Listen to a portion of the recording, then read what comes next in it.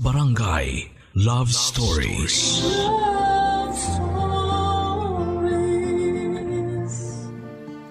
Ikaw kapuso, ano ang nararamdaman mo sa tuwing nakikita mo ang babaeng nagpapatibok ng puso mo? Dear Papa Dudut, kailan nga ba ang tamang panahon para sa pag-ibig? At sa tamang tao nga lang ba ito dapat maramdaman? Paano kung ang taong minamahal mo ay hindi ka gusto? At ang taong ayaw mo naman ang siyang habol ng habol sa'yo? Paano mo sasabihin sa isa na mahal mo siya at paano mo rin sasabihin sa isa na may mahal ka ng iba? It's complicated, ika nga nila. Lalo na at ang mamahalin mo ay hindi ka itinuturing na iba at kapatid lang ang tingin para sa'yo. Papadudot, itago mo na lamang ako sa pangalang Richie, 24 years old, isang bank teller. Isa ako sa mga avid listener mo at gustong gusto ko ang boses mo at kapag break time namin, tuwing tanghali ay kaagad akong nakikinig sa'yo. At kung sakali na hindi ko maabutan o mapakinggan ang programa mo ay pinakikinggan ko ito sa bahay sa pag-uwi ko. Masayang malungkot ang buhay ko, Papa Dudut. Hindi ko tunay na kapatid at ina ang nagpalaki sa akin. Isang linggo pa lamang daw akong naipapanganak ay iniwan na ako ng nanay ko kay mama. Waitress daw ito sa isang restaurant at nabuntis ng isang foreigner. Dahil daw sa takot ng nanay ko sa magulang niya ay pinamigay ako ng nanay ko sa kinikilala kong nanay sa ngayon. Bata pa lamang ako ay alam ko na ang tungkol sa pagkatao ko pero hindi ako kagaya ng iba na galit sa tunay kong ina. Ipinamulat kasi sa akin ng mama ko na kahit ipinamigay ako ay mahal na mahal ako ng tunay kong ina. Kinailangan lang niyang gawin yon dahil sa malalim na kadahilanan. Papadudot, napakaswerte ko kina mama, mabait sila sa akin lalo na ang dalawa kong kapatid. Si Kuya Gary at Kuya Philip. Itinuring nila akong tunay na kapatid. Alam din nila ang totoo kaya hindi naging issue ang pagiging ampon ko. Biyuda na si mama, mag-isa niya kaming itinaguyod. May ilang pinto kami na pinapaupahan at doon kami kumukuha ng panggastos sa pang-araw-araw. Nakapangasawa siya ng foreigner at dinala ito sa Germany pagkatapos ng graduation ni Kuya Gary. Umuwi lamang ito noong ako naman ang nakagraduate. Maayos naman ang samahan namin ni na kuya at minsan nga lamang ay napipikon ako dahil sobrang higpit nilang dalawa pagdating sa akin, Papa Dudut.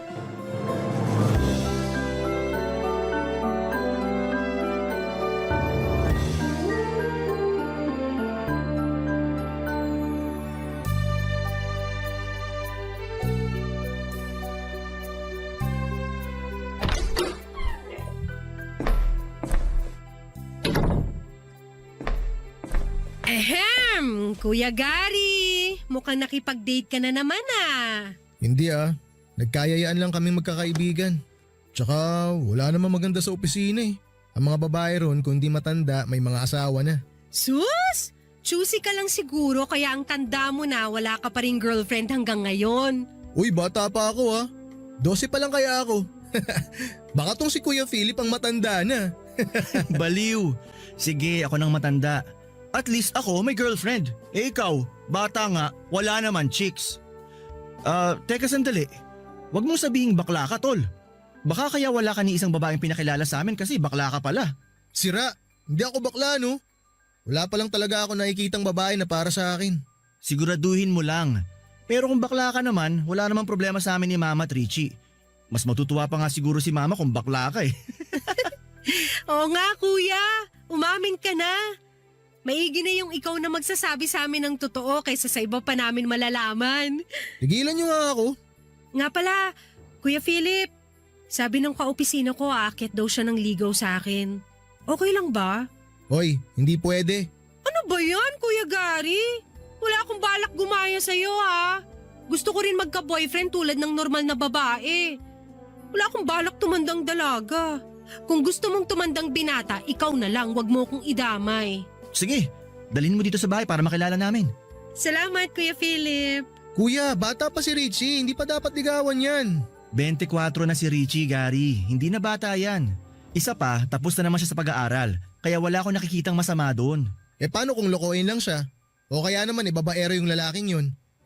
Hoy Richie, turo mo muna sa akin yung lalaking yun bago mo papuntahin dito. Gary, pwede ba? Hayaan mong kapatid mo. Buti nga hindi siya sakali nililigawan. Maganda ang kapatid natin, kaya natural lang naligawan yan. Hayaan mo nga siya. Basta, hindi pwede. Ipakilala mo muna sa akin yung lalaking yun. Si Kuya Gary naman ang OA oh. Kaya tuloy kahit nung high school at college ako walang makapanligaw sa akin. Paano? Lagi mo na lang kasing tinatakot. Diba sabi ni Mama pwede na ako mag-boyfriend kapag nakagraduate na ako ng college? Basta, hindi ka pa pwede magpaligaw. Tapos, Gary, hayaan mo na si Richie, malaki na siya. Siguro naman kaya niya ng sarili niya. Kailangan din niya ng inspirasyon. Huwag mo nang igaya sa'yo yung kapatid mo. Salamat, Kuya Philip! Ang bait talaga ng Kuya Philip ko. Hindi gaya ng iba dyan. Pahag nga sa Kuya Philip kong mabait. ewan ko sa inyo. Papa Dudut, hindi ko alam kung anong nangyayari kay Kuya Gary. Madalas siyang nagsusungit lalo na kapag nagkikwento ako ng tungkol sa manliligaw ko. Overprotective siya at halos walang makalapit sa akin lalo na noong nag-aaral ako. Madalas akong naaasar sa kanya pero palagi akong pinapaalalahanan ni Kuya Philip na ayaw lang ni Kuya Gary na masaktan ako at hindi makapagtapos ng pag-aaral. Naunawaan ko naman kaya lamang madalas kasi na sumusobra na siya. Kaya hindi ko maiwasan na hindi mainis sa kanya, Papa Dudut. Kahit na anong pag-unawa ang gawin ko ay hindi ko pa rin maintindihan ang kahigpitan niya, Papa Dudut. Malayong malayo ang ugali niya kay Kuya Philip. Hindi ito mahigpit at palagi lamang nagpapayo. Kaya siguro mas close ako kay Kuya Philip kesa kay Kuya Gary. Mas nagkikwento ako kay Kuya Philip dahil mas malawak ang pangunawa nito kesa kay Kuya Gary, na laging masungit at laging galit.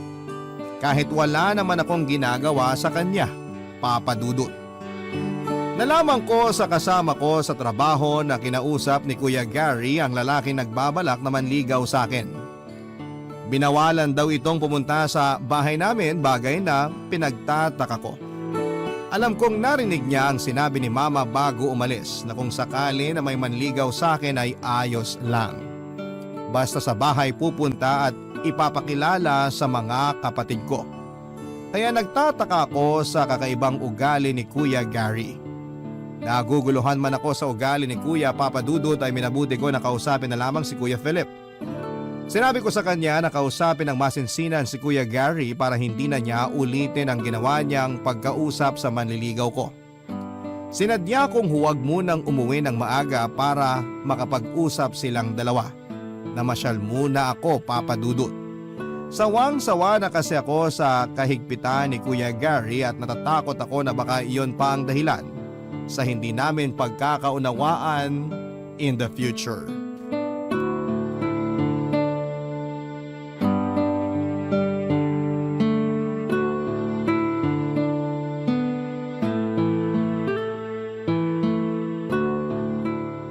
Kuya Philip, gabi na. Bakit wala pa si Richie? Dapat kanina pa siya nandito eh. Nagpaalam ba siya sa'yo? Oo, nagpaalam siya sa akin. Dadaan daw sila sa mall nung kasama niya sa trabaho. May bibilhin lang daw. Mamamasyal o makikipag-date? Tol, hayaan mo na yung kapatid natin. Malaki na yun, ano ka ba? Alam na nun ang ginagawa niya. Paano kung mapahamak siya? May magagawa ka ba? Kuya, alam mo naman na sa panahon ngayon delikado na ang lumabas-labas. Paano kung mapahamak siya? Kung makidnap siya? Huwag kang ang OA. Talo mo pa nagsiselos na boyfriend. Teka, huwag mong sabihin may gusto ka kay Richie. Wala akong gusto sa kanya. Ayoko lang mapahamak ang kapatid ko. Umamin ka sa akin. Kapatid mo ako. Wala dito si Mama. Kaya kung may problema, dapat akong unang makaalam. Uy kuya, ano ka ba? Wala nga akong gusto sa kanya. Nagtataka kasi ako eh. Magandang kapatid natin, tisay, matangkad. Pero ni isa walang nangahas manligaw sa kanya nung high school at college. Hindi kaya ikaw ang dahilan? Masisisi mo ba ako kung sakaling magkagusto nga ako sa kanya? Ikaw na rin ang nagsabi, maganda siya. O bakit ikaw? Ni minsan ba hindi ka nagkagusto sa kanya? Ha? Hindi! Dahil kapatid talaga ang tingin ko sa kanya. At hindi naman siguro ako mag-girlfriend kung gusto ko siya, di ba? Kailan mo pa naramdaman na gusto mo siya? Hindi ko alam kuya. Siguro matagal na. Elementary pa lang ako, parang crush ko na siya eh. Lumalim na lang ng lumalim hanggang maramdaman ko na hindi na lang to basta crush. Ramdam ko ngayon kuya na mahal ko na siya. Sinubukan kong pigilan pero hindi ko kaya. Mahal na mahal ko talaga siya.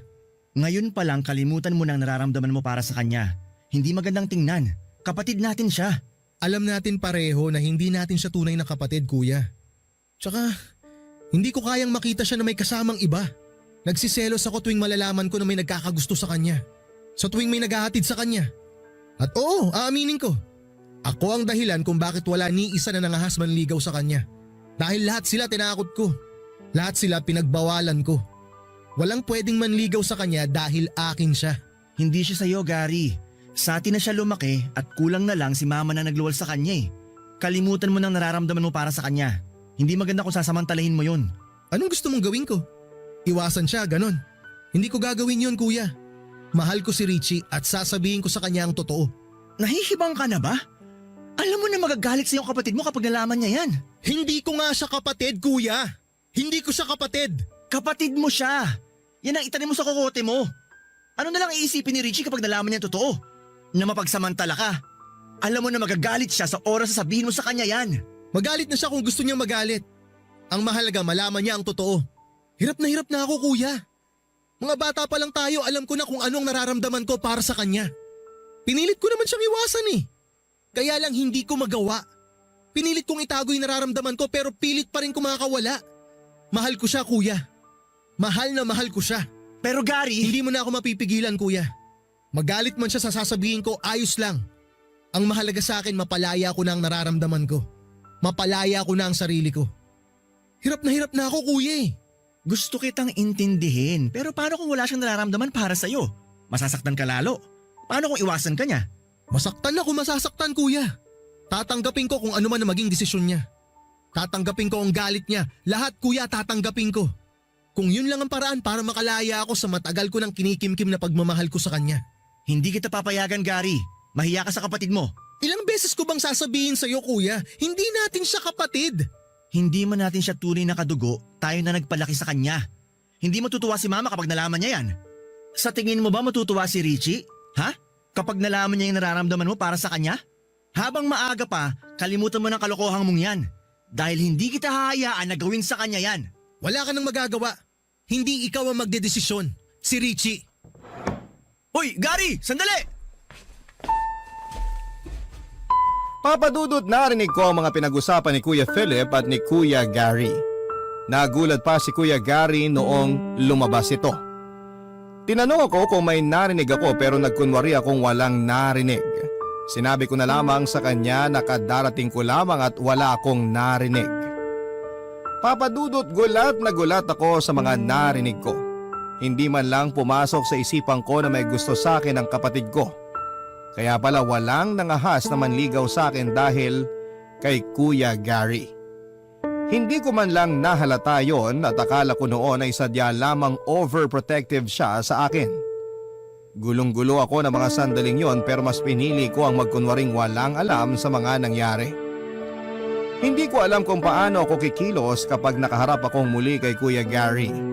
Hindi ko alam kung paano ko siya kakausapin nang hindi ako nag-iisip na may iba siyang intensyon sa akin. Gusto ko siyang iwasan pero paano ko gagawin yon nang hindi sila nakakahalata na alam ko na ang katotohanan. Maaga ako nagising papadudot o mas tamang sabihing halos wala akong tulog. Hindi ako pinatulog ng mga nalaman ko. Mabait si Kuya Gary, matangkad at gwapo naman. Marami nagkakagusto sa kanya, nakaklase ko at ibang mga sections. Pero hindi ko talaga siya nagustuhan man lamang dahil kapatid talaga ang turing ko sa kanya. Kaya hindi ko pa rin maubos maisip na magkakagusto ito sa akin. Magkasabay kaming lumaki at madalas kaming nag-aaway at madalas niya akong inaasar. Kaya hindi man lang sumagi sa isipan ko na magugustuhan niya ako, papadudot. Barangay Love Stories. Barangay Love Stories. Naging komplikado ang sitwasyon naming tatlo. Palagi ko nang nakikita nag-aaway sina Kuya Gary at si Kuya Philip. Hindi nila alam na naririnig ko ang pinag-uusapan nila. Hindi ko alam kung matatawa ako o maiinis sa kanila.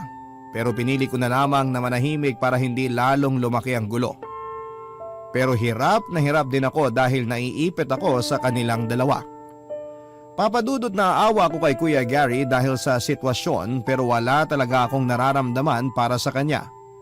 Mataas ang tensyon sa pagitan ni Kuya Gary at Kuya Philip, Papadudot, at pareho silang tahimik at walang gustong maunang magsalita. Pinanindigan ko muna ang pagkukunwaring walang narinig para hindi lalong bumigat ang sitwasyon pero aaminin ko, Papadudot. Kinakabahan ako sa kanilang pala ako dahil may iba pala siyang intensyon. Pero nauunawaan ko naman si Kuya Gary dahil maging ako ay naging kagaya niya. Oo, Papadudot. Gaya ni Kuya Gary ay minahal ko si Kuya Philip. Kagaya ni Kuya Gary ay mapanamantala din ako. Ang pagkakaiba lang namin ay mas pinili kong iwasan at pigilan ang nararamdaman ko dahil alam kong hindi yon tama. Alam kong mali. Pero gaya ni Kuya Gary ay makulit din ang puso ko. Palihim din ako nagmamahal kay Kuya Philip. Pero hindi na nila kailangan malaman ang tungkol sa bagay na yon para hindi na lalong maging komplikado ang lahat, Papadudot.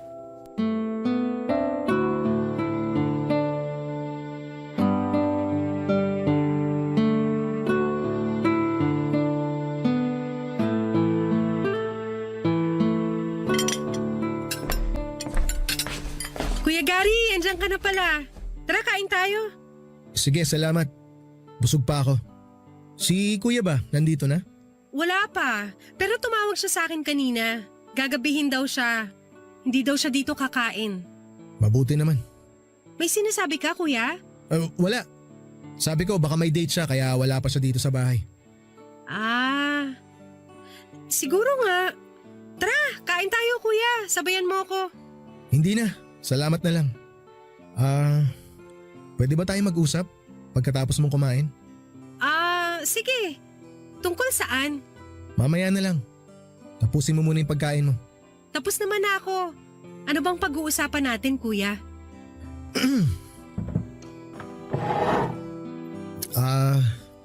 Kumusta ka sa trabaho mo?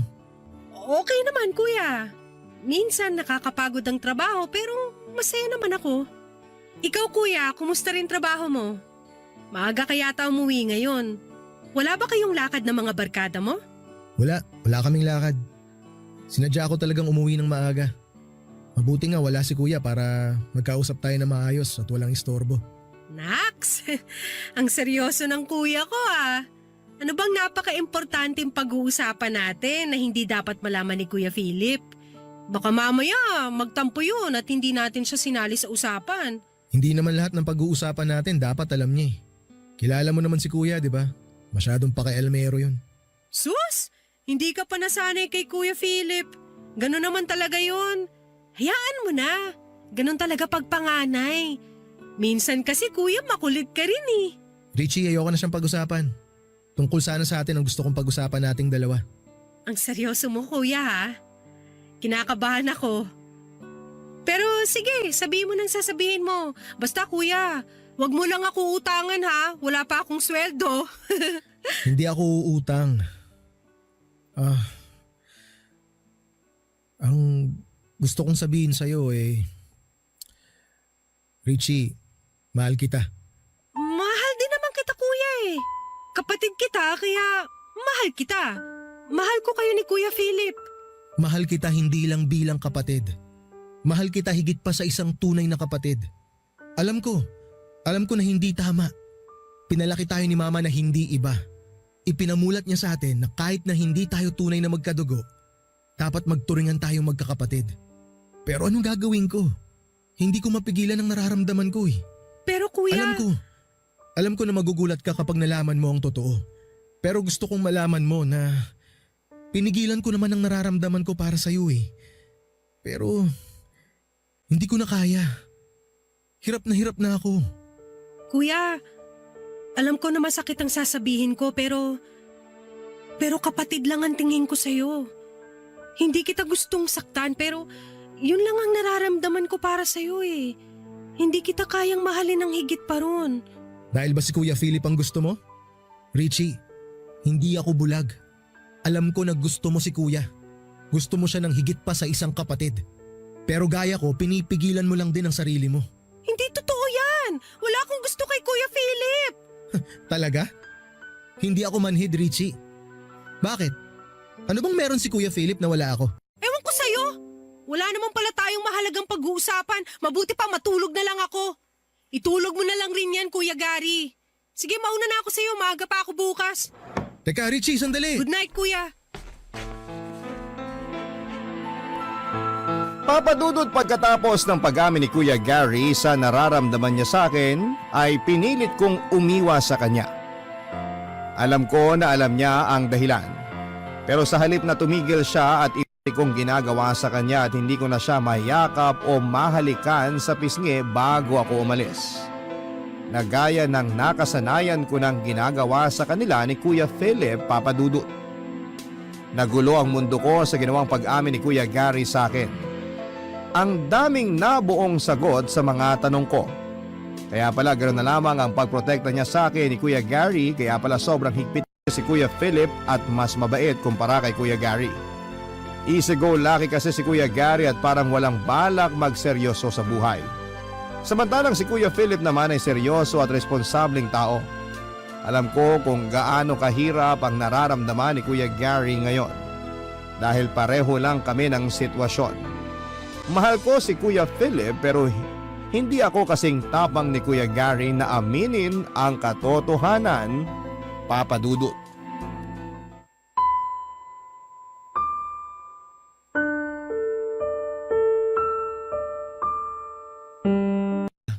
Pero parating na yun. Nagpaalam siya sa akin kanina na gagabihin siya. May pupuntahan daw sila ng kaibigan niya. Bakit mo pinayagan? Matanda ng kapatid mo. Alam na niya kung anong ginagawa niya. Good evening, mga kuya. Hoy, bakit ngayon ka lang? Lumabas kasi kami ng mga kaibigan ko. Nagpaalam ako kay Kuya Philip kanina. Sa akin hindi ka nagpaalam. Ano ba ako sa bahay na to? Tau-tauhan? Hindi naman sa ganun, kuya. Kaya lang sanay naman ako na kay Kuya Philip lang nagpapaalam. Isa pa, alam ko naman na hindi mo ako papayagan eh. Yun na nga eh. Pag si Kuya pumayag, hindi ka na nagpapaalam sa akin. Palibhasa kasi hindi mahalaga sa inyong dalawa ang opinyon ko. Hindi mahalaga sa inyo kung anong sasabihin ko dahil kayong dalawa lang naman na nagkakaintindihan eh. Mamaya saan pa mapunta ang usapan na yan eh? Sige na, magbibihis muna ako.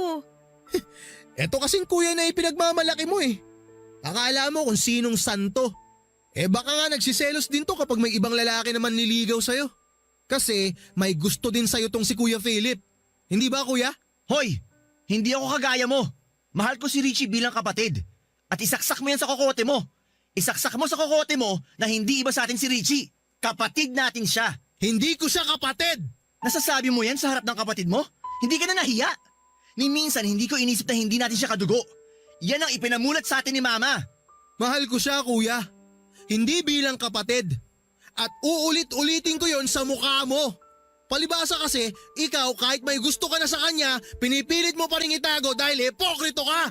Duwag ka! Hindi ako duwag at hindi ako ipokrito. Hindi lang ako malisyoso kagaya mo. Maayos ang relasyon ko sa girlfriend ko.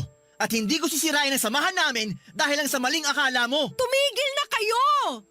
Kung ganyan ka ng ganyan, Kuya Gary, mapipilitan ako umalis sa bahay na to. Tatawagan ko si Mama. Isusumbong ko kayong dalawa. Talaga? Isusumbong mo kami? Alam mo ikaw isa ka pa eh. Alam ko naman na gusto mo rin si Kuya Philip. Mas close kasi kayo kaya nahawa ka na sa kaipokritohan nito. Hindi ako tanga. At lalong hindi ako bulag. Nakikita ko kung paano kayo magtitigan ni Kuya. Alam ko kung anong nararamdaman mo para sa kanya dahil yan din ang nararamdaman. Walang kakwenta-kwenta pinag-aawayan nyo. Bukas na bukas kakausapin ko si Mama. Hindi pwedeng hindi niya malaman ang nangyayari dito. Diyan! Diyan ka magaling! Sumbong agad! Sip-sip ka kasi! Sige sabihin mo! Para ako na naman ang kontrabida! Hindi ako sip-sip. Nagkataon lang na di ako tulad mo na gustong samantalahin ang sitwasyon na to. Matulog ka na bago pa kita patulan. Sumusobra ka na eh. Kahit kailan talaga Yaman na. O ano? Puro ka naman talak eh. Ganyan lang naman ang alam mong gawin eh. Sumbongero ka na, mayabang ka pa.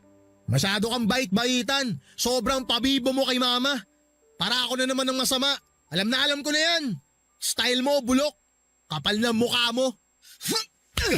ikaw ang Sira makapal ulo ka. Walang hiya ka. Akala mo palalagpasin ko to? Hindi! Kuya Gary, tumigil ka Sige! Kala mo hindi kita papatulan ha? Hindi po. Dalawa dahil sa akin. Hindi ko na alam ang gagawin ko. Tumawag ako kay mama para sabihin ang lahat at nag-alala si mama at gustong kausapin si Kuya Gary para pagalitan. Pero pinigilan ko siya at sinabi ko na lamang na mas maigi kong lilipat na lamang muna ako ng bahay para hindi lalong magkaproblema. Masakip na ang bahay namin para sa aming tatlo at hindi laging maiiwasan ang bangayan o away. Lalo na at alam na naming pare-pareho ang totoong nararamdaman ni Kuya Gary sa akin, Papa Dudut. Aaminin ko, Papa Dudut, na matagal na akong may gusto kay Kuya Philip. Pero pinilit kong iwaksi yon dahil alam ko na hindi tama. Na mali ang nararamdaman ko. Alam ko rin na hindi kami tunay na magkapatid kaya kung tutuusin ay pwede ko siyang mahalin. Pero iniisip ko ang sasabihin ni Kuya Gary. Noong sinabi ni Kuya Gary na may gusto sa akin si Kuya Philip, may kung anong saya ang naramdaman ko. Pilit kong itinago ang nararamdaman ko dahil ayokong makasakit ng damdamin. Gusto kong paniwalaan ang sinabi ni Kuya Gary na may gusto sa akin si Kuya Philip pero sa totoo lang ay wala akong nakikita o nararamdaman na nagkakagusto siya sa akin. Mas tamang sabihin na ako ang may gusto kay Kuya at hindi si Kuya ang may gusto sa akin. Bagay na nararamdaman ko, Papa Dudut. Barangay Love Stories. Barangay Love Stories. Si Mama na umalis ako ng bahay. Bagkos ay nag-decide siya na ayusin na lamang niya ang papeles ko para sumunod ako sa kanya doon. Sinabi ko kay Kuya Philip ang lahat ng mga sinabi ko or sinabi ni Mama sa akin. At biniling ko din sa kanya na huwag sasabihin kay Kuya Gary dahil baka pagsimulan na naman ng awa yon. Nakakatawang nangyari sa amin, Papa Dudut, dahil para kaming boomerang. Gusto ako ni Kuya Gary pero hindi ko siya gusto.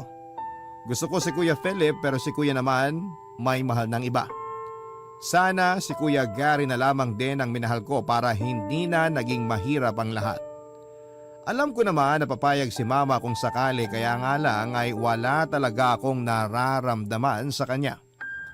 Papa Dudut, habang tumatagal ay lalong nagiging magulo ang sitwasyon naming tatlo. Si Kuya Gary madalas akong sinusundo sa trabaho. Bakod na bakod ako. Hindi ko naman magawang tumanggi dahil baka kung ano ang isipin niya.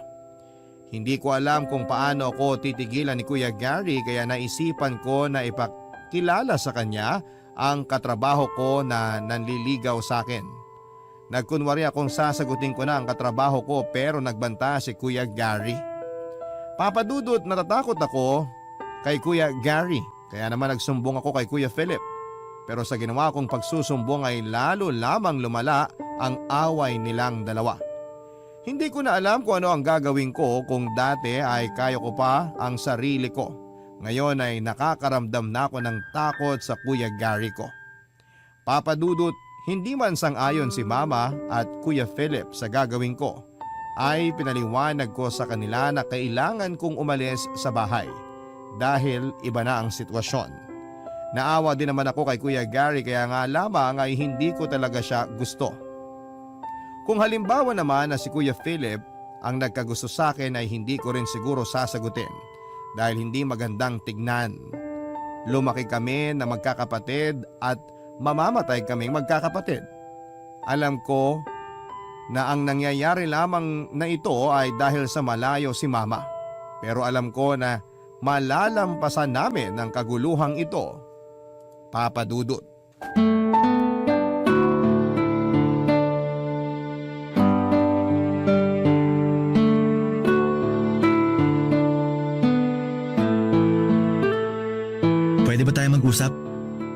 wala pang Kuya Gary mo? Tungkol saan, kuya? Sinabi sa akin ni Gary na may gusto ka raw sa akin. Maniwala ka kay Kuya Gary. Alam mo naman yun. Gumagawa na naman ng kwento para lang lalo tayong gumulo. Mabuti naman. Dahil ayoko nang dagdagan pa ang problema. Problema lang pala sa tingin mo kung totoo nga ang sinasabi ni Kuya Gary. Richie, kung totoo man yun ngayon pa lang pigilan mo na. Masasaktan ka lang. Sa'yo pa talaga nang galing yan? Ang yabang mo naman, kuya. Ano naman kung masaktan ako? Ang mahalaga alam mo ang nararamdaman ko. May girlfriend na ako. Bakit kuya? Porke ba may girlfriend ka na hindi na kita pwedeng mahalin? Richie, hanggat maaga kalimutan mo nang tungkol sa bagay na yan. Paano kung ayaw kong gawin ang sinasabi mo? Pwede ba wag kang makulit? Kay Gary mo na lang ibaling ang pagtingin mo. Tsaka wag mo nga ako pinaglololoko. Kuya, seryoso ko. Sa totoo lang, kung ikaw ang nagsabi na may gusto ka sa akin, baka pumayag ako. Wala talaga akong nararamdaman para kay Kuya Gary eh. Pero Kuya Philip, kung ang inaalala mo isisirain ko ang relasyon yung dalawa ng girlfriend mo, hindi ko gagawin yun. Nagkausap na uli kami ni Mama. Alam na rin niya ang tungkol sa nararamdaman ko para sa'yo. Pero hindi naman yun ganong kalala na kagaya ng kay Kuya Gary. Siguro, tama si Mama, baka kaya ako nagkakagusto sa'yo kasi hindi natin naranasan magkaroon ng ama. Tama si Mama. Kaya huwag ka na mag-isip ng kung ano-ano. Sana si Kuya Gary makahanap na ng babae na para sa kanya. Kasi kung nagawa kong iwasan ang nararamdaman ko para sa'yo, malamang si Kuya magagawa niya rin yun. Siguro, sana. Pero baka hindi rin niya agad magawa. Dahil kita ko kung gaano kanya kamahal. Richie, kung sakali ba na hindi tayo lumaking magkakasama, palagay mo ba pwede mong magustuhan ng Kuya Gary mo? Ewan ko. Kasi kung yung nararamdaman ko ngayon ang tatanungin, baka hindi. Ewan ko ba kuya, mabait naman siya eh, kaya lang wala talaga akong nararamdaman para sa kanya. Alam mo, sa totoo lang, naawa ko sa Kuya Gary mo. Kasi sa sobrang pagmamahal niya sa'yo, nagagawa niyang manira ng tao. Alam mo ba na kinausap niya ang girlfriend ko at sinabi na bantayan ako? Dahil baka raw humanap ako ng iba. Grabe na talaga si Kuya Gary. Minsan hindi nag-iisip. Hindi naman siya dating ganyan eh. Kung may kakilala nga lang ako na pwede kong ireto kay kuya, ginawa ko na. Kaya lang may mga asawa na yung mga kasama ko sa bangko. Ako din eh. Wala rin akong kakilala. Teka, bakit kaya wala pang kuya mo? Baka mamaya lasing na naman yun. Hayaan mo na lang muna si Kuya Gary. Baka nagtatanggalan ng kurta ng utak yun. Sana babalik na yung dati nating samahan no. Para masaya na uli tayo. Wow! Mukhang seryoso usapan niyo ah. Anong ganap? Kayo na bang dalawa? Magsyota na ba kayo? Oh, lasing ka na naman. Hindi ako lasing. Nakainom lang. Congrats nga pala kuya. Ano? Sasabihin ko na ba sa girlfriend mo na may syota ka ng bago? Na kayo na nito ni Richie? Ha? Natawagan ko na ba siya? Pwede ba kuya umayos ka? Hindi makitid ang utak namin ni Kuya Philip, alam namin kung saan kami dapat lumugar. Talaga? So ako makitid ang utak ko, ganon. Makitid ang utak ko dahil minahal kita. Yun ba ibig mo sabihin? Ha? Wala akong sinabing ganyan. Hoy, hindi ako tanga. Alam ko na yung mga galawang ganyan. Siguro may nangyari na sa inyo ni kuya, no? Oh, Richie! Hindi ako kasing baba ng tingin mo, Kuya Gary. May delikadesa ako. Oo, inaamin ko mahal ko si Kuya Philip. Gusto ko siya. Pero ni minsan, hindi niya sinamantalang pagkakataong yon. Hindi niya ako binastos. Inunawa niya ako. Bakit ba kasi siya pa? Bakit hindi na lang ako? Mahal na mahal kita. Ako na lang ang mahalin mo. Pangako. Pangako hindi kita sasaktan. Susundin ko lahat ng gusto mo. Magbabago ako. Hindi na ako iinom ng alak. Hindi ko naaawahin si kuya. Pagbigyan mo lang ako. Gary, tama na. Mabuti pa magpahinga ka na. Bukas na lang kayo mag-usap ng kapatid mo. Hindi ko nga siya kapatid! Huwag kang makialam dito! Palibhasa kasi hindi ikaw ang nasa katayuan ko kaya ganyan ka na lang magsalita. Mahal ko si Richie, mahirap bang intindihin yon? Richie, parang awa mo na. Mahal na mahal kita. Bitawan mo nga yung kamay ko, Kuya Gary. Mahal kita, bigyan mo naman ako ng pagkakataon na ipakita yun sa'yo. Bigyan mo ako ng pagkakataon na ipakita ko kung gaano kita kamahal.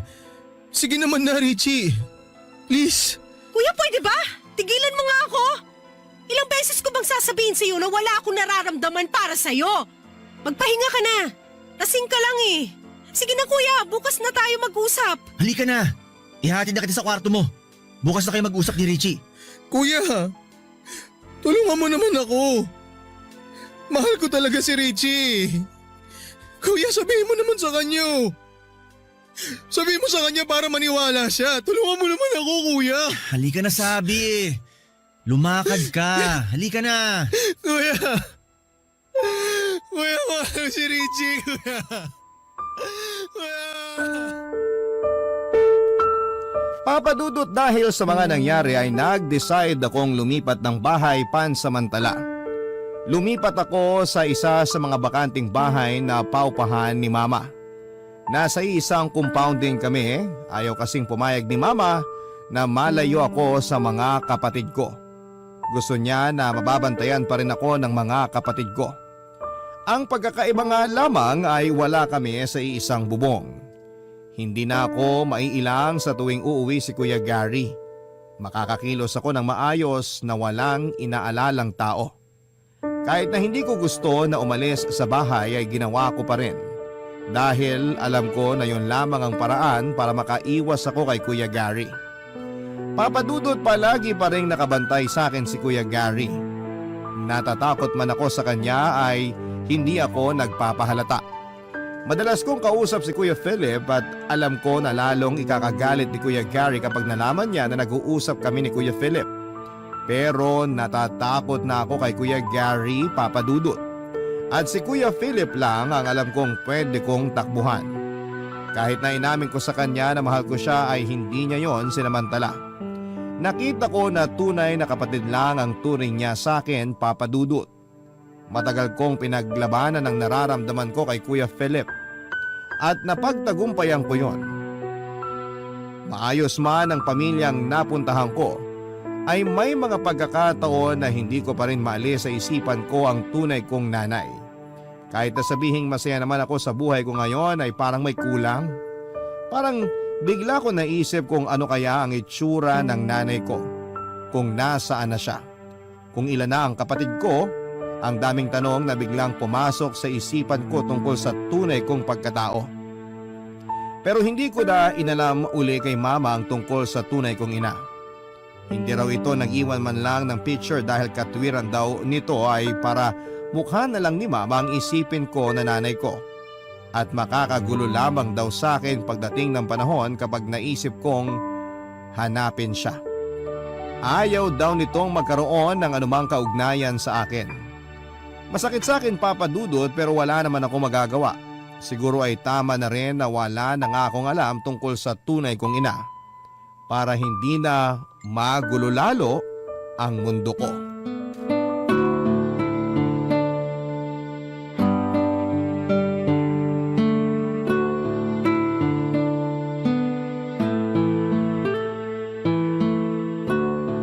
Kuya, nakausap ko na si Mama.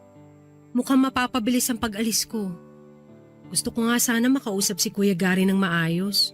Kailan daw ang alis mo? Baka bago magpasko wala na ako rito. Sigurado malulungkot ang Kuya Gary mo. Alam mo, sa totoo lang, naawa ko sa kapatid natin na yun eh. Ako rin kuya, naawa din naman ako sa kanya. Kaya lang, wala talaga akong nararamdaman para sa kanya. Ayoko naman mas masaktan siya sa pambabaliwala ko sa nararamdaman ko sa kanya. Gabi-gabi ko ngang pinagdadasal na sana maging maayos na si kuya. Kaya nga eh. Mabuti pa siguro ayayin natin ng kuya mo na mag-outing. Matagal na nating di nagagawa yun eh. Magbakasyon tayo. Yung tayong tatlo lang. Tapos mag-usap tayo ng maayos. Yung hindi nagbabangayan. Gusto ko yan kuya. Teka, asa ba si Kuya Gary? Huwag mo sabihin nagiinom na naman. Hindi na maganda yan. Nasa kwarto, nagmumukmok. Kinausap kasi namin siya ni Mama, nag-video call kagabi. Anong sabi ni kuya? Naniwala ba? Siguro kasi maayos naman ang paliwanag ni Mama. Biniro pa nga siya eh. Hahanapan daw siya ni Mama ng foreigner doon. Yung blonde daw, kaso ayaw. Ipinipilit talaga na ikaw ang gusto eh. Sabihin mo nga sa akin, ano ba pinakain mo doon? Ang pangit mo naman. Ano kaya nagustuhan ng kuya mo sa'yo, no? Maganda ako, no? Mas maganda pa nga ako sa girlfriend mo eh. Hoy, mas maganda girlfriend ko sa'yo. Kuya Gary mo lang naman na nagagandahan sa'yo eh. Oy, hindi ah! Madaming gustong manligaw sa akin, natatakot lang sa inyo ni Kuya Gary. Ay, teka kuya. Mabuti pa kulitin natin si Kuya Gary gaya ng dati. Ano, game? Sige, tara. 1, 2, 3! 3! Sige, kilitin mo yan! Hanggang sino katawa? Tama na, nakikiliti na ako. Ano ba kayo? Kuya, ganyanan ha? Aba, namamalo ka pa ng una na. Oh, yan ang sayo. Ang aga nyo naman mangulit kasi. Nananahimik yung tao rito eh. Namiss ka kasi namin. Masyado ka kasing seryoso nitong mga nakarang araw. Kaya napagkasunduan namin ni Richie na bulabugin ka. Napag-usapan nga rin namin na maganda siguro kung magbakasyon tayong tatlo. Ano sa tingin mo? Saan naman tayo pupunta? Mag-beach tayo! O kaya, akit tayo sa bundok! Tara sa bundok. Isisigaw natin doon ang mga tampo natin sa buhay. Kuya, Bunso, pasensya na kayo ha. Alam ko na hindi maganda yung inasal ko kaya pasensya na talaga kayo. Siguro nga tama si Mama. Baka nadala lang ako ng emosyon ko. Ayoko rin naman na masira yung pagiging magkakapatid nating tatlo dahil lang sa kalokohan ko. Aaminin ko, hindi ko ganun kadaling makakalimutan ang nararamdaman ko para kay Bunso. Pero pipilitin kong kalimutan. Isa pa, kung kami naman talaga nakatakda, gagawa naman ng paraan ng tadhana para maging kami talaga. Sa ngayon, susubukan kong ibaling sa ibang nararamdaman ko. Salamat naman kung ganun. Ang mahalaga, magkasundo tayong tatlo. At lagi nating isipin na hindi man si Mamang nagluwal kay Bunso, kapatid natin siya. At mamahalin natin siya at poprotektahan. Salamat mga kuya ko. Pero, pwede ba huwag kayo masyadong mahigpit, ha? Ayoko kasing tumandang dalaga. So paano yan? E di pwede na ako mag-boyfriend. Pwede bang wag muna? Doon ka na lang mag-boyfriend sa Germany. Baka mawala pa ako sa wisyo eh. Isa pa, hayaan mo na sunduin pa rin kita sa trabaho gaya ng dati. Ha? Pangako, hindi na ako magsasalita o gagawa ng hindi maganda. Gusto ko lang makasiguro na ligtas ka. Oo nga naman, Bunso. Hayaan mo na ang kuya mo na sunduin ka pa rin niya. Sige na nga. Total naman malapit na akong umalis kaya sasamantalin ko ng araw na magkakasama tayo. Alam niyo mga kuya, mamimiss ko kayo. Ikaw din naman. Mamimiss ka namin. Oo nga eh. Mamimiss namin yung sunog na sinaing. Ang sunog na itlog, hotdog at isdang prito na durug-durug. Tama. Ang sasama niyo. Kasalanan niyo yan. Hindi niyo ako tinuruan eh. Tapos magrereklamo kayo. Sus, hindi tinuruan. Ang sabihin mo, tamad ka lang talaga. Ah, talaga ha? Kuya Philip, attack! Attack! Ulit niyo naman eh. Papa Dudut, naging maayos ang samahan naming magkakapatid. Palagi pa rin pinapaalala ni Mama sa amin na magmahalan kaming tatlo dahil magkakapatid kami. Huwag daw naming kakalimutan na magrespetuhan sa isa't isa at magdamayan kung may problema. Papa Dudut, masasabi ko na napakabuti ng mga taong kumupkop sa akin. Nagkaroon man kami ng matinding problema, sa bandang huli ay kami rin ang lumutas at nagdamayan. Papa Dudut, nandito na ako ngayon sa Germany. May boyfriend na rin po ako. Si Kuya Philip naman ay nagpakasal na rin sa girlfriend niya at nagkaanak sila. Nagbabalak din silang bumisita dito sa amin ni Mama at si Kuya Gary naman ay may asawa na rin. Kaklase ko noong college ang napangasawa niya. Nakakatuwang isipin na sa kabila ng pinagdaanan naming magkakapatid ay naayos namin ang aming samahan. Nakabuo kami ng sari-sarili naming buhay nang hindi na iniisip ang nakaraan. Mapag-uusapan man ay tinatawanan na lamang naming magkakapatid yon at iniisip na parte na sadya sa buhay ng magkakapatid ang mga mabibigat na pagsubok. At ito ang nagpatatag lalo ng aming samahan. Papa Dudut, hindi ko na rin po hinanap ang tunay kong ina at hindi ko na inalam ang mga bagay tungkol sa kanya. Alam ko na kahit sabihin sa akin ni Mama na ayos lang na hanapin ko siya ay masasaktan pa rin siya. Alam ko na may bahagi sa pagkatao ko na kulang dahil sa pinagmulan ko. Pero napupuna naman yon ni na mama at ng dalawa kong kuya na mabait. Hahayaan ko na lamang na ang panahon ang gumawa ng paraan para magkita kami ng tunay kong ina. At kapag nakita ko siya o nakilala, Papa Dudut, magpapasalamat pa ako sa kanya dahil tamang pamilya ang napagbigyan niya sa akin. Maraming salamat po sa pagbasa ng aking liham at sana'y kapulutan po ng aral at maging inspirasyon sa lahat ang aking kwento. Matuto tayong magpasalamat sa mga biyayang natatanggap natin sa bawat araw. Magmahalan tayong magkakapatid at magdamayan. Itaas natin ang isa't isa at huwag nating ibagsak kapag umangat ang iba. Lagi nating tatandaan na pamilya lang natin ang matatakbuhan natin sa oras na binabayo tayo ng matinding problema. Ang inyong forever kapuso at kabarangay, Richie. Barangay Love Stories.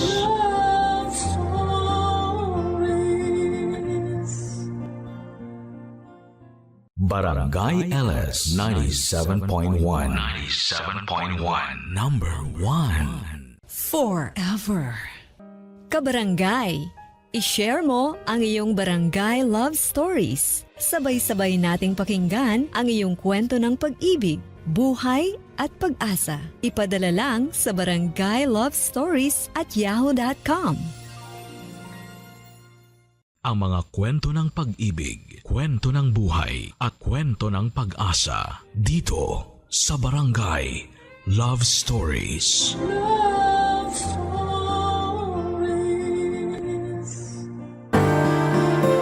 Ang sabi nila, ang kagandahan ng isang lugar ay nakabase sa mga taong nakatira dito. Pero minsan ay hindi lahat ng nakatira sa isang lugar ay puro buhay. May pagkakataon na ang isang lugar ay pinamumugaran din ng mga kaluluwang minsan ding nabuhay sa lugar na yon. Ikaw kabarangay, anong lugar ang pinapaniwalaan mong puno ng kababalaghan? Dear Papa Dudut, La Union ang isa sa mga travel destination na gusto kong mapuntahan. At nabisita ko ang lugar na yon noong 2019.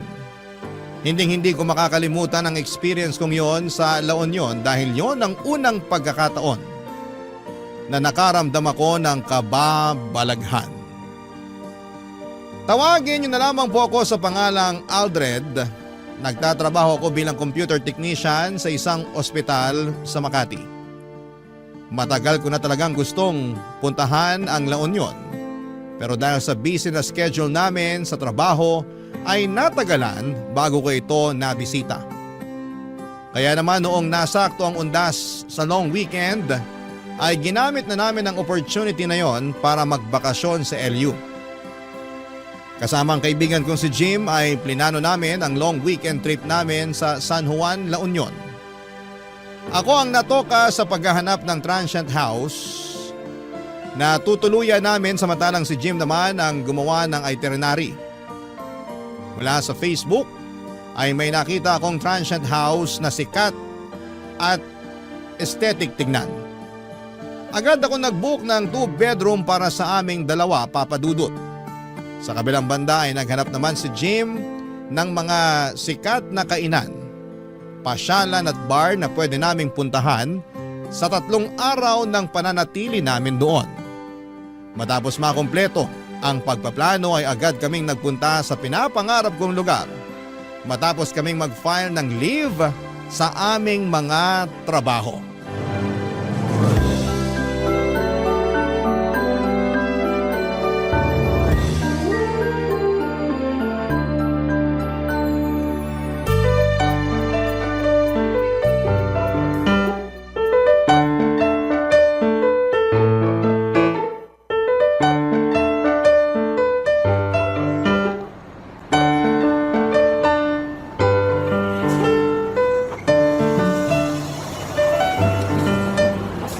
Sabi ni Aldred, nasa na raw ba siya? Nandito na raw. Pababa na ng sasakyan. Tagal naman. Ang usapan, 8:30 ng umaga nandito na dapat sa bus terminal. Pero mas nauna pa ako kaysa sa inyong dalawa. Maaga pa naman. Oh, siya na ba yun? Nasaan? Ayun oh, yung nakaputi na may dalang maliit na luggage. Oo, siya nga. Aldred! Andito kami! Nandyan pala kayo. Kanina pa ako naghahanap. Oh, Anika, nandito ka rin pala. Ihatid mo ba si Jim? Hindi niya ako ihahatid. Sasama siya sa atin. Talaga? Oo, nung nalaman ko pupunta kayo ng LU, nag-leave din kagad ako sa trabaho. Mabuti nga pinayagan ako kahit na last minute yung abiso ko. Nice! Mas marami, mas masaya. Excited na nga ako Last month, dun din galing yung mga katrabaho ko. Nakakaingit nga kasi hindi ako nakasama. Kaya nga talagang sinabi ko rito kay Jim na sasama ako sa inyo ano man ang mangyari. Ayoko nga sana kasi for the boys lang dapat tong lakad natin na to. Kaso mapilit tong si Anika Anong gusto mo? Ikaw lang magsaya. Di pwede yun no? Maganda nga yun Kasi at least may kahati na tayo sa gastos. Ay nako, kahit sa akin na yung accommodation kung gusto nyo. Ay teka, may nahanap ka na bang matutuluyan natin doon? Oo, nakapag-book na ako. Maganda yung lugar. Sakto kasi 2-bedroom yung nakuha ko. Kaya may kanya-kanya tayong privacy. Alam ko namang sinadya mo yun.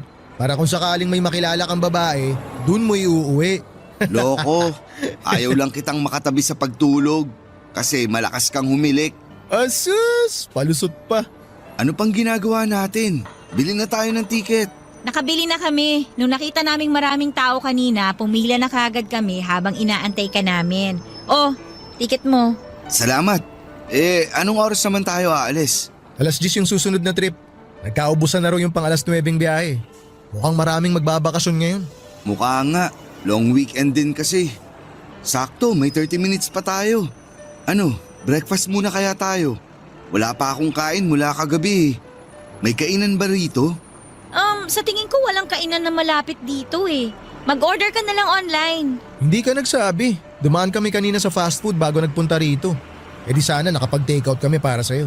Nahuli ako ng gising Baka hindi na makahabol kapag online pa ako nag-order. Bibili na lang ako ng biskwit. Ay, wait lang. May burger pala ako rito sa bag. Hindi ko nakain kanina kaya tinake out ko na lang. Oh, sa'yo na lang to. Salamat. Kumakalam na talaga sikmura ako Oh, habang kumakain ka dyan, hanapin na kaya natin yung bus natin para may sakay na yung mga gamit. Oh, ayan na yung bus natin. Nasa likod mo. Ah, ito ba yun? Oo, yan yun. 82158 yung bus number. Ah, okay. Nasaan kaya yung konduktor nito? Pwede na kayang sumakay? Excited ka naman masyado. Mamaya pa naman alis niyan Talagang excited na ako. Kagabi pa ako ready umalis Maganda yung itinerary na ginawa ko, tol. Gumawa ka pa talaga ng itinerary? Puro inuman lang din naman ang pupuntahan nyo doon. Siyempre, dapat nakaschedule para masubukan natin lahat ng bar dun. Basta ako, yung dagat ang habol ko. Ako rin. Matagal na akong hindi nakapagdagat Ano pang hinihintay nyo? Sumakay na tayo sa bus. Ang init dito sa labas Sige, tara. Pwede na ba? Pwede na yan. Pagkababa namin sa bus terminal ng La Union ay agad kaming sumakay ng jeep papunta ng San Juan. Katulad ng inaasahan ay marami kaming nadatnan doon na katulad naming turista din. Napakaganda ng San Juan, Papadudut. Medyo crowded nga lang dahil maraming bakasyonista. Pero para sa akin ay sulit na yon ang pinili naming lugar na puntahan. Kaso nga lang ay hindi pa man nagsisimula ang unang araw namin doon, ay sinalubong na agad kami ng kamalasan. Ang transient house kasi na binuko online ay nag-overbook ng mga guest. Ang nirentahan namin lugar ay naibigay sa guest na mas naunang dumating kesa sa amin. Nagreklamo kami dahil wala na kaming ibang matutuluyan noong araw na yon. Pero wala nang ibang ginawa ang namamahala ng transient house kundi ang humingi ng tawad. Agad kami naghanap ng available na lugar na matutuluyan pero dahil dagsa ang mga turista, maging ang pinakamahal na hotel doon ay fully booked na. Sinubukan din namin maghanap sa mga karatig bayan pero maging doon ay naubusan kami ng swerte. Pagod, kulang sa tulog at mainit ang ulo. Muntik nang masira ang bakasyon namin dahil sa mga nangyari. Pero kahit na ganoon ay hindi ko hinayaan ang pagkakataon para lamang masayang ng isang pagkakamali. Ipinagpatuloy namin ang original plan namin. At kahit bit-bit ang mga maleta namin ay pinuntahan namin ang mga lugar na plano naming puntahan, Papadudut. In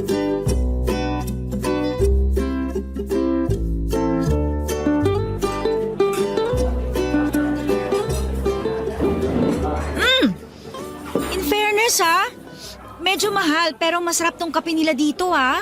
Isa to sa mga resto na talagang dinadayo dito sa La Union. Nagbasa ako ng mga comments sa pagkain nila rito. Marami ang good reviews sa page nila.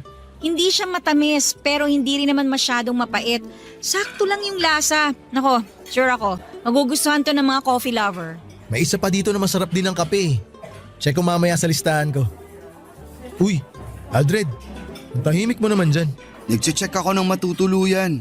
Baka may available na. Dapat pala dinala ko na lang yung sasakyan ko para kahit papaano pwede tayo matulog doon kung sakali. Ay, kasalanan to nung may-ari ng transient house eh. Bakit kasi nag-overbook sila ng customer? Nakakainis nga eh. Pasensya na talaga ha. Ako pa naman ang nakatoka sa accommodation. Hindi mo naman kasalanan eh. Pero kung ako lang ang masusunod, maglalatag na ako rin sa lobby. Bahala na maabala yung may-ari. Nakakatawa yun. Sana nga ganun na lang ang ginawa natin. Diba? Kasalanan naman yun ng may-ari eh. Di magdusa sila. Ma'am, sir, order niyo po. Smoked bangus, stuffed squid, garlic butter soup po, tsaka 3 rice. Order complete po? Opo, kumpleto na. Thank you po, kuya. Welcome po. Kung may order pa po kayo, tawagin niyo lang ako. Salamat po. Bango! Enjoy your meal po. Kuya, sandali lang. Yes, sir? Baka naman may iba ka pang alam na hotel dito or transient house na pwedeng mag-walk-in. Yung binook kasi naming transient, hindi pala na-reserve. Wala tuloy kaming matutuluyan ngayon. Dito po sa tapat, sir, may paupahan dyan. Na-check niyo na po ba? Nalibot na namin yung buong lugar dito eh. Punuan na talaga. Ah, ganun po. Nagbabaka sakali lang ako na baka may alam ka pang nakatago dyan na available. Kahit boarding house na kung meron. May alam po ako pero medyo malayo siya rito. Ayun, may alam daw si kuya. Okay lang tol kahit malayo. Ang mahalaga may matutulugan tayo ngayong gabi. Isang sakay lang naman po ng jeep tapos tricycle. Tabing dagat din po pero malayo siya rito sa mga kainan. Medyo paliblib na yung lugar. Basta may maayos na CR, okay na ako doon. Gusto ko na nga rin talagang maligo eh. May kontak ka ba nung may-ari para matawagan na namin? Baka kasi maunahan na naman kami. Huwag po kayo mag-alala. Ako po yung caretaker doon. Bakante pa yung lugar. Talaga? Nice! Kami na kukuha nun. Sige po. Tatawagan ko na lang po yung kapatid ko para malinis niya yung lugar. Anong pangalan ng place para ma-search ko sa map? Wala po siya sa online maps eh. Pero kung maantay niyo ako, pwede ko po kayong samahan mamayang break ko kung gusto niyo. O sige, mas maganda yun. Pero may signal naman ng cellphone doon, kuya. Meron naman po, ma'am. O yun lang naman po ang kailangan ko, tsaka maayos na banyo. Masaya na po ako doon. Naku, salamat. Hulog ka ng langit. Ano palang pangalan mo? Sunny Boy po. Ako naman si Aldred. Siya si Jim tapos si Anika. Hello po, nice to meet you. Nice to meet you din po. Sige po, maiwan ko na muna kayo para matawagan ko na yung kapatid ko at maihanda yung lugar.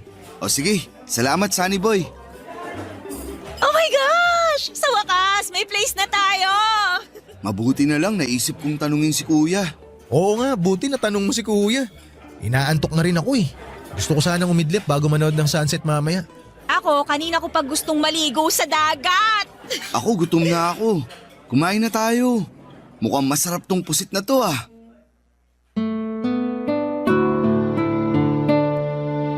Papadudod, sinamahan kami ni Sunny Boy sa transient house na tinutukoy nito sa kalagitnaan ng kanyang break. Medyo looban nga ang lugar at malayo sa kabihasnan. Pero kahit na ganoon ay wala na kaming karapatang magreklamo dahil yun na lang talaga ang choice namin para may matuluyan kami noong araw na yon. Pagkarating namin sa transient house ay medyo hindi ko inaasahan ang itsura nito. Para itong old house na naisip nilang gawing paupahan. Hindi mo aakalain na transient ito dahil parang matagal na panahon nang walang nakatira doon. Mura lang naman ang singil sa amin ni Sunny Boy sa 3 araw na pananatili namin doon kaya hindi rin kami talo kung sakali. Bukod sa itsura nito ay wala na akong ibang maipipintas sa lugar. Malinis naman ito, maganda at bago ang mga gamit sa loob. 3 ang kwarto at malinis din ang CR at ang kusina. May mga nakahanda na ring lutuan, may TV at meron ding aircon ang bawat kwarto. Nakahinga kami ng Sa wakas ay meron na kaming matutuluyan at masusunod na namin ang plano namin. Kaso nga lang, pagpasok ko sa bahay na yon ay biglang bumigat ang pakiramdam ko. Para bang pakiramdam ko ay hindi kami welcome doon. Wala pang isang oras simula nang dumating kami ay sumama kaagad ang pakiramdam ko at sumakit ang ulo ko. Hindi ko alam noon na ang nararamdaman kong yon ay warning na pala sa mga bagay na mararanasan ko sa susunod na 3 araw. Papa Dudut. Barangay Love Stories. Barangay Love Stories. Kinagabihan matapos na makapagpahinga ay agad kong ininom ang gamot na dala ni Anika. Sa unang gabi namin sa San Juan ay hindi pwedeng hindi namin masubukan kaagad ang nightlife doon. Isang kakilala ni Sunny Boy ang kinontrata namin ng 3 araw para gamitin ang tricycle nitong pansundo sa amin pauwi at papunta sa mga lugar na bibisitahin namin. Maganda ang nightlife sa San Juan, Papa Dudut. Puno ito ng musika, sayawan, pailaw at bawat isa sa mga tao doon ay masayang kasama. Nawala ang nararamdamang kong bigat sa ulo noong sa wakas ay naranasan ko na rin ang dati lang ay napapanood ko sa social media. Ang nakakatuwa ay sa tabing dagat ito nangyari. Pagkatapos ng inuman at sayawan ay nagkaroon ako ng chance na maupo sa dalampasigan at pagmasdan ang kalangitang puno ng mga bituin habang sabay na pinapakinggan ang malakas na music sa background at huni ng mga daluyong sa dagat. Dahil hindi nga maganda ang pakiramdam ko ng gabing yon, ay mas maaga akong umuwi kesa kina Jim at Anika na nooy nag-i-enjoy pa sa pagsayaw at pag-inom. Kinonta ko ang tricycle driver para magpasundo pa uwi sa transient house namin. Tahimik ng lugar na mga oras na yon. Pagkarating sa transient ay agad akong binalot ng panlalamig. Muling nanumbalik ang bigat na nararamdaman ko, pati na rin ang sakit ng aking ulo. Dahil nakainom ay agad akong dumiretso sa kwarto ko para magpahinga. Ilang oras lang ang lumipas ay nabulabog ako sa mga malalakas na yabag sa labas ng kwarto ko. Naisip ko na baka sina Jim at Anika lamang yon na kakauwi lang galing sa gimikan kaya hindi ko ito pinansin. Maya-maya ay malakas na sunod-sunod na katok ang narinig ko mula sa labas ng pinto ng kwarto. Agad akong bumangon para buksan ito, Papa Dudut, pero sinalubong ako ng katahimikan. Lumabas ako para kumuha ng maiinom sa kusina at saka nagpunta sa kwarto nila Jim at Anika para sana humingi ulit ng gamot. Pero nung tingnan ko ang kwarto nila ay walang tao doon. Mag-isa lamang pala ako sa transient house ng mga oras na yon. At kung kanino galing ang mga yabag at katok na narinig ko ay hindi ko na alam, Papa Dudut.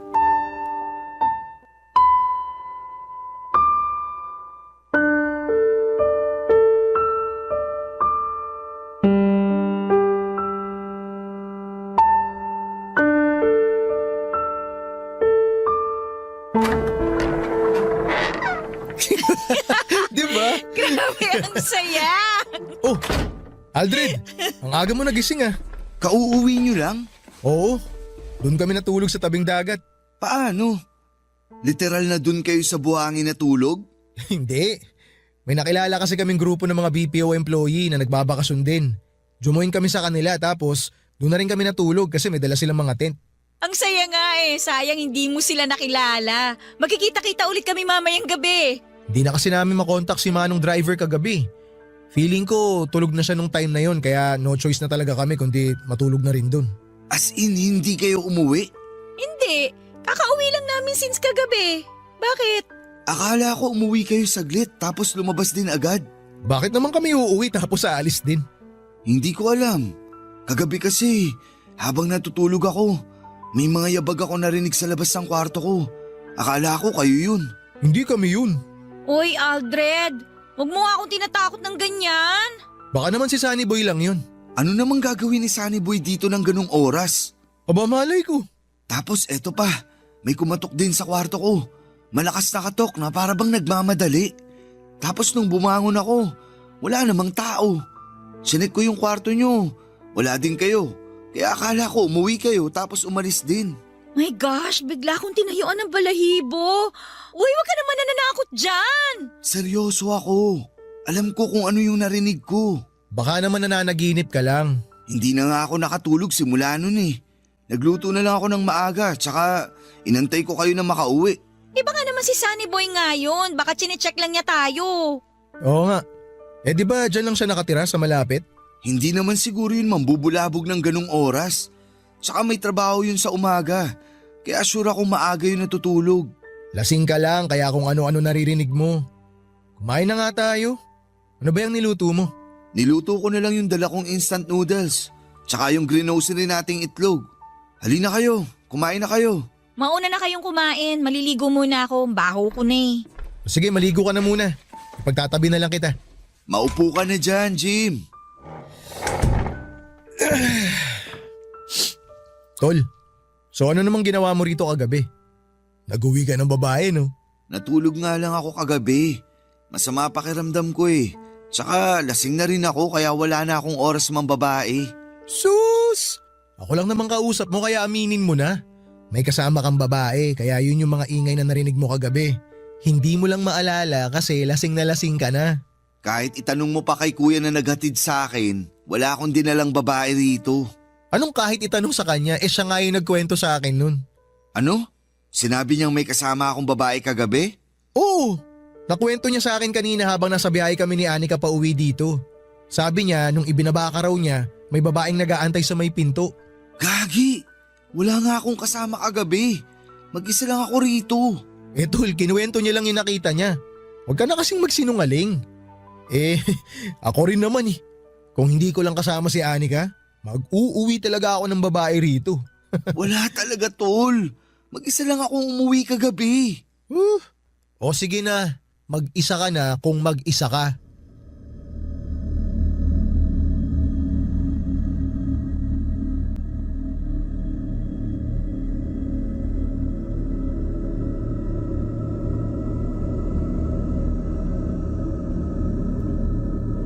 Papadudot maniwala kayo sa akin, wala talaga akong kasamang umuwi ng time na yon. Wala rin akong nakitang babae sa transient house namin katulad ng sinabi ng tricycle driver na naghatid sa akin. Basta ang alam ko lang ay totoo ang mga narinig ko ng gabing yon at hindi ako nananaginip. Kinahaponan ay nagpunta naman kami sa mga tourist destination sa La Union. Binisita namin ang bahay na bato, ang Macho Temple at nagpunta rin kami sa casino para maglaro. Pagsapit naman ng gabi ay muli kaming nag-bar hopping.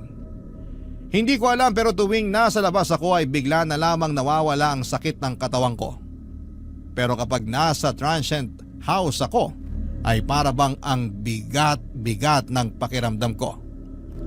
Sa second night namin ay sina Jim at Anika naman ang maagang umuwi dahil pareho raw silang pagod. Alam kong gusto rin nilang magkaroon ng quality time na dalawa kaya naisip kong magpaiwan na muna. Ipinagpatuloy ko ang pag-inom sa huling bar na pinuntahan namin hanggang sa nagsara ito. Pagsabit naman ng 3:00 ng madaling araw ay hindi ko na makontak ang tricycle driver na magsusundo sa akin kaya naisip kong mag-commute na lamang. Sumakay ako ng jeep at pagkababa sa lugar ng transient namin ay nilakad ko na lamang ito papadudot dahil wala akong maantay na tricycle na pwedeng sakyan. Walang masyadong ilaw sa daanan papunta sa transient namin. Habang pauwi, pakiramdam ko noon ay may kasama akong naglalakad. Kung hindi lang ako lasing noon ay baka kumaripas na ako ng takbo papunta sa bahay. Pagkarating sa transient ay may nadatnan akong tao sa may sala. Patay ang ilaw. Pero kahit madilim ay alam kong si Anika yon dahil nakasuot ito ng puting dress na mahaba. Tumambay na muna ako sa sala. Umupo sa upuan sa harapan niya. Saka ko ikinuwento na naglakad lamang ako pauwi papadudot. pero hindi niya ako sinasagot. Saglit ako nag-scroll online para mag-Facebook habang nagpapahinga at nung napansin kong hindi umiimik yung kasama ko ay nabaling ang tingin ko sa kanya. Doon ko lamang napagtanto na hindi si Anika ang kasama ko. Isa itong matanda na straight ang pagkakaupo at diretsyong nakatingin sa akin. Lubog ang walang kulay nitong mga mata. Kulubot ang mukha niya at mahaba ang kanyang buhok. Napakaripas ako ng takbo at agad na nagpunta sa kwarto nila Jim para humingi ng tulong.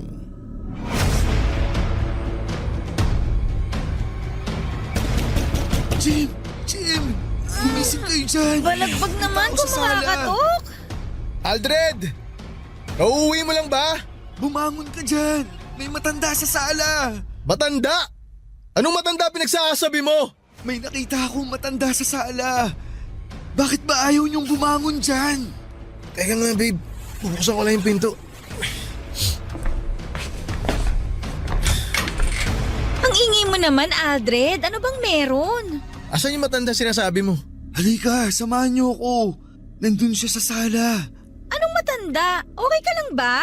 Ba't naman magkakaroon ng matanda rito? Asan ulit? Sa sala? Halika, samahan niyo ako. Natatakot akong bumalik dun mag-isa eh. Ay nako, sige. Pakita mo sa akin. Nasaan? Dali, lumakad ka ron. Samahan kita. Sandali, hintayin niyo ako. Huwag niyo akong iwan dito. Nadatnan ko siya kanina pagkarating ko.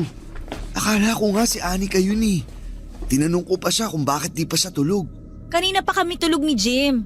Tsaka paano magkakaroon ng matanda rito? Nakalak yung pinto. O nandito na tayo sa sala. Nasaan yung sinasabi mo matanda? Nandito siya kanina. Nakaupo siya dyan. Magkatapat nga kami. Anika, pakibuksan mo nga yung ilaw. Wait lang. Nasaan na yun? Nandito lang yun kanina. Nakita ko siya, tol. Maniwala kayo sa akin. Sandali nga lang, huminahon ka muna. Ikwento mo sa amin yung buong pangyayari. Sige. Nung pagkababa ko ng jeep galing sa bar, wala akong mahanap na tricycle. Kaya naglakad ako pa uwi rito. Tapos, habang naglalakad ako, pakiramdam ko may sumusunod sa akin. Sa labas pa lang, nanlalamig na ako eh. Bakit hindi ka nagpahatid kay kuya na driver ng tricycle? Hindi ko na siya makontak. Madaling araw na rin kasi. O tapos, ano nangyari pagkarating mo rito? Pagbukas ko ng pinto, walang ilaw tapos naaninag ko yung matanda na nakaupo dito sa sala. Akala ko si Anika yun kaya umupo rin ako para kausapin siya. Kinausap mo? O ano sabi? Wala, hindi siya sumasagot. Tapos habang nagsa-cellphone ako, tinignan ko siya for the first time. Doon ko na-realize na hindi siya si Anika. Matanda siya, tol. Galit na galit siyang nakatingin sa akin. Ay, tapatin mo nga ako, tol. May tinira ka ba sa huling bar na pinanggalingan mo? Lakas ng amats mo eh. Wala akong tinira na drugs. Hindi ako nagsisinungaling. Maniwala kayo. Totoo yung nakita ko. Sige na. Tama na yan. Tumataas na yung balahibo ko sa mga sinasabi mo eh. Alam mo Aldred, tinatakot mo sarili mo. Yung kwento mo pa lang na parang may nakasunod sa'yo, dun pa lang gumagawa ka na ng ikatatakot mo eh. Lasing ka lang. Magpahinga ka na. Hindi, tol. Kahit nakainom ako, alam ko yung mga nangyayari. Tol, hindi ako maniniwala sa'yo hanggat hindi ko nararanasan yung mga sinasabi mo. Matulog ka na lang. Sandali, pwede bang sa inyo na lang muna ako matulog? Natatakot ako eh. O sige, doon ka lang sa lapag ha. Samahan mo ko sa kwarto. Kukunin ko lang yung kutsyon ng kama ko ron. Ay, para ka namang bata eh. Halika na. Salamat.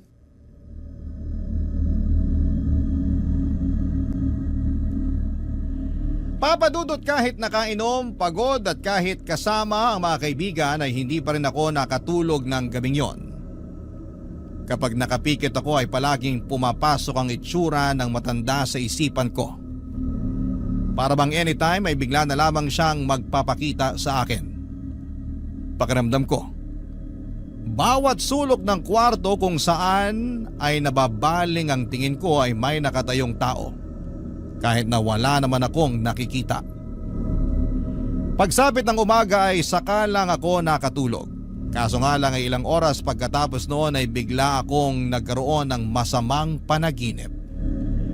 Nagising ako na hinihingal at pawis na pawis kahit nakabukas naman ang aircon. Wala na noon sina Jim at Anika sa loob ng kwarto at dinig na dinig ko sa labas ang boses ng dalawa habang nagkwekwentuhan. Sinubukan kong bumangon pero hindi ko may galaw ang katawan ko, Papa Dudut. Para ako na-paralyze sa kinakahigaan ko. Maya-maya ay napansin ko ang isang babae na nakatayo hindi kalayuan sa kinakahigaan ko. Biglang bumilis ang tibok ng puso ko nang bigla na lamang itong lumapit sa akin. Hindi ko kita ang mga paa niya pero sa tingin ko ay nakalutang siya. Tumigil siya sa may paanan ko at muli kong nakita ang mukhang nagbigay sa akin ng trauma. Ang matanda na nakita ko ng madaling araw pag uwi ko ay ang matanda na nakatayo sa paanan ko. Nakatitig siya sa mga mata ko at galit ang kanyang mga tingin. Gusto kong sumigaw pero walang boses na lumalabas sa bibig ko. Pinilit kong igalaw ang mga kamay ko pero parang wala talaga akong kontrol sa katawan ko ng time na yon. Ang ginawa ko ay pumikit na lamang ako saka nag-usal ng panalangin. Maya-maya ay biglang gumaan ang pakiramdam ko, Papa Dudut. Pagbukas ko ng aking mga mata ay wala na ang matanda. Nakakagalaw na rin ako at mabilis akong bumangon at hinanap ang mga kaibigan ko. Agad ako nag-ayos ng gamit ko at inaya sina Jim at Anika na maghanap na lamang ng ibang matutuluyan. Barangay Love Stories. Barangay Love Stories. Papa Dudut, sinabihan akong OA ni Jim dahil masyado ko raw pinapalaki yung masamang panaginip ko.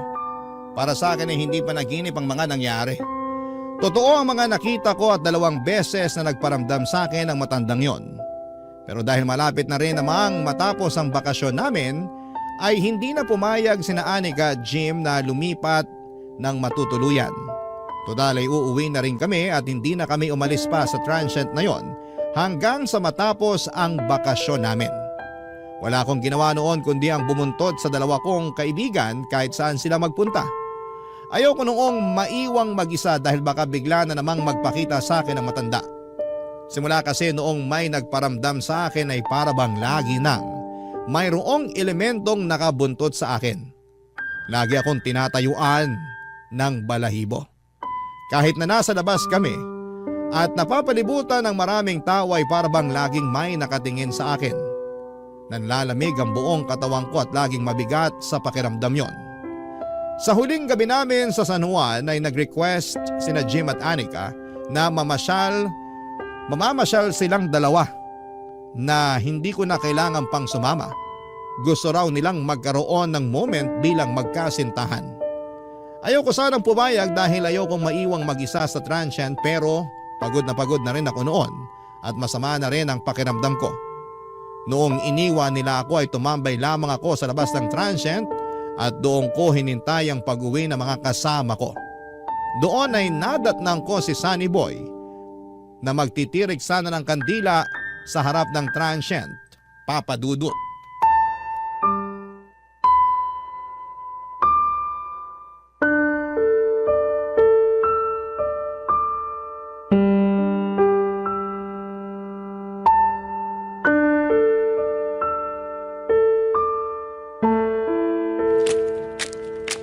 Oh, sir, hindi yata kayo namasyal ngayon ah. Hindi na. Medyo masama pakiramdam ko eh. Ganun po ba? Sayang naman yung pagpunta nyo rito kung hindi nyo masusulit. Nasulit ko naman na kahit paano. Marami kaming pinuntahan kaya siguro napagod na rin tong katawan ko. Nasaan po pala yung mga kasama nyo? Hindi ba 3 kayo? Lumabas silang 2. Nag-date bago kami bumalik sa Manila bukas. Ang tagal nga nila eh. Kanina ko pa sila inihintay. Magdidilim na, wala pa sila. Baka pauwi na rin po siguro yung mga yon. Sir, pwede bang pausog kayo ng konti ng pwesto? Magtitirik sana ako ng kandila dyan sa inuupuan nyo eh. Ganun ba? Teka, tatayo na ako. Salamat po. Bakit ka magtitirik ng kandila dyan? Nakalimutan ko kasi magsindi ng kandila ng undas. Kaya ngayon ko na lang gagawin. Para saan naman yan? Nakasanayan na kasi namin dito na magtirik ng kandila sa labas ng bahay. pagkatapos bumisita sa sementeryo. Kanina lang ako nakabisita doon kaya ngayon lang din ako magsisindi ng kandila. Talaga? May ganun pala? Akala ko kasi sa sementeryo lang ipinagtitirik ng kandila yung mga namayapa na. Sa pagkakaalam ko po, may mga nagsisindi ng kandila sa labas ng bahay nila kasi naniniwala sila na tuwing undas, dumadalaw daw yung mga yumao sa dati nilang tahanan. Yung kandila raw nagsisilbing liwanag nila sa kabilang buhay. Ah, ganun pala yun. Para kanino naman yung kandilang sinisindihan mo? Para kay Lola Saling. Siya yung dating may-ari nitong bahay na tinutuluyan nyo bago nila naisipang gawing paupahan to. So tama nga ako na dating bahay to. Opo, bahay to ng matanda. Matanda? Hindi kaya siya yung nagpaparamdam sa akin? Ano pong ibig nyo sabihin na nagpaparamdam? 2 beses na siyang nagpapakita sa akin eh. Unang pasok ko pa lang sa bahay na to. Mabigat na talaga pakiramdam ko. Kaya pala… Paano nagpakita? Nagparamdam sa iyo mismo si Lola Saling? Oo, ganun na nga. Nakwento ko na to sa mga kasama ko, pero hindi sila naniwala. Lasing kasi ako nung una siyang nagpakita sa akin. Saan? Dito mismo sa transient? Oo, dun sa sala. Akala ko nga yung kasama naming babae yung nadatnan ko. Sinamahan ko pa nga siya Tapos late ko na na-realize na hindi si Anika yung kasama ko, kundi isang matanda. Tapos kahapon naman, nagpakita siya habang natutulog ako. Nakatayo siya sa paanan ko. Nakatitig sa akin. Galit na galit. Ano itsura niya? Maliit na mahaba ang buhok. Kulubot ang muka at malaki ang mga mata. Mukhang totoo nga yata yung mga sinasabi nila na nagmumulto nga rito si Lola Saling. Ibig mong sabihin, hindi lang ako ang nakaranas nun?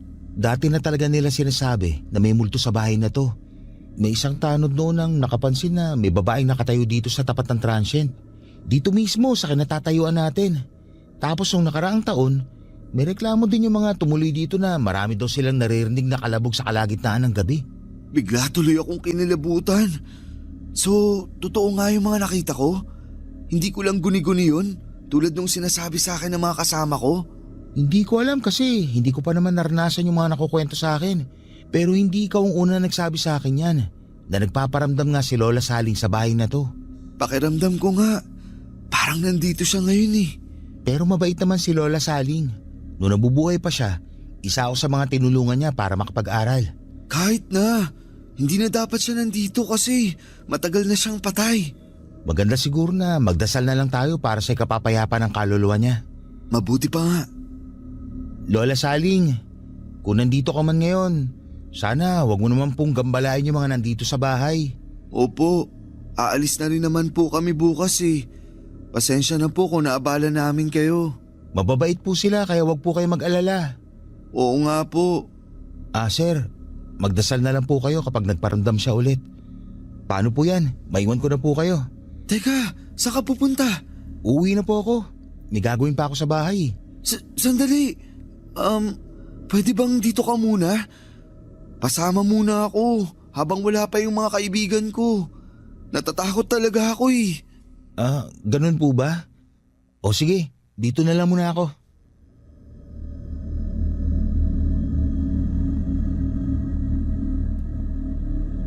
Habang wala pa sina Jim at Anika ay sinamahan ako ni Sunny Boy sa transient house. Noon ay naikwento niya sa akin ang naging buhay ni Lola Saling nung nabubuhay pa siya. Kilala na pala na haunted ang transient na tinuluyan namin kaya walang masyadong umuupa doon na tao. Hindi nagpapaniwala si Sunny Boy sa mga multo dahil hindi pa raw niya ito nararanasan. Pero kahit na ganoon ay hindi niya pinagdudahan ang mga kwento ko sa kanya.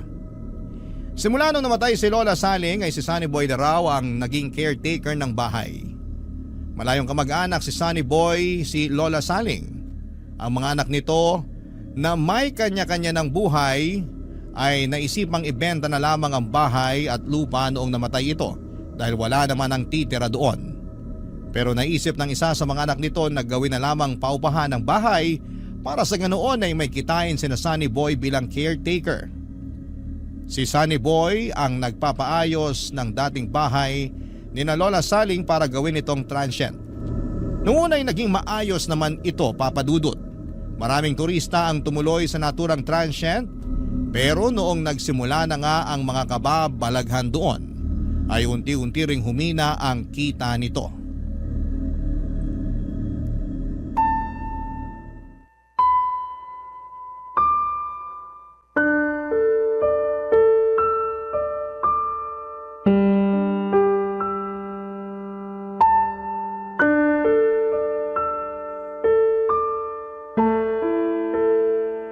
Dating teacher si Lola Saling kaya medyo may pagkamasungit siya, saka istrikta.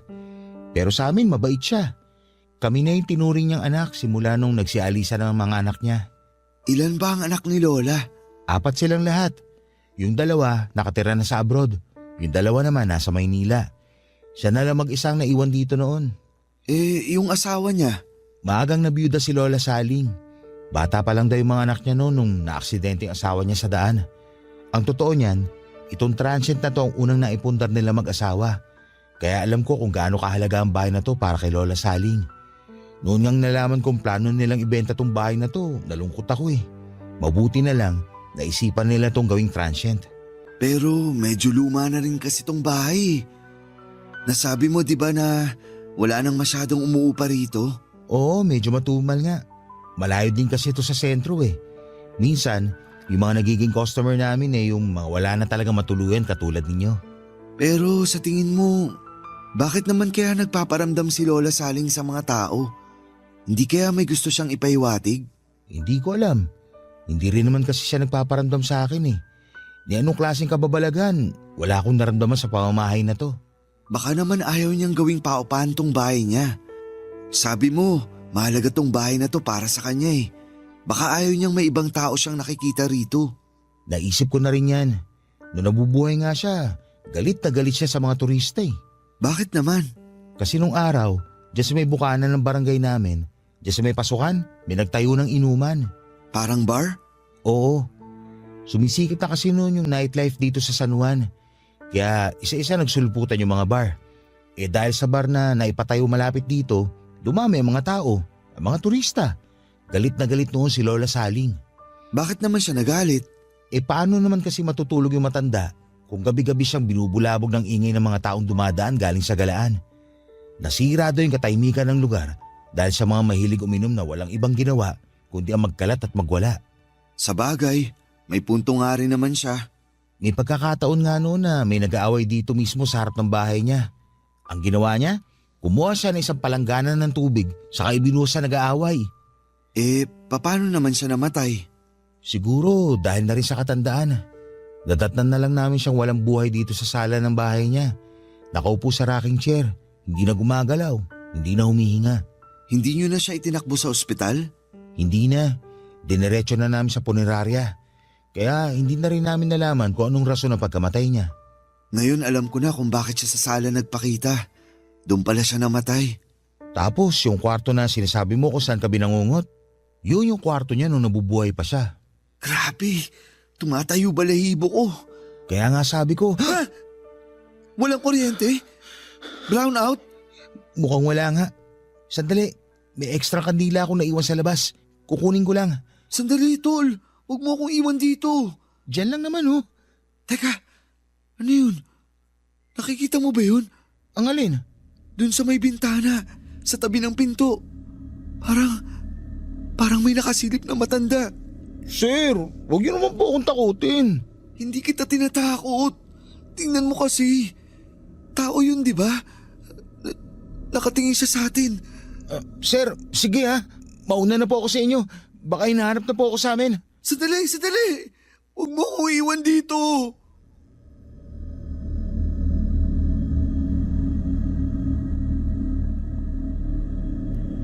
Papadudot, bago kami bumalik sa Maynila ay nagtirik kami ng kandila sa transient para kay Lola Saling. Nanalangin din kami para sa kanyang kaluluwa at humingi ng tawad sa panggagambala sa tahanan niya. Pagkatapos noon ay nagpaalam na kami kay Sunny Boy na noon ay nagsimula na ring matakot sa naturang bahay matapos makaramdam ng kababalaghan. Sobrang lala ng trauma na sinapit ko ng mga panahong yon. Sa puntong halos 2 buwan din akong natutulog na bukas ang ilaw. Dumoble noon ang bayad ko sa kuryente dahil bawat sulok ng apartment ko ay nakabukas ang ilaw. Hindi pa rin kasi mawala sa isipan ko noon ang itsura ni Lola Saling noong gabing nagpakita siya sa akin. Paminsan-minsan ay dumadalaw pa rin siya sa panaginip ko. May pagkakataon noon na natatakot ako dahil baka bigla na lamang siyang magpakitang muli. Sa kabutihang palad ay hindi naman naulit ang bagay na yon.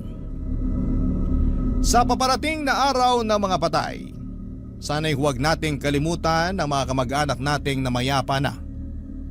Ito ang araw kung kailan ay dapat nating alalahanin na minsan din nating silang nakasama sa mundong ito.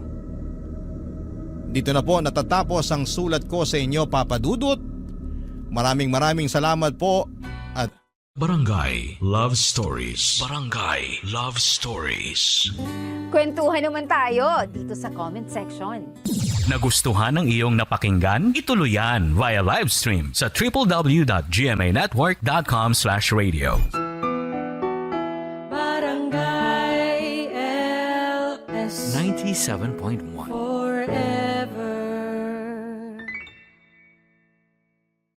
Ang mga kwento ng pag-ibig, kwento ng buhay at kwento ng pag-asa dito sa Barangay Love Stories.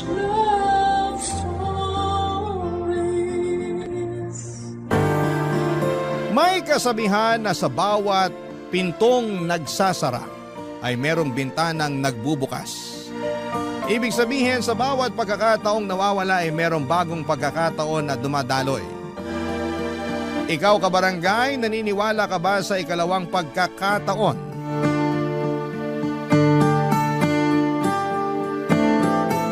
Dear Papa Dudut, nagkaroon na ba kayo ng dream boy? Ako kasi ay oo. At syempre kung mangangarap na lang din ako ay bakit hindi ko pa lubos-lubusin? Kung tatanungin ninyo ako kung ano ba ang tipo ko sa isang lalaki ay sasabihin ko na mabait, makadiyos, maalalahanin, sweet at may respeto sa akin. Karamihan naman sa mga babae ay ganon ang hanap, lalo na kung pangmatagal ang relasyon ng gusto nila. At lahat ng yon ay nakita ko naman sa kababata at kaibigan kong si Juancho. Bago ko po ipagpatuloy ang pagbabahagi ng kwento ko ay hayaan niyo munang batiin ko kayo ng isang mapagpalang araw.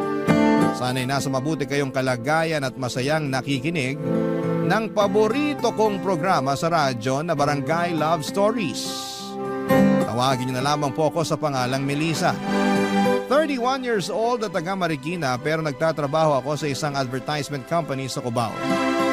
Nabanggit ko na lahat ng mga katangiang hanap ko sa isang lalaki ay nakita ko sa kababata at kaibigan kong si Juancho. Totoo yon dahil naging kami noong nasa high school pa lamang.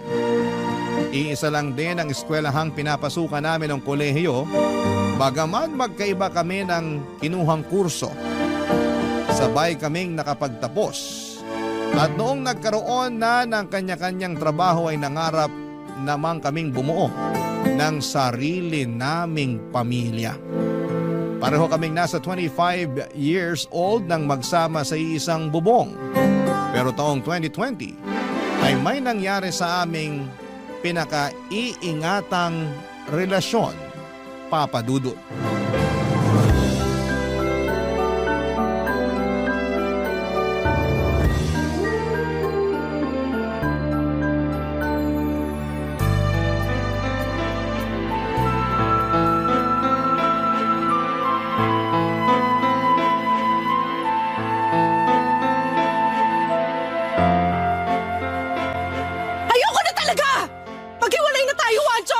Melissa naman! Huwag mong gawin sa akin to! Ayoko mag-iwalay tayo! Anong ayaw mo nagloko ka nga, di ba? Paskong-pasko pa naman! Tapos bungad mo sa akin yung ultrasound na babaeng nabuntis mo? Sorry! May magagawa pa ba yung sorry mo? Ilang buwan mo na pala ako nilaloko! Kaya nga sorry! As if may magagawa pa yung sorry mo? Hindi lang talaga kaya ng konsensya ko na magpatuloy pa sa panloloko namin. Kaya umamin na ako sa'yo. So ano gusto mo mangyari? Matuwa ako kasi umamin ka na may ebidensya pa ng bata na nabuo nyo ng malanding babaeng yon. Ayos ka rin talaga eh. Melissa, kahit anak ko yung batang ipinagbubuntis niya, wala naman akong planong makisama sa kanya eh. Magsusustento ako pero… Pero ako pa rin ang pipiliin mo, ganon? Oo! Paano ka nakakasiguro na papayag pa ako sa gusto mo mangyari? Melissa, please. Nagsisisi na ako sa nagawa ko. Inaamin ko, naging gago ako. Okay? Nagpadalos-dalos ako kaya ako natukso. Yun ang totoo. Tsaka maniwala ka o sa hindi, mahal na mahal kita, Melissa. Sinungaling ka! Kung talaga mahal mo ako, sa una pa lang hindi mo ako maiisip saktan. Kapal naman ang mukha mong pilugin ang ulo ko. Hindi ako tanga ah! Matagal na tayo, marami na tayong nalagpasan. Sa loob ng mahabang panahon ng pagsasama natin, ngayon lang ako nagloko. Tao lang ako, nagkakamali rin. Hayaan mo na lang ba na matapos ng ganito yung relasyon natin? Kapal din talaga ng pagmumukha mo ibalik sa akin ng sisi kung bakit gusto ko nang tapusin tong pesting relasyon natin, no? Ang akin lang, intindihin mo naman sana. Anong iintindihin ko? Naiintindihan ko lahat. Sa bibig mo na nanggaling, nagluko ka. Sinira mo yung tiwala ko sa'yo, Wancho. Wala akong pakialam kung ngayon mo lang ginawa dahil ang punto rito, sana hindi mo ginawa. Alam mo, hindi ko alam kung saan mo pinupulit yung mga katwiran mo. Bulok na nga, masyado pang baluktot. Bahala ka na nga dyan! Paalis na ako! Please naman, Melissa, please. Sandali lang. Melissa! Huwag mo akong hahawakan! Nanditiri ako sa'yo! Pasensya ka na, hindi ko naman sinasadya eh. Sorry. Wala na sabing magagawa yung sorry mo eh. Tiwala ko na yung sinira mo nung magloko ka. Hindi mo na yung maibabalik pa kasi sirang-sira ka na sa akin! Pero alam ko na mahal mo pa rin ako. Ramdam ko yun. Oo! Mahal pa nga kita pero ang sakit-sakit na! Akala mo yata ganun lang kadaling iproseso lahat ng mga pinagtapat mo sa akin? Kung sa'yo madali, sa akin sobrang hirap! Ang sakit-sakit, Wanjo! Yung mga tao sa labas masayang nagdiriwang ng Pasko tapos ako ganito! Nasasaktan kasi niloko mo! Nasasaktan din naman ako eh. Hindi lang ikaw. Saan banda ka nasasaktan? Sige nga! Sa pakikipaghiwalay mo. Wala pa yan sa kalingkingan ng sakit na nararamdaman ko. Kaya wag na wag mong ikukumpara yung pesim pakiramdam mo. Ni hindi ka nga nakukonsensya nung nagloko ka. Ni hindi mo ko naisip na nagpapakasarap ka sa piling ng babae mo. Tapos sasabihin mo sa akin na nasasaktan ka dahil gusto ko na makipaghiwalay sa'yo. Lakas talaga ng amats mo eh. Hoy, Wancho! Alam mo na nung una pa lang ayoko na sa mga manloloko. Pero ginawa mo pa rin. Kaya ano pang aasahan mo sa akin? Manatili sa relasyong to at magpakamartir? Hindi ko gagawin yon. Sino ka ba? Please naman, Melissa. Huwag mong tapusin ang ganito yung relasyon natin. Huwag mo akong iwan. Please lang din. Huwag mo na akong pigilan. Hindi ko alam ang gagawin ko kapag nawala ka sa akin. Please, Melissa, please. Kaya mo kang gumawa ng kalokohan mag-isa eh. Alam ko makakaya mo rin na mawala ako sa buhay mo. Sana, bago ka gumawa ng kasalanan, naisip mo muna yung pwedeng mangyari sa oras na malaman ko. Ngayon, kung totoong nagsisisi ka, panagutan mo yung anak mo. Magpakatatay ka sa kanya kagaya ng sinabi mo. Pero ayoko na makisawsaw pa sa buhay nyo. Simula sa araw na to, tapos na tayo. Hiwalay na tayo!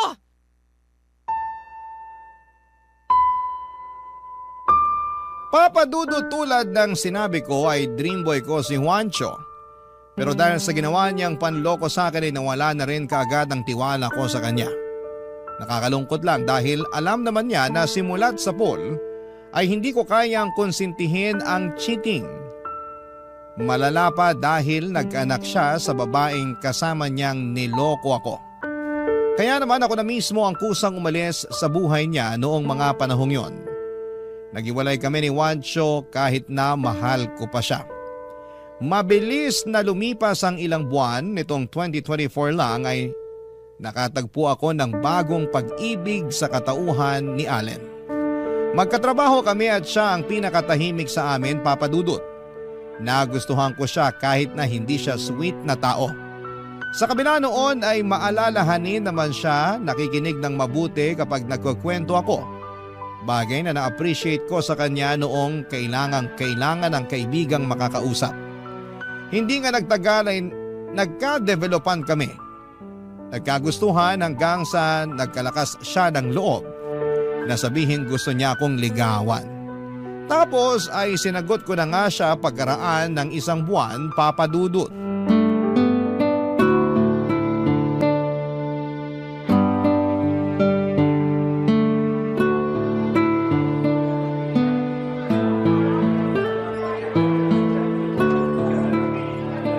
Wow! Ang ganda naman sa cafe na to.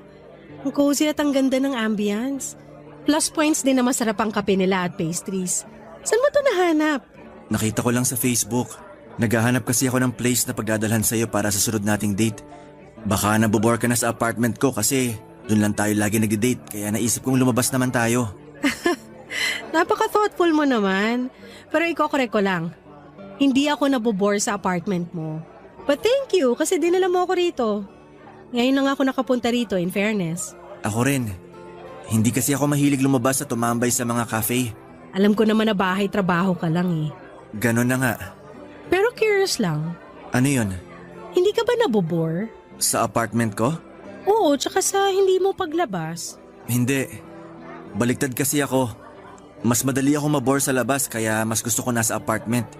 Wow! May mga tao pala talagang katulad mo. Oo naman, nag-i-exist kami.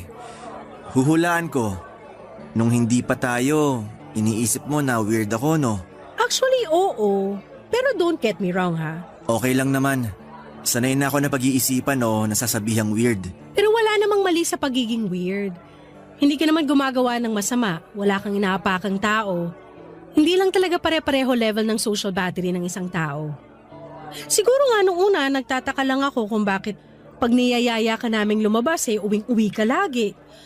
Parang wala pa nga akong matandaan na may gimmick o inuman sa department natin na sinamahan mo. Oo, di talaga ako mahilig gumimik at uminom ng alak. May masama rin kasi akong karanasan sa pag-inom. Talaga? Pwede ko bang malaman kung ano yon? Pwede naman. College ako noon, nasa 3rd year yata. Niyaya ko ng pinsan ko na uminom kasama mga barkada niya. Birthday celebration daw kasi nung isa nilang kaibigan. Sabi magsama pa raw ng iba para marami at masaya. Ayaw ko talaga pero nahiya naman akong tumanggi dahil close rin kami nung pinsan kong yun. Magkaedad lang kami at para ng magkapatid. Kaya ayun, napasubo ako. Sumama ako sa inuman at nalasing. Tapos nabugbog dahil nagkapikunan sila. Damay ako. Wala akong nagawa. Di ako nakalaban dahil hilong-hilo na ako nun. Pagising ko, nasa ospital na ako. Habang iyak ng iyak ang mama ko. Akala niya kasi mamamatay na ako nung araw na yon. Huy, grabe naman yung nangyari sa'yo. Kaya simula nun, ayoko na uminom ng alak. Mabilis akong malasing eh. Mahina sistema ko dyan. Kaya pala. Tama lang na iwasan mo lalo may hindi pala magandang nangyari sa'yo noon. Pero ano palang nangyari sa pinsan mo at mga kaibigan niyang gumulpi sa'yo? Pinabarangay ng mama ko yung mga bumugbog sa akin. Tapos yung pinsan ko na nagsama sa akin malaki ang pagsisisi. Sa huli nagkabati rin naman kami. Dahil di ko naman ugali magtanim ng galit sa isang tao. Sabi ko napatawad ko na siya. Bait mo naman. Masaya ako na kahit paano okay na kayo. Oo pero di na ako ulit sumama sa mga yaya niya. Kahit hindi inuman. Ewan, nawalan na ako ng tiwala sa kanya. Kung ako ang nasa posisyon mo, mawawalan din ako ng tiwala sa pinsan mong yun. Isang beses pa nga lang ako niloko ni Juancho, umayaw na ako. Paano pa kaya kung naipahamak ako, diba? Kaya nga, pero may parte sa akin na nagsisisi. Kasi tiniis ko siya ng matagal na panahon. Ha? Anong ibig mong sabihin? Namatay na kasi siya nung pandemic. Tinamaan ng COVID-19. Hindi ko pa alam na may sakit siya nun. At binalita na lang sa akin ng tita ko yung nangyari sa kanya. Bago raw siya mawala, paulit-ulit niyang sinasabi na ihingi raw siya ng tawad sa akin. Huli ko na rin nakita yung chat niya na humihingi ng sorry dahil sa nangyari nung mga bata pa kami. Grabe naman yun, naiiyak ako. Huwag kang umiyak, nakaraan na yon. Sa ngayon, unti-unti ko nang natatanggap na wala na siya. At napatawad ko na rin naman ang sarili ko. Mabuti naman kung ganun.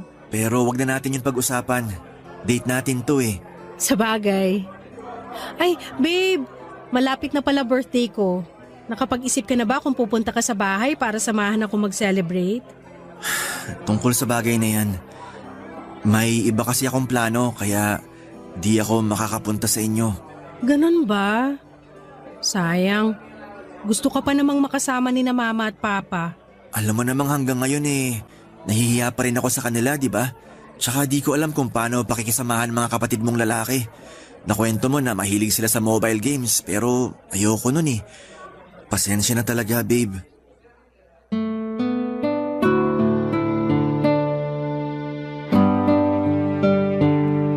Papadudot kabaligtaran ng pagiging sweet ni Juancho ang ugali ni Allen.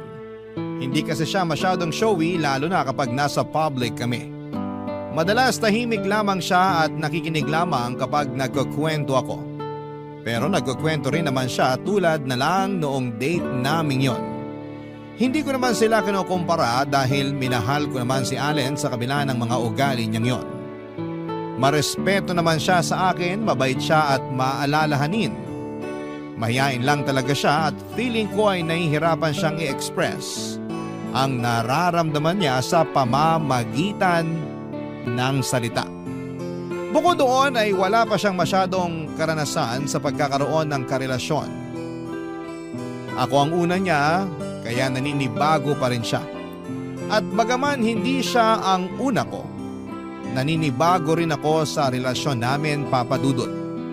Masasabi ko na kapwa andun pa kami sa stage ng pag-a-adjust kung paano namin sasalubungin ang isa't isa para magtagpo kami sa aming relasyon.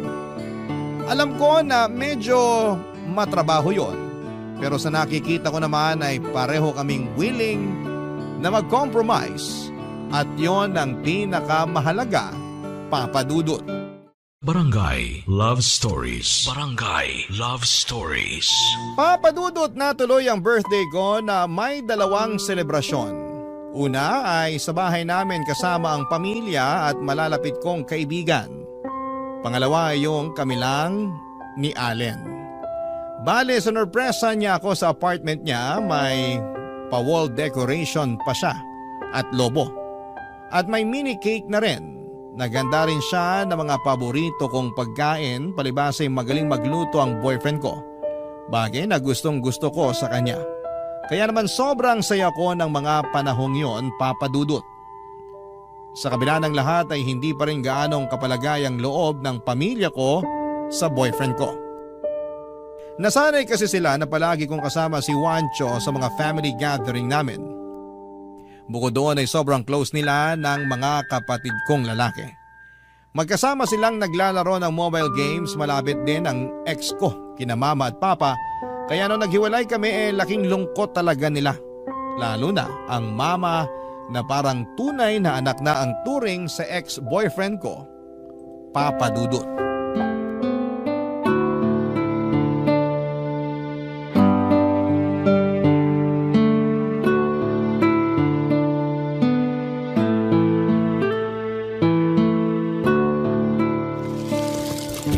Wow, ang dami niyo namang pinamili, ma. Marami ba yan? Kakaunti nga lang yan eh. Sa mahal ba naman ng mga bilihin ngayon? Yan na lang ang mabibili mo sa 5,000. Para sa akin marami pa rin yan. Hindi ka pa kasi nanay. Ano namang pong kinalaman nun? Kapag nanay ka na, ikaw na yung magbabudget sa bahay. Doon mo palang malalaman yung sinasabi ko sa'yo na sa mahal ng mga bilihin ngayon, kaunti na lang ang mararating ng pera mo. Si mama talaga. Palagay niyo sa akin hindi nagbabudget. Siyempre, ramdam ko naman po yung sinasabi niyo na pagtaas ng mga bilihin dahil gumagastos din ako. Basta, mas maiintindihan mo ako kapag naging katulad na kita. Matanong ko lang ha, huwag ka magagalit nak ha. Ano po yun? Yung bang boyfriend mong si Allen, may plano kang pakasalan? Po? Sino bang mas matanda sa atin? Ako ba o ikaw? Kayo po. Oh, ako raw mas biging ka pa sa akin. Manaman eh. Totoo naman ang sinasabi ko ah. Bakit, hindi ba? Hindi po. Kakapacheck up ko lang ng tenga sa ear doctor nung nakaraang araw. Kaya tiwala ako na matalas ang pandinig ko. Tsaka nagulat lang naman ako sa sinabi niyo kaya nagtanong ako. Anong nakakagulat doon? Nasa tamang edad na rin naman kayo para magpakasal. Oo nga po, pero wala pa yun sa plano namin. Ay naku, huhulaan ko. Dahil bago pa lang kayo ni Allen. Kasama na po yun, pero wala pa talaga sa usapan namin yung kasal. O ay sige, concern lang naman ako eh. Kasi kung walang plano yung boyfriend mo na pakasalan ka, baka nagsasayang ka lang ng panahon para sa kanya. Manaman, sobra kayo sa boyfriend ko. Hindi ako sobra. Ayoko lang kasi na magsisi ka sa huli. Ano naman po yung pagsisisihan ko? Sige nga. Na sana nagpakasal ka na at nagpabuntis habang bata pa yung matres mo. Baka nakakalimutan mo, 31 ka na. Sa susunod na taon, lagpas ka na sa kalendaryo, Melissa. Aba, kukunat yan. Sobra naman po kayo sa kukunat. Totoo naman yun eh. Yung anak nga ng kumari ko, 35 na nagpakasal.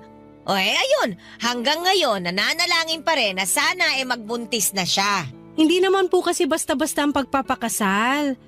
Tsaka malay natin kung meron pala siyang mabigat na dahilan kung bakit noon lang siya nagpakasal.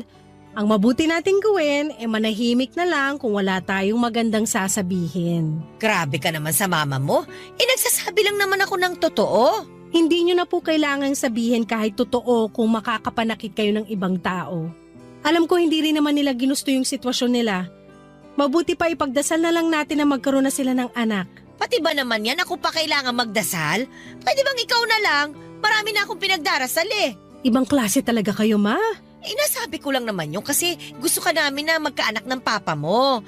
Siyempre, hindi na kami bumabata. Wala ka ba talagang balak na ipakita sa amin yung magiging apo namin sa'yo? Meron na naman po kayong apo sa akin. Yung pusa ko. Ay nako, kahit kailan talaga napaka-piloso pa mong bata ka. Hindi na po ako bata. Kayo may sabi niyan kanina, 'di ba? Concern lang naman nga ako sa'yo.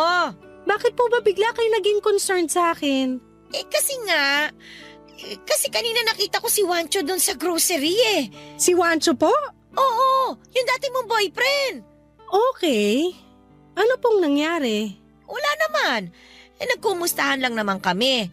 Natuwa ako kasi hindi pa rin nagbabago yung pakikitungo niya sa akin. Siya pa rin yung mabait, palabate, at magalang na Wancho na kilala ko. Tapos mas natuwa ako dahil kasama niya yung anak niya. Talaga po? Oo, ang cute na bata. Yung kinakasama niya, kasama rin ba niya? Yun nga, kinuwentuhan ako na matagal na raw silang hiwalay. Yung babae raw yung nagloko eh. Sumama pa naman sa iba tapos iniwan sa kanya yung anak nila. Grabe, naawa nga ako kay Wancho kasi mukhang pagod na pagod sa pagiging tatay. Ayun, naisip ko, sayang kayo. Kung kayo sana nagkatuluyan, di may anak na rin kayong ang cute na cute. Ma-excuse lang tumatawag si Allen. Ha? Sinasabi pa nga ako, nagkukwentuhan pa tayo oh. Hello, babe? Hi babe, busy ka ba? Hindi naman, bakit? Labas tayo, sunduin kita. Talaga? Saan tayo pupunta? Secret, basta, surprise. Ikaw nawiwili ka na sa pag-surprise sa akin. Oo naman, tsaka sigurado ako magugustuhan mo yung pupuntahan natin. Nakita ko lang yun online, magaganda reviews. Excited ka na ba? Oo naman. Teka, magbibihis lang ako. Papadudot, naiintindihan ko naman si Mama kung nahihirapan pa rin siyang mag-move on sa paghihiwalay namin ni Juancho. Tulad nga ng sinabi ko ay close sila. Parang anak na ang turing sa kanya ng mga magulang ko. Pero alam naman nila na nasaktan talaga ako ng husto sa ginawa sa akin ng ex-boyfriend ko. At some point ay nagalit din sila ni Papa kay Juancho. Pero siguro ganon lang din sila kadaling magpatawad at lumimot. Ako kasi hindi, Papadudot, lalo na ako yung ginawa ng mali. Kung tatanungin ninyo kung napatawad ko na ba si Juancho ay oo naman ang sagot ko. Nagalit ako sa kanya ng husto pero mas nanaig pa rin yung pagpapatawad sa puso ko. Kasabay noon ay pinalaya ko na rin siya sa buhay ko. Bago ko nakilala si Allen ay subsob ako sa pagtatrabaho, Papadudot. Pero noong naranasan ko ulit magmahal at nahanap yon sa katauhan ng current boyfriend ko, mas naging masaya ko. Kaya naman alam ko sa sarili ko na wala na akong natitirang pag-ibig kay Juancho. Masaya na lang ako na naging mabuti siyang tatay sa anak niya gaya ng kinuwento ni Mama. At wala na akong pakialam sa status nila ng kinakasama niya. Sa kabila ng lahat ay masyado talagang mapang-asar ang kapalaran. Isang linggo pagkatapos ng kwentuhan namin yon ni Mama ay gano'n na lamang ang gulat ko nang makita si Juancho sa bahay kasama ang anak niya, Papa Dudut.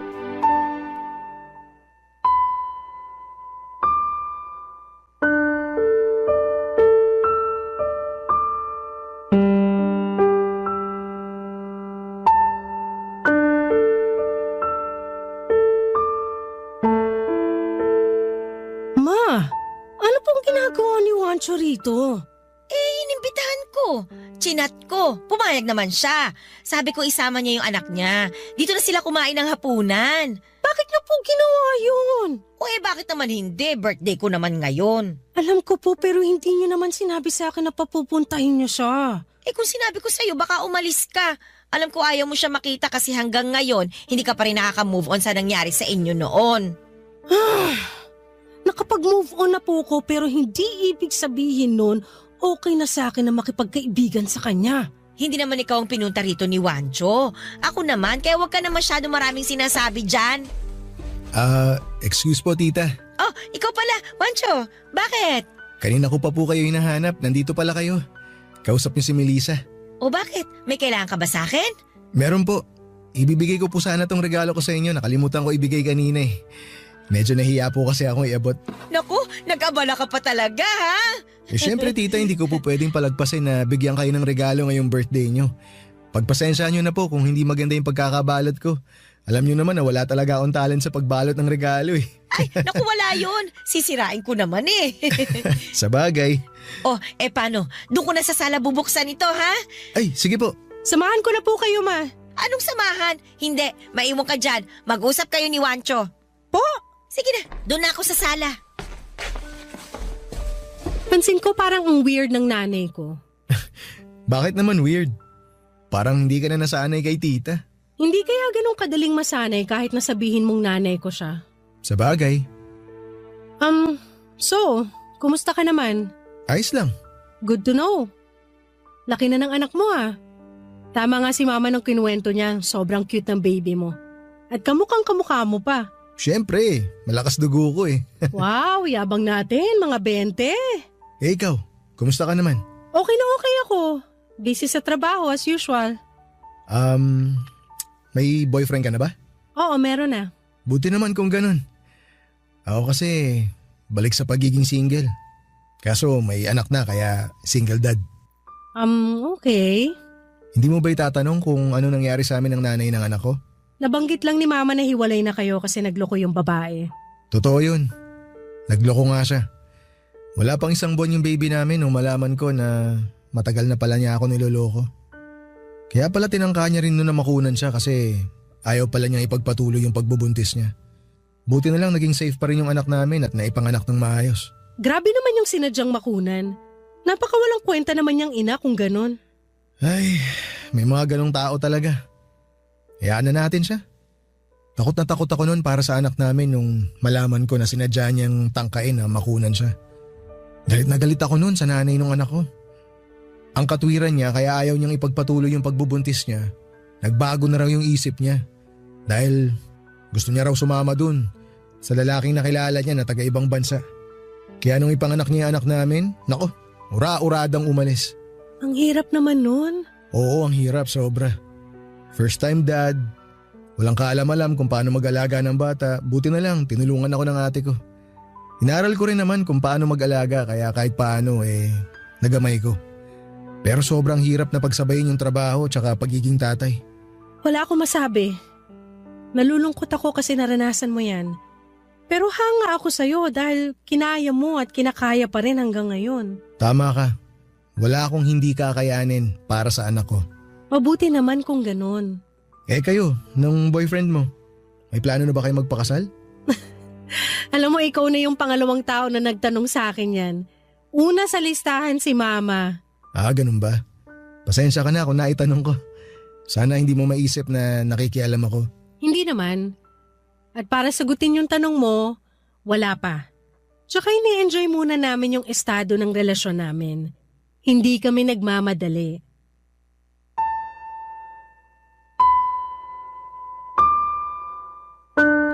Papadudot, kahit na nagulat ako sa hindi namin inaasahang pagkikita ni Juancho, ay masaya naman ako dahil napaka-responsable niyang ama sa kanyang anak.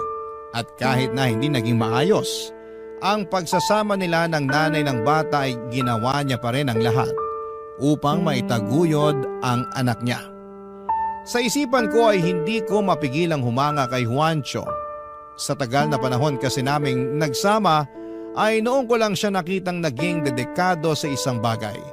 At yun nga ay ang pagiging tatay niya.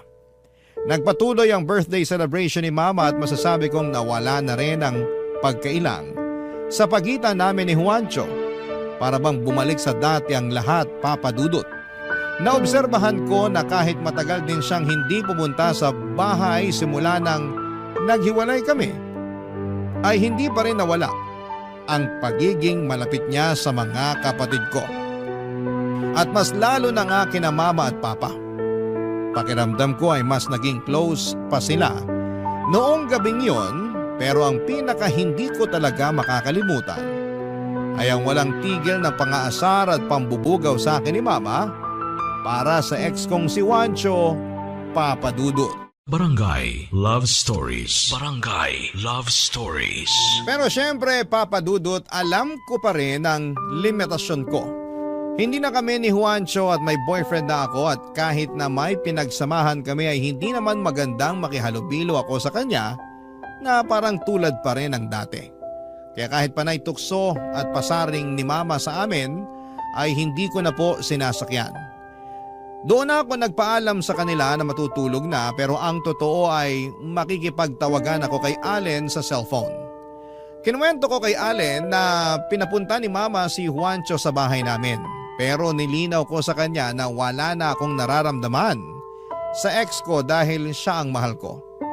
Kahit na hindi ko nakita ang reaksyon na mukha ni Allen, alam kong nagulat siya base sa tono ng boses niya. At nasaktan ako dahil ayokong isipin niya na posible pa kaming magkabalikan ni Juancho. Sa huli naniwala at nagtiwala sa akin ang boyfriend ko. At nagpatuloy ang pag-uusap namin sa cellphone hanggang sa makatulog ako. Kinabukasan, inis na inis sa akin si Mama dahil hindi ko raw binubuksan ang pinto ng kwarto ko. Nang tinanong ko kung bakit ay syempre raw magpapaalam sa akin si Juancho at ang anak nito dahil uuwi na sila. Humingi na lamang ako ng pasensya kay Mama at sinabi kong nakatulog na ako sa sobrang pagod. Lumipas pa nga ang mga araw, excited ako dahil malapit nang sumapit ang birthday ng boyfriend ko. Gusto ko siyang sorpresahin katulad ng ginawa niya sa akin noong birthday ko, at gusto kong iparamdam kay Allen na mahal ko siya, na mahalaga siya sa akin. Pero nahihirapan akong mag-isip kung paano ko yon gagawin. Noon kasing kami pa ni Juancho palagi kaming nagse-celebrate kasama ang pamilya ko. Isang araw ay nakatanggap ako ng tawag mula sa isang unknown number at laking gulat ko nang sagutin ko yon, papadudot.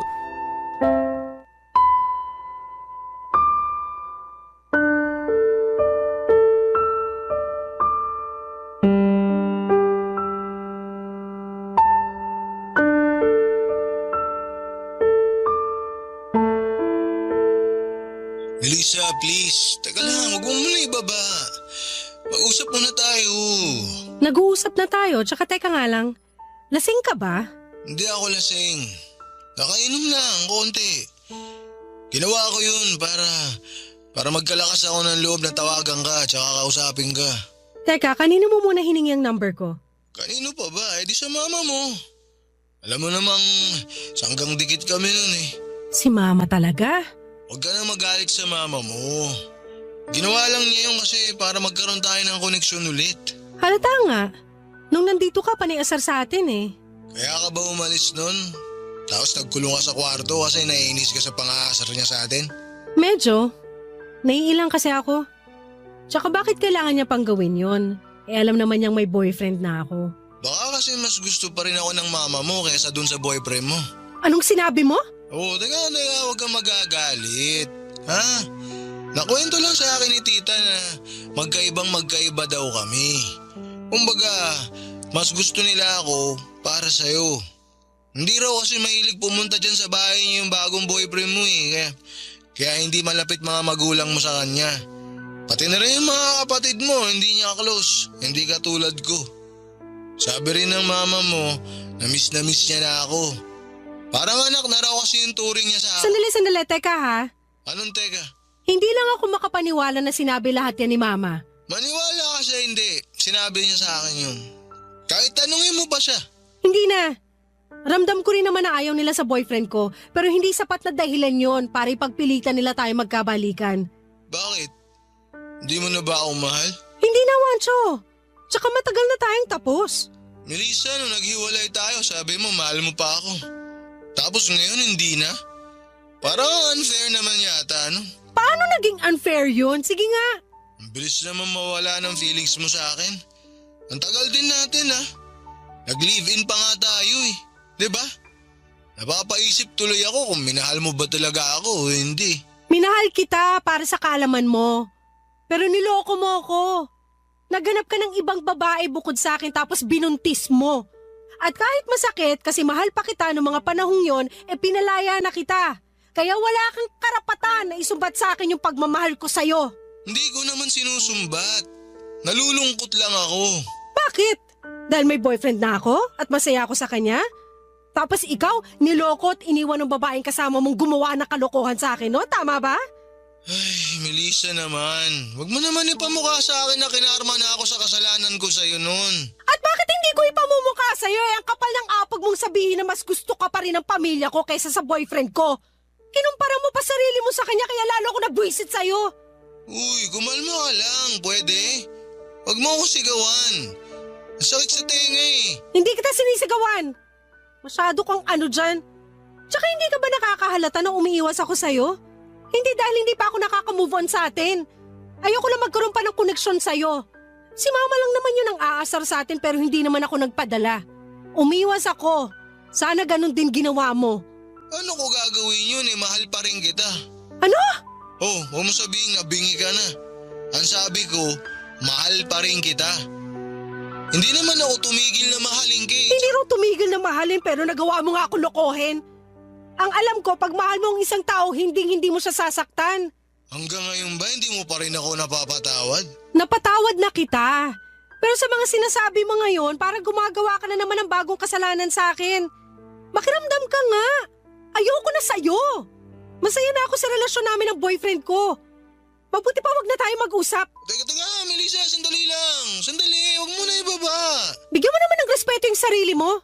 Huwag ka na magmakaawa kasi wala ka nang mapapala. Huwag mo na akong guluhin. Ang gawin mo, mag-focus ka dun sa anak mo. Papa Dudut, hindi ko lubos sa kalain na tatawagan ako ni Juancho ng nakainom. Hindi ko rin ine-expect ang mga bagay na sinabi niya sa akin. Sa totoo lang ay hindi na pagmamahal ang nararamdaman ko sa kanya ng mga panahong yon kundi awa na. Awa sa pagiging miserable niya na karma dahil sa ginawa niya sa akin. Alam ko namang sincero siya sa pagtatapat niya sa akin ng feelings pero hindi na talaga papadudot. Ayoko na dahil tapos na kami. Bukod doon ay may ibang lalaki na akong mahal na walang iba kundi si Allen. Alam ko na nasaktan ko si Juancho dahil sa mga sinabi ko. Pero naniniwala akong kailangan niyang marinig ang mga bagay na yon upang matauhan siya. Okay lang naman sa akin kung close pa rin siya sa pamilya ko. Ako lang naman ang ginawa niya ng masama, hindi ang mga kapatid ko at hindi rin ang mga magulang ko. Pero hanggang doon na lang ang lahat dahil natuto na ako. Sinaktan niya ako kaya ayoko na at kahit na masakit ang mga sinabi ko sa kanya. Alam kong nauunawaan ako ni Juancho. Simula noon ay hindi na siya tumawag sa akin. Hindi na rin siya bumisita sa bahay namin, bagay na pinagtaka ni Mama Papa Dudut.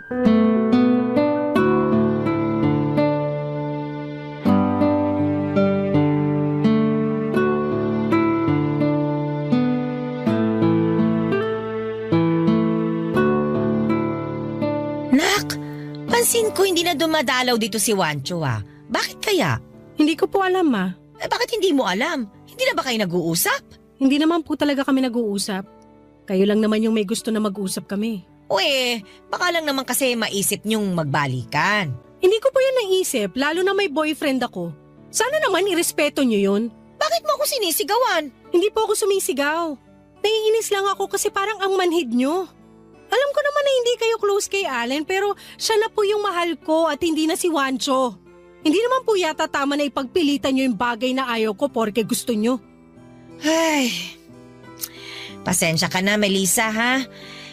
Sa totoo lang, sinabi rin naman sa akin yan ng papa mo. Nakwento ko sa kanya na gustong-gusto ko talaga kayo ni Wancho na magkatuluyan. Kahit na may anak siya sa ibang babae, handa naman akong tanggapin yun. Basta magiging kayo sa huli. Pero pinaintindi sa akin ng papa mo na mali yun. Unfair sa'yo, tsaka napakamakasarili ko. Buti pa po si papa naisip yun. Kaya nga humihingi na ako ng pasensya. Hindi mo rin naman ako masisisi. Close kasi talaga ako kay Wancho kaysa kay Allen. Alam ko naman po yun, pero sana mabigyan nyo ng pagkakataon si Allen na patunayan yung sarili niya sa inyo. Kung alam nyo lang kung gaano siya kabait na boyfriend sa akin, mas maiintindihan nyo kung bakit siya ang minahal ko at hindi na si Wancho. Alam ko naman yun. Siyempre, nanay mo ako eh. Tsaka pansin ko lagi kang nakangiti at tsaka excited pagkausap mo si Allen sa cellphone. Parang bumalik ka sa pagkabata. Tsaka sabi mo nga, siya yung nandyan nung kailangan mo ng kaibigang masasandalan. Siguro, nanibago lang talaga kami ng papa mo at ng mga kapatid mo. Pero sila natanggap na nila. Ako lang yung hindi pa rin nakakausad sa inyo ni Wancho mula nung nagkahiwalay kayo. Ang totoo, sinabi sa akin ni Wancho na mahal niya pa ako. Talaga? Anong sagot mo? Ang sinabi ko, wala na ako nararamdaman sa kanya. Na matagal na kaming tapos at dapat mag-focus na lang siya sa anak niya. Tama rin naman. Hayaan mo, hindi ko na ulit kayo tutuksuhin sa isa't isa. Salamat po, ma. Na-appreciate ko po yan. Basta anak, huwag ka lang magagalit sa mama ha. Hindi naman po ako galit sa inyo. Inis lang, pero wala na yun. Salamat po ulit. Teka po, si Allen tumatawag, sagutin ko lang. Sige, magluluto lang ako dun sa kusina para sa tanghalian natin. Sige po. Hello, babe? Hi, babe. Wait, greet muna kita ng happy birthday sa pinakagwapo kong boyfriend. Naku, nambola ka pa talaga ha. Hindi ko na yun bola. Sige, pero thank you sa greetings. So, punta ako dyan sa apartment mo? Hindi na, babe. Ako na lang pupunta dyan sa inyo ngayon. Ha? Sabi ko ako na lang pupunta dyan para makasama ko kayo ng family mo ngayong birthday ko. Napag-isip-isip ko na malungkot pala mag-isa. Lalo ngayon na nandyan ka na at ang pamilya mo na pwede ko namang makasama. Ano ba yan? Naiyak naman ako sa sinabi mo. Ha? Bakit naman? Basta, natutuwa lang ako sa'yo. Pero teka, sabihan ko sina mama at papa. Since wala nang oras magluto, magti-take out na lang ako ng pang-lunch natin. Ako nang bahala. Ang gagawin mo lang ay pumunta rito sa amin, okay? Sure ka? Pwede naman ako mag-ambag. Hindi na. Birthday mo, di ba? Ang mga may birthday hindi dapat pinag-aambag. Hintayin kita rito sa amin, ha? Sigurado ako matutuwa sina mama at papa. Pati mga kapatid ko kasi gusto ka rin daw nila makabanding. Kahit hindi na sa mobile games, magpapaturo raw sila sa'yo mag-chess. Nakwento ko na magaling ka ron eh. Di ba nag-champion ka noon sa school nung sumali ka sa contest? Hala, tagal na nun. Pero sige, tingnan ko kung di pa ako kinalawang sa chess. Hindi pa yan. Tiwala ako sa'yo. So paano? See you later? Yeah, see you later. I love you, babe. I love you more, babe. Happy birthday ulit! Papa Dudut, naging masaya at memorable ang simpleng birthday celebration ni Allen sa bahay kasama ang pamilya ko. Kumpara nung unang beses na pumunta siya sa amin ay mas naging kampante na siya noong araw na yon. Siyempre, dinaldal siya ng dinaldal ni Mama at ni Papa. At masaya ako dahil pansin kong nakakapagpalagayan nila ng loob ang boyfriend ko. Sa katunayan, nasabi sa akin ni Mama na mas gusto na niya si Allen kesa kay Juancho. Natawa na lamang ako sa sinabing yun ni Mama sabay iling. Malaki ang pasalamat ko kay Allen nang dumating siya sa buhay ko. Ayoko na silang ipagkumpara ni Juancho, lalo na tapos na rin naman ang aming kwento. Basta masaya ako sa piling ng kasalukuyan kong nobyo. Sa kabilang banda naman ay wala akong ibang hiling kundi ang tulungan pa rin si Juancho ng may kapal upang makaya niyang itaguyod ang kanyang anak.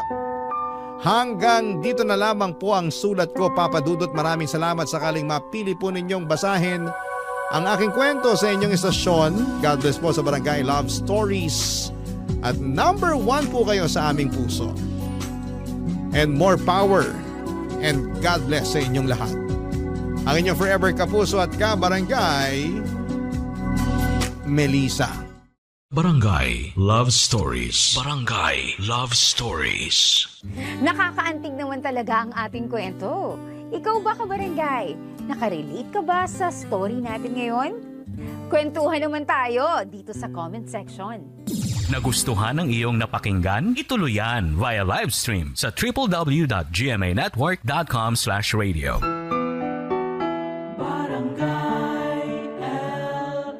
In Mega Manila, 97.1. Forever! Ang mga kwento ng pag-ibig, kwento ng buhay at kwento ng pag-asa dito sa Barangay Love Stories. Love Stories.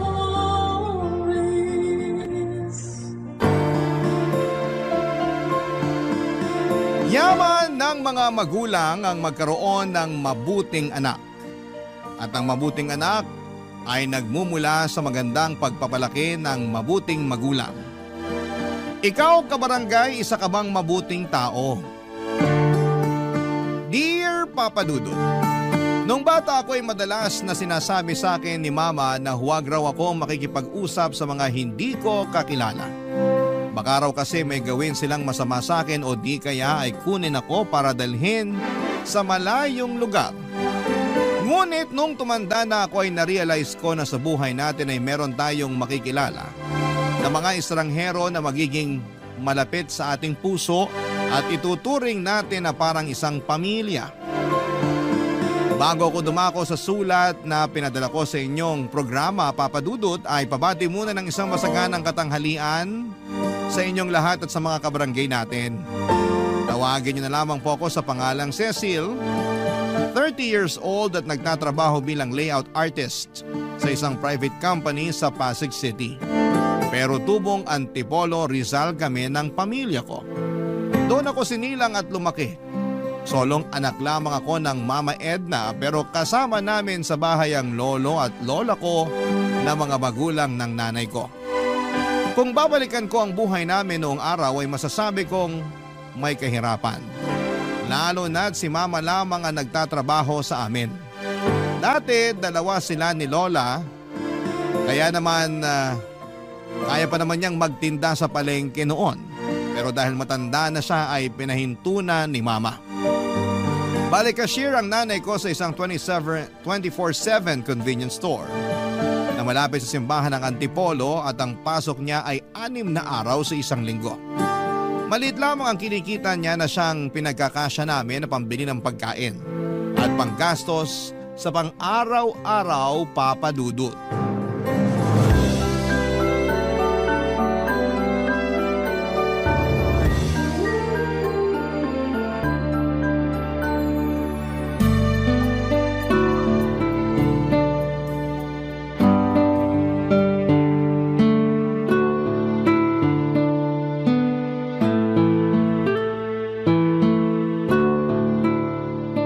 Itong 350 para sa tubig. Ito namang 700 sa kuryente. Itong 500 pambili ng bigas. Naku, parang kukulangin pa yata itong sinahod ko Hi, Ma! Oh, nak, nandiyan ka na pala. Opo. Magmano ka muna. Mano po? Kaawaan ka ng Diyos. Bakit parang natagalan ka yata ng uwi? May ginawa ba kayo sa eskwelahan? Wala naman po. Hirap lang sumakay ng tricycle. Punuan kasi. Akala ko ba sa may pilahan ka naman sumasakay? Opo. Kaso doon nga ako natagalan. Inabot ako ng 45 minutes. Walang masyadong tricycle na dumarating eh. Ang sabi na traffic daw papunta sa may simbahan. Ay, ewan. Ganun talaga. Dumarami na rin kasi ang tao rito sa Antipolo. Dati naman hindi ganyang ka-traffic. Pero kung nagrereklamo ka na sa traffic dito, mas kumusta kaya sa Maynila, di ba? Yun nga po, naisip ko tuloy, paano na biyahe ko kung sakaling doon ako makahanap ng trabaho? Sa Maynila talaga? Di ba pwedeng sa malapit na lang? Pwede naman po, pero depende kung saan ako makakapasok eh. Ano po yung binibilang nyo? Eto ba? Opo. Sweldo ko. Hinihiwa-hiwalay ko na yung pambayad natin ng tubig at kuryente, pati pambili ng bigas at ulam para hindi na ako malito. Kilala mo naman tong nanay mo. Doon lang ako sa tindahan namin magaling na kahera. Pero pagdating sa sarili kong pitaka, napaghahalo-halo ko rin yung pera ko. Ay, kaso mukhang kakapusin tayo.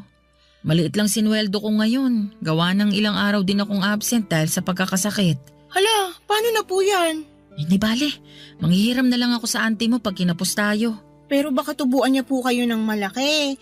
Naalala niyo nung isang beses, nang hiram kayo ng 1,000 tapos tubo 500 na? Isang buwan niyo lang naman yun hinulugan? Oo, ganun nga. Pero hayaan mo na. Buti nga pinahiram tayo. Kung pwede pong wag na lang kayong manghiram wag na. Kalahati na lang po ng allowance ko yung ibigay niyo sa akin tapos yung kalahati, idagdag niyo sa mga gastusin natin. Hindi naman pwede yun, anak. Kaya nga ako nagtatrabaho para masuportahan yung pag-aaral mo. Kung kalahati lang ng kabuuang allowance mong ibibigay ko, mahihirapan kang pagkasyahin yun. Ako na pong bahala doon. Kaya ko pong pagkasyahin yun. Tsaka, tulong ko na lang po yun para sa pamilya natin lalo wala pa naman akong trabaho. Kahit na.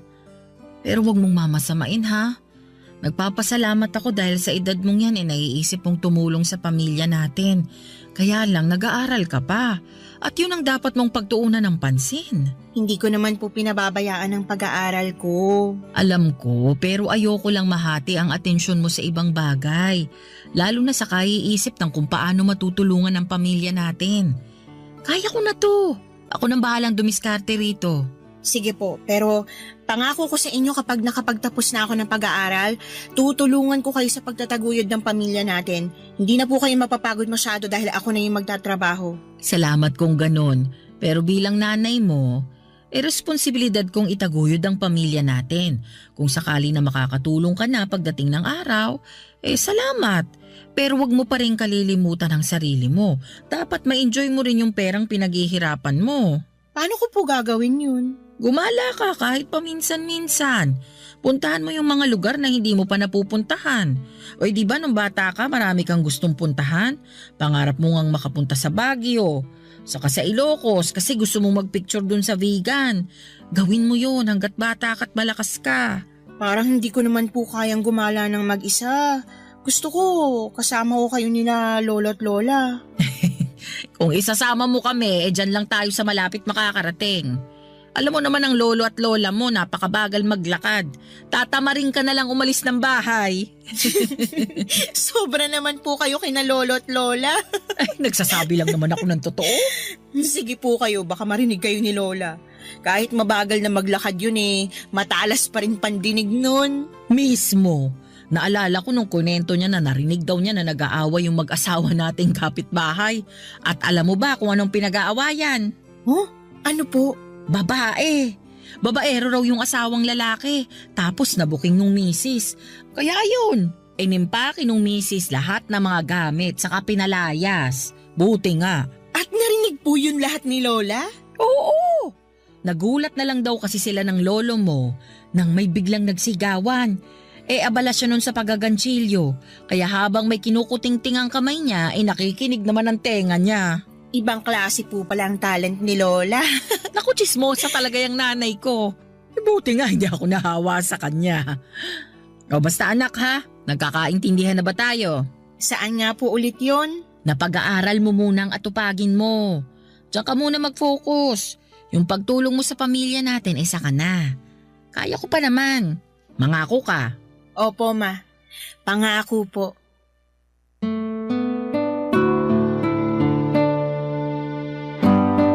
Papadudot kahit na mahirap lang ang pamilya namin at simple lang ang trabaho ni mama ay masasabi ko naman na napakabait niya. Mana siya kina lolo at lola na bukod sa mapagpakumbaba ay down to earth din. O yung bang makamasa. Kilala rin sila sa lugar namin bilang mga mabubuting tao. Kaya nga proud ako kay mama at sa pamilya namin at nangako ako sa kanila na kapag nakapagtapos na ako ng pag-aaral ay tutulong ako sa pagtatrabaho, Papa Dudut. Nang mga panahon na yon ay kaka 4th year college ko pa lamang. Medyo dumarami ang mga gastusin sa eskwelahan kaya naisipan kong mag-working student. Nagsabi naman ako kay mama na nung una ay tinutulan niya. Baka raw kasi mahirapan akong pagsabayin ang pagtatrabaho at pag-aaral. Pero sinabi ko na kakayanin ko lalo na at marami rin naman akong bakanting oras. Pumasok ako sa isang karinderya bilang all-around serbedora at dishwasher, Papa Dudut.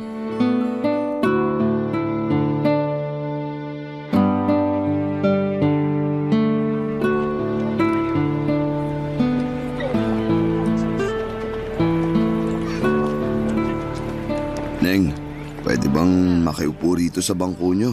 Pwede naman po. Wala naman pong gumagamit. Salamat. Ay, Gusto niyo po ba ng tubig? sige.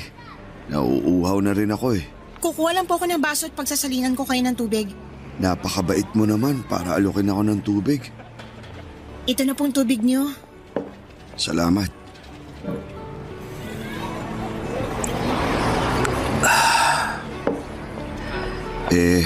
Magkano ba to?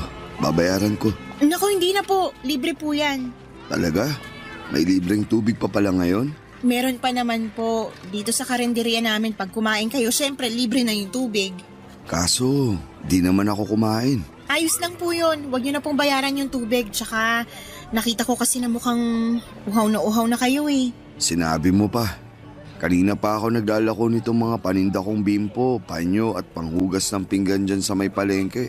Ay, talaga po? Pero, kumain na po ba kayo? Oo, kumain ako. May baon akong kanin sa ulam. Kinain ko dun sa may plaza sa tapat ng simbahan. Umupo na lang ako sa tabi. Nabusog naman po ba kayo sa kinain niyo? Oo naman. Kaso, 3:00 na ng hapon ngayon. Natunaw na yun sa tiyan ko, kakalako ng mga paninda ko. Kung ganun, gusto niyo po bang kumain? May merienda po kami rito. Merong palitaw, banana Q, lugaw, tsaka goto. Meron din po kaming mami tsaka sopas. Nako, Neng, hindi na. Wag na. Wala akong pambayad kung kakain pa ako. Mahina kita ko ngayong araw. Maliit lang maiuwi ko sa pamilya ko tapos mababawasan pa. Kaya lang sabi niyo, natunaw na po yung kinain niyo kaninang tanghali dahil 3:00 na ng hapon. Tsaka oras na rin para magmerienda. Ayos lang naman ako. Matitiis ko pa naman tong gutom ko eh. Saka nabusog na rin ako sa libreng tubig na bigay mo. Salamat ulit. Maglalako pa ako pag nakapagpahinga ako ng konti. Lalo kayong magugutom kapag naglako kayo ng walang kain. Ay, alam ko na po. Ililibre ko na lang kayo ng merienda. Anong gusto niyo? Ha?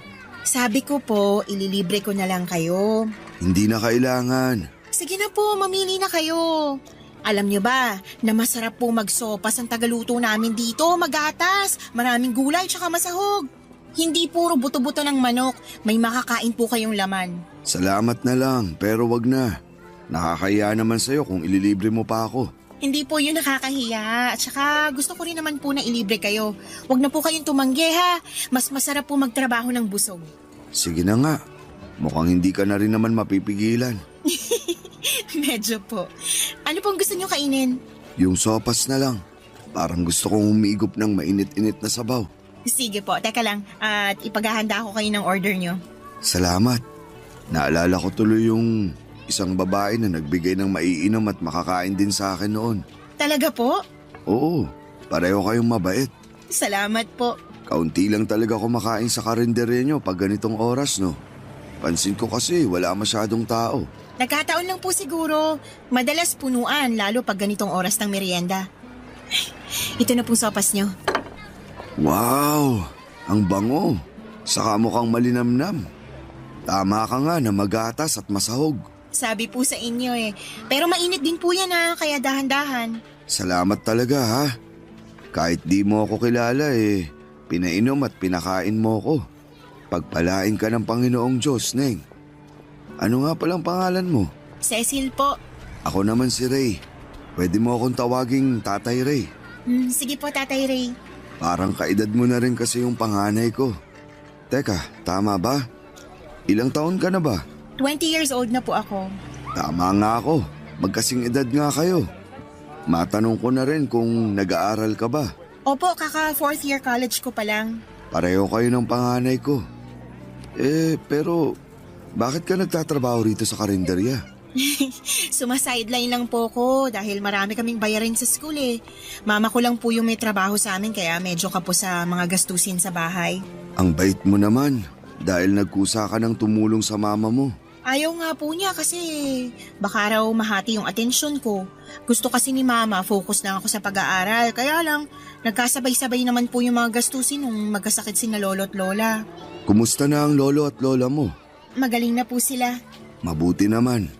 Alam mo, naiintindihan ko mama mo. Ayoko rin kasing pagtrabahuin ng mga anak ko dahil hanggat maaari gusto ko pag-aaral lang nila yung atupagin nila. Kaya nga nagsusumikap ako sa paghahanap buhay para masuportahan ko sila. Ang swerte naman po ng mga anak niyo sa inyo. Ako ang maswerte sa kanila.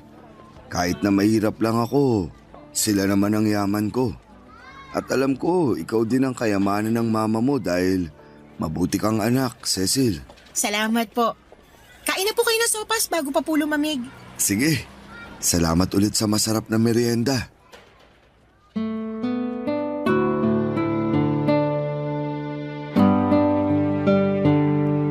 Papadudot napakabait ni Tatay Ray. Bagaman bakas sa mukha niya ang pagod dahil sa ilang oras na paglalakad at paglalako ng mga parinda niya ay hindi naman nawala ang determinasyon sa mga mata niya. Kaya kahit ako na pagod na rin ng mga panahong yon, ay para bang nahawaan ng lakas at katatagan niya. Alam ko na maswerte ang mga anak ni Tatay dahil isa siyang masipag at responsableng ama. Nung umalis si Tatay Ray, Papadudot, ay hindi na mawala ang ngiti sa mga labi ko. Aminado ako na gumaan ang pakiramdam ko sa maiksi naming pag-uusap. At kahit na noon lamang kami nagkita, pakiramdam ko ay matagal na kaming magkakilala. Napakarami pa niya sanang gustong ikwento kaso ay kailangan na niya ulit magpatuloy sa pagtitinda. At habang pinapanood ko ang paglalakad niya palayo sa aming karinderya. Love Stories. Barangay Love Stories. Papadudot, lumaki akong walang kinamulatang ama nang hindi nito panagutan si mama. Pero matapang akong tinaguyod ng nanay ko sa tulong na rin ng aking pinakamamahal na lolo at lola. Pinaramdam nila na walang kulang sa akin kahit na wala akong tatay sa pamamahay namin. Kaya nga hindi na rin ako nagdamdam sa sarili kong ama. Bagaman may mga pagkakataon na napapaisip ako kung anong pakiramdam nang mayroong tinatawag na papa o tatay. Nagpatuloy pa ang mga araw, dumalas ang pagdaan ni Tatay Ray sa kalendarya namin para kumain. May baon siyang kanin para makatipid at ulam na lamang ang binibili niya. Doon na rin siya nagmemeryenda lalo na kapag may extra siyang pera dahil maganda ang benta niya. Ako ang laging nagsaserve sa kanya kahit na dalawa naman kaming serbedora doon. Gusto ko kasi na makumusta siya at makakwentuhan saglit pagkatapos niyang kumain at kapag wala nang masyadong customer. Isang araw, wala akong duty sa karinderya dahil may klase ako. Nung hapon na yon ay nakita ko si Tatay Ray sa may plaza malapit sa simbahan habang nakaupo sa isa sa mga bakanting upuan.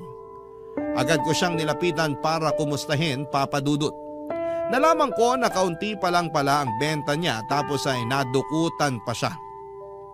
Awang-awa ako kay Tatay Ray kaya sinabi ko na gusto ko siyang tulungang magtinda. Nang una ay nagdalawang isip pa siya pero may karanasan naman ako sa pagtitinda.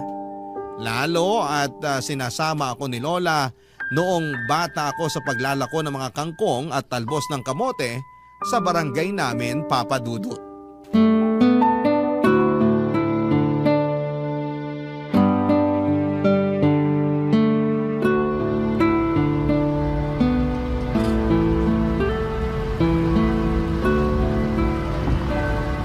Ang galing po natin, Tatay yung mga paninda niyong bimpo. Oo nga eh. May natira pa rito sa mga panghugas ng pinggan pero isasama ko na lang to bukas sa mga ilalako ko.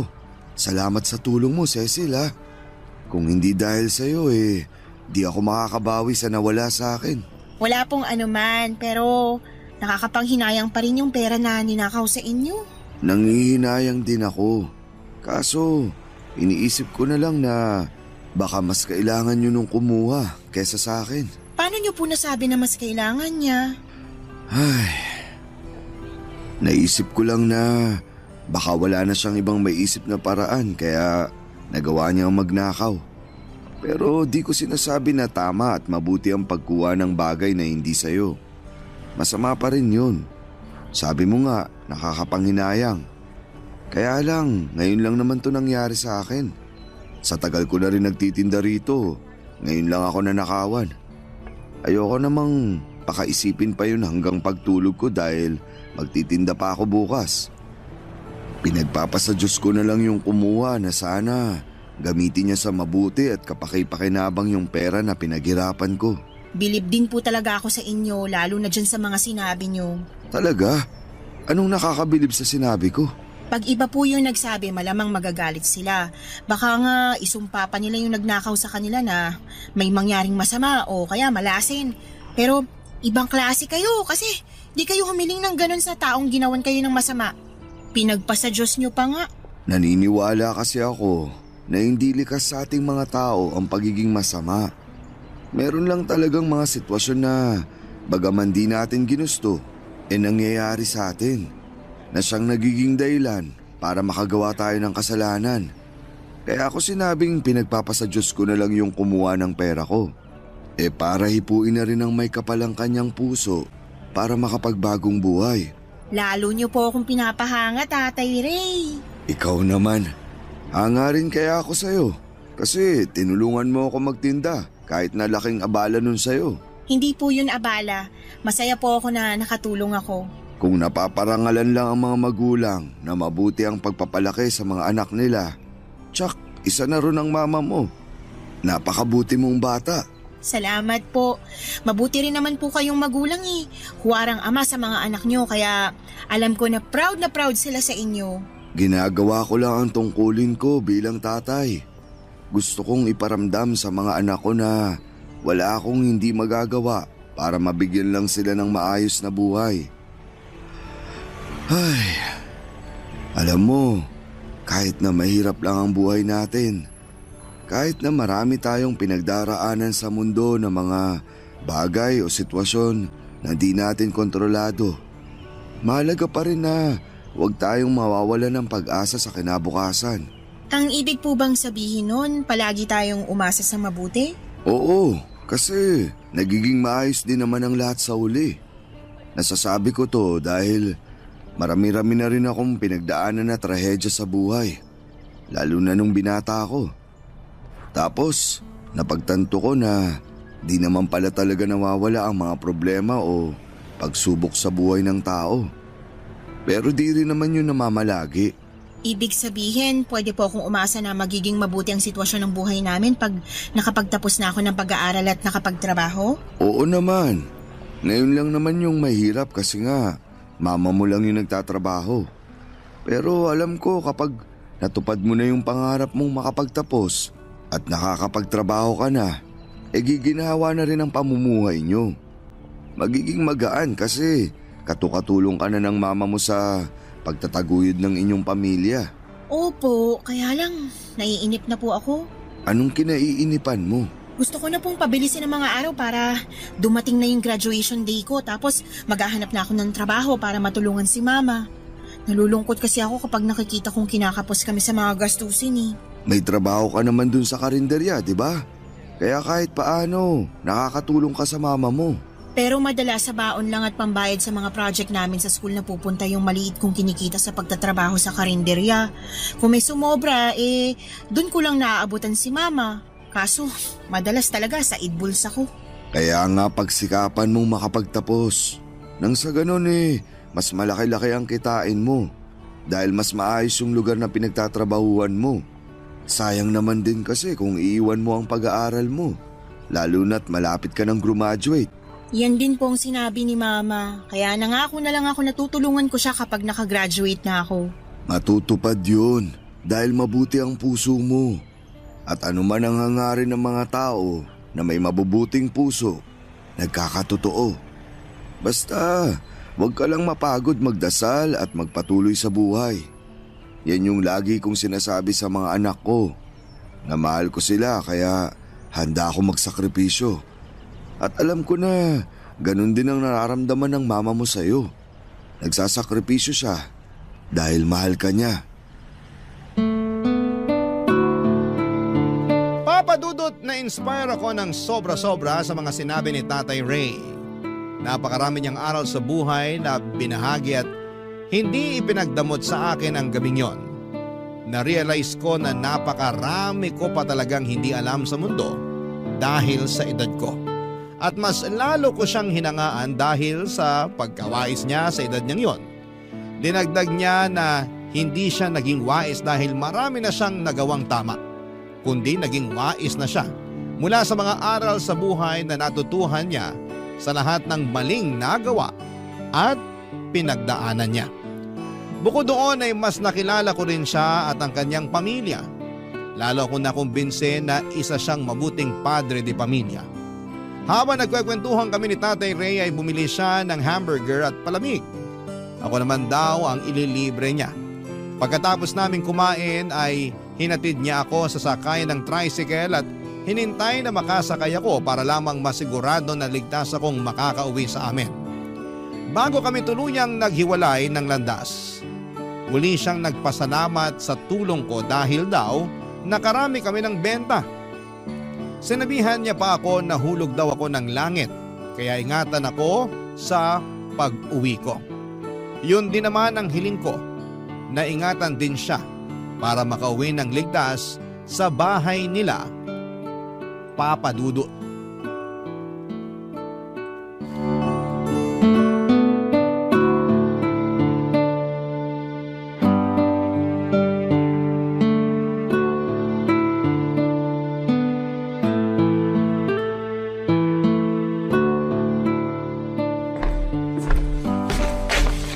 Magandang umaga po sa maganda kong mama. Pakis po. Magandang umaga rin, anak. Teka, bakit po kayo nandito? Akala ko shift nyo. Oo, dapat. Kaso nakipagpalit sa akin yung kasamahan ko. Kesyo magse-celebrate raw sila ng birthday ng anak nila. Kaya mamayang gabi pa ang pasok ko. Ayos lang po sa inyo yon? Oo naman. First birthday din ng bata. Tagal nilang hinintay yun. Pinagpanata pa nila. O sige na, maupo ka na para maipaghain na kita. Sige po. Ano pong niluto nyo? Ayan, nagsangag ako ng kanin saka nagluto ng tosino. Wow! Paborito ko po yan. Kaso, nasan po ang itlog? Nandun pa sa manok ng kapitbahay, nililimliman pa. Joke lang. Ma, ang corny. Ikaw naman? Tumawa ka naman paminsan-minsan sa mga joke ko para hindi yung ako lang mag-isa. Oh, ayan na yung itlog. Katatapos lang maprito. Salamat po. Kayo po, hindi pa kayo kakain? Kakain na rin. Sasaluhan kita pero... Teka, lagay ko lang tong syansi sa lababo. Ayan. Upo na po kayo. Andyan na. Sina lolo at lola po tulog pa? Anong tulog pa? Kanina pang alas 5 ng umaga gising yung dalawang yon. Alam mo namang hindi nila nakaugali ang magkanin sa agahan. Nagkakapit pandesal lang sila dyan sa tapat ng bahay. Sa bagay, palagi nga po pala nilang ginagawa yun. Oo, yung tumaambay sa labas habang nagkakape. Tapos papasok dito sa atin na sinisipo na pareho. Ganun talaga ang mga matatanda. Mahina na ang resistensya, kaya pinagsusuot ko na sila ng damit na makapal. Pag pinagsabihan mo kasi, sila pa ang galit. Sasabihin naghihigpit daw sa kanila masyado, matatanda na rin naman daw sila. Umuoo na lang ako para walang away. O kain na anak. Kayo rin po. Kumusta ang school mo? Mabuti naman po. Maraming ginagawa. Nakakapagod pero masaya naman. Gusto ko rin naman po yung ginagawa namin passion mo yung kurso mo Kaya nga sinuportahan kita nung kuhain mo yan. Salamat po. Walang anuman. Mukhang perfect ang pagkakaluto ko nitong itlog ah. Kaya nga po, galing nyo. Syempre. Ay ma, may kukwento po pala ako sa inyo. Ano yon? May nakilala po akong matanda. Ray po ang pangalan niya pero tawag ko sa kanya Tatay Ray. Nagtitinda siya ng mga bimpo, panyo, tsaka panghugas ng pinggan malapit sa may simbahan. Ray na nagtitinda ng bimpo. Parang kilala ko yung tinutukoy mo ah. Talaga po? Oo. Taga dun lang naman siya sa kalapit na barangay natin. Minsan ko na siyang nabilhan nung tinitinda niyang panghugas ng pinggan. Nakikita ko rin siyang tumatambay dun sa upuan sa labas ng tindahan namin. Mabait yun. Paano mo pala siya nakilala? Nagpahinga siya sa karinderya namin, tapos pinainom ko siya, tsaka pinakain ng sopas. Nakita ko kasi sa itsura niya, uhaw at gutom. Napakabait naman ng anak ko. Hindi naman po. Hindi raw. Pero pinainom mong nauuhaw, pinakain mong nagugutom. Kabaitan ang tawag doon. Mabuting bagay yun. Naaawa po kasi ako sa kanya. Pero mas nanaig po yung pagka-proud dahil alam ko na nagsisikap siya para maitaguyod yung mga anak niya. Masipag talaga yun. Ang alam ko, byudo na yun tapos may 3 anak. Nakwento na ba niya sa'yo? Tama ba? Opo. Nasabi nga po niya sa akin na namatay na daw sa sakit yung misis niya at simula noon, siya na yung nagtaguyod sa mga anak niya. Oo, nagkakwentuhan din kami noon pero saglit lang naman. Saka parang 1 beses lang. Katulad mo, naawa rin ako sa kanya nung umupo siya sa bangko sa labas ng tindahan namin. Kaya inabutan ko ng maiinom at makakaing tinapay. Nagpumilit pa nga siya na bayaran pero sabi ko libre ko na yun. Pero nahihiya raw siya, kesyo hindi naman siya pulube. May punto, kaya ayun, bumili na lang ako ng paninda niya. Kayo po pala yung sinabi niya na babaeng nagbigay ng maiinom at makakain sa kanya. Naikwento niya? Mukhang ako nga yun. Nakakatuwa naman na pareho po pala nating tinulungan yung iisang tao. Kaya nga! At dahil dyan, nadagdagan yung mga bagay na ikinapaproud ko bilang nanay mo. Bakit naman po? Kasi hindi ka lang mabuting anak. Matulungin ka rin sa mga nangangailangan. Kanino pa po ba ako magmamana di sa nanay kong mabuting role model sa akin? Ay, sinabi mo pa. Papadudot na miss ko ang bonding namin ni Mama dahil nagkataon din na sabay kaming naging busy sa mga trabaho. Dagdagan pa ng mga gawain ko sa eskwelahan.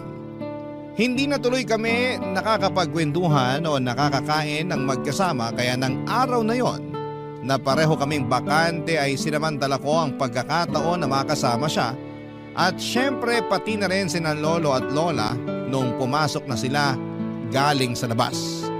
Pagkatapos namin kumain ng pananghalian ay nag-decide kami magsimba at matagal na rin kasi simula ng huling beses kaming lumabas ng magkasama. Habang nasa simbahan ay kita ko na taimtim na nagdarasal sina mama, lolo at lola ko. Doon ako pumikit at nanalangin sa Panginoon Diyos na sana'y gabayan niya ang aming pamilya. Ingatan niya ang mama ko at bigyan pa ng mahabang buhay ang lolo at lola ko. Tulungan din niya ako na matupad ang aking mga pangarap. Siyempre hindi ko kinalimutang banggitin si Tatay Ray at ang kanyang pamilya sa panalangin ko. Naniniwala ako na makapangyarihan ang dasal na mula sa ibang tao, papadudot. Barangay Love Stories. Barangay Love Stories. Papadudot mabilis na lumipas ang 1 taon at dumating na ang araw ng pagtatapos ko. Taong 2015 ang graduate ako sa college at kahit na may pasok si Mama sa trabaho ay nakipagpalit siya ng shift sa kasamahan niya para lamang makapunta sa graduation ceremony ko. Hindi na noon nakasama sina lolo at lola dahil isang guardian lang ang pwedeng makapasok.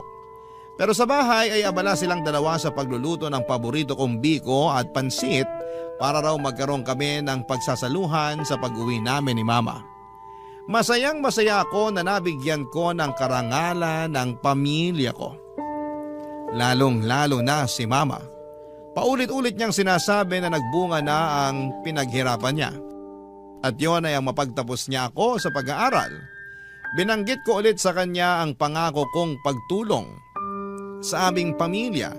Ngunit sinabi sa akin ni Mama na huwag kong masyadong i-pressure ang sarili ko. Pero syempre matagal ko na rin namang pangarap yon.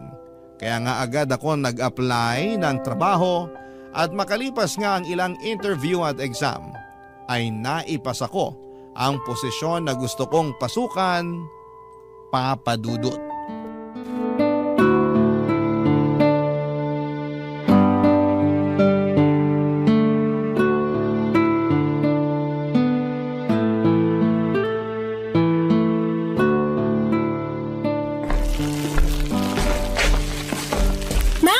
Nag-grocery po ako tsaka bumili na rin ako ng ulam natin. Tapos may ibibigay po ako sa inyo.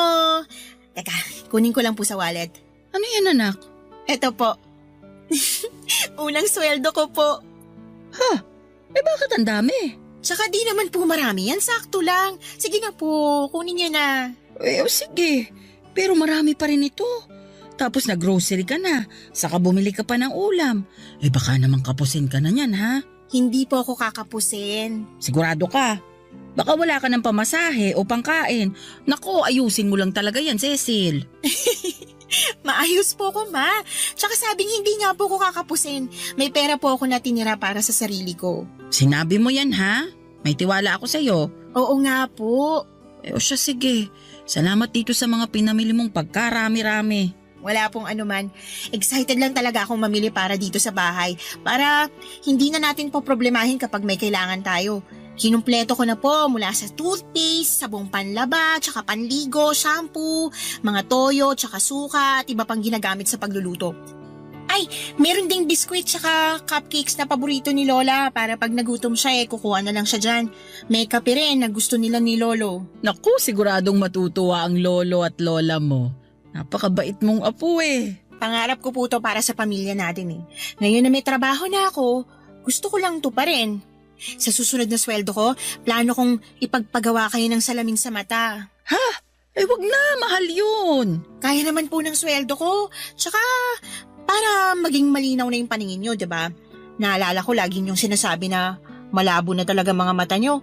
Naisip ko, ipa-check up na natin para magawa ng salamin. Oo, pero nakakahiya naman sa'yo. Bakit naman po? Hindi mo naman kasi kailangang gawin yun. Pera mo yun. Dapat ine-enjoy mo sa sarili mo. Hindi mo ginagastos masyado dito sa bahay o sa akin. Hindi naman po kayo ibang tao. Mama ko kayo, pamilya po tayo. Tsaka, kayo na may sabi. Pera ko yun at masaya ako na gumagastos para sa inyo at sa bahay natin. O siya, sige. Alam ko namang hindi ko na mababago ang isip mo. Ang sabi ko nga, may tiwala ako sa'yo. Na ikaw din hindi mawawalan sa katutulong sa amin. Para sa akin, yung kapakanan mo lang ang mahalaga, lalo't may trabaho pa naman ako. Kahit may trabaho kayo, hindi rin naman kayo madalas bumili ng mga kailangan nyo. Kaya ako na pong bahala doon. Ako na yung bibili para sa inyo. At kahit nasabihin yung hindi ko kayo responsibilidad, gusto ko pa rin kayong alagaan dahil inalagaan nyo rin po ako nung bata ako. Responsibilidad ko yun. Nanay mo ko Hindi ko lang kayo nanay. Kayo na rin pong tumayong tatay sa akin Doble-doble yung role na ginagampanan nyo sa buhay ko, kaya malaking pasasalamat ko sa inyo, ma. Yung pagsasakripisyo nyo pa lang para mabuhay ako, yung pagtatrabaho para mapag-aral ako, lahat ng yun kulang pang salitang pasasalamat para matumbasan ko. Hindi mo naman kailangang tumbasan yung mga bagay na ginawa ko sa'yo. Sabi ko nga, nanay mo ko, anak kita. At ginagawa ng mga magulang ang lahat ng sakripisyo para sa mga anak nila dahil mahal nila sila. Katulad ko, mahal na mahal kita. Mahal na mahal ko rin po kayo. Naalala ko po na sinabi rin sa akin niya ni Tatay Ray. Ang ano?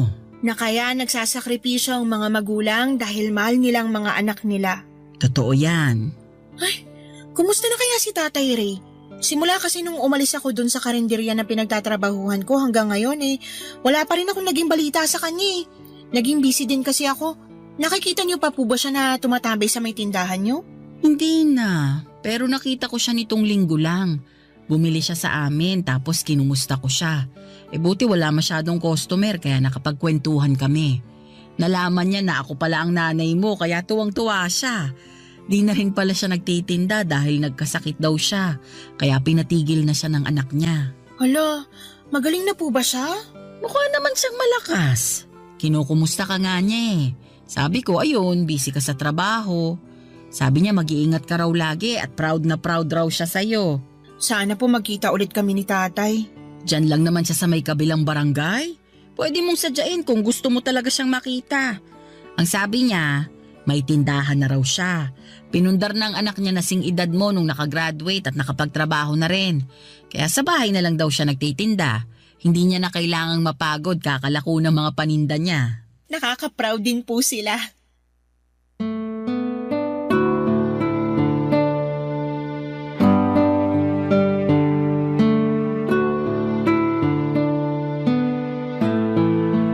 Papadudot ng malapit na akong graduate sa college ay umalis na ako sa karinderya na pinagtatrabahuhan ko para mag-focus sa thesis namin. Kailangan kasi namin yung tutukan ng mga kagrupo ko. Simula noon ay hindi na kami nagkita pa ni Tatay Ray. Ewan, pero pag dumadaan ako sa may simbahan o pag binabagtas ko yung kalsada papunta sa palengke ng Antipolo ay hindi ko na siya nakikita sa dating niyang pwesto. Naisip ko tuloy na baka lumipat na siya ng lugar na pinagtitindahan o tumigil na sa pagtitinda. Kaya nga masayang-masaya ako na malaman ang balita na katulad ko ay graduate na rin ang anak ni tatay na nag-aaral. Masaya ako dahil katulad ni mama, nagbunga na rin ang pagsisikap niya. Wala akong ibang hangad kundi ang umasenso sila sa buhay at hindi basta makaraos lang. Yun din kasi ang pangarap ko para sa pamilya namin nila Mama Papa Dudut. Alam ko na malayo pa pero malayo na. Kaya nga nagsusumikap ako ng gusto para maibigay ko ang mga bagay na salat kami noong araw. At syempre para mapatigil ko na ang mama ko sa pagtatrabaho. Isang hapon hindi ko inaasahan na muli kaming magkikita ni Tatay Ray nang pauwi na ako. Basta napaka-random lang noon. May pinuntahan daw siyang taga-hasa sa palengke at naisipan niyang maglakad na lamang pauwi para makapag-ehersisyo. Nagdesisyon kami ni tatay na magmerienda sa isang lumihan sa kanto para makapagkwentuhan na rin, Papa Dudut.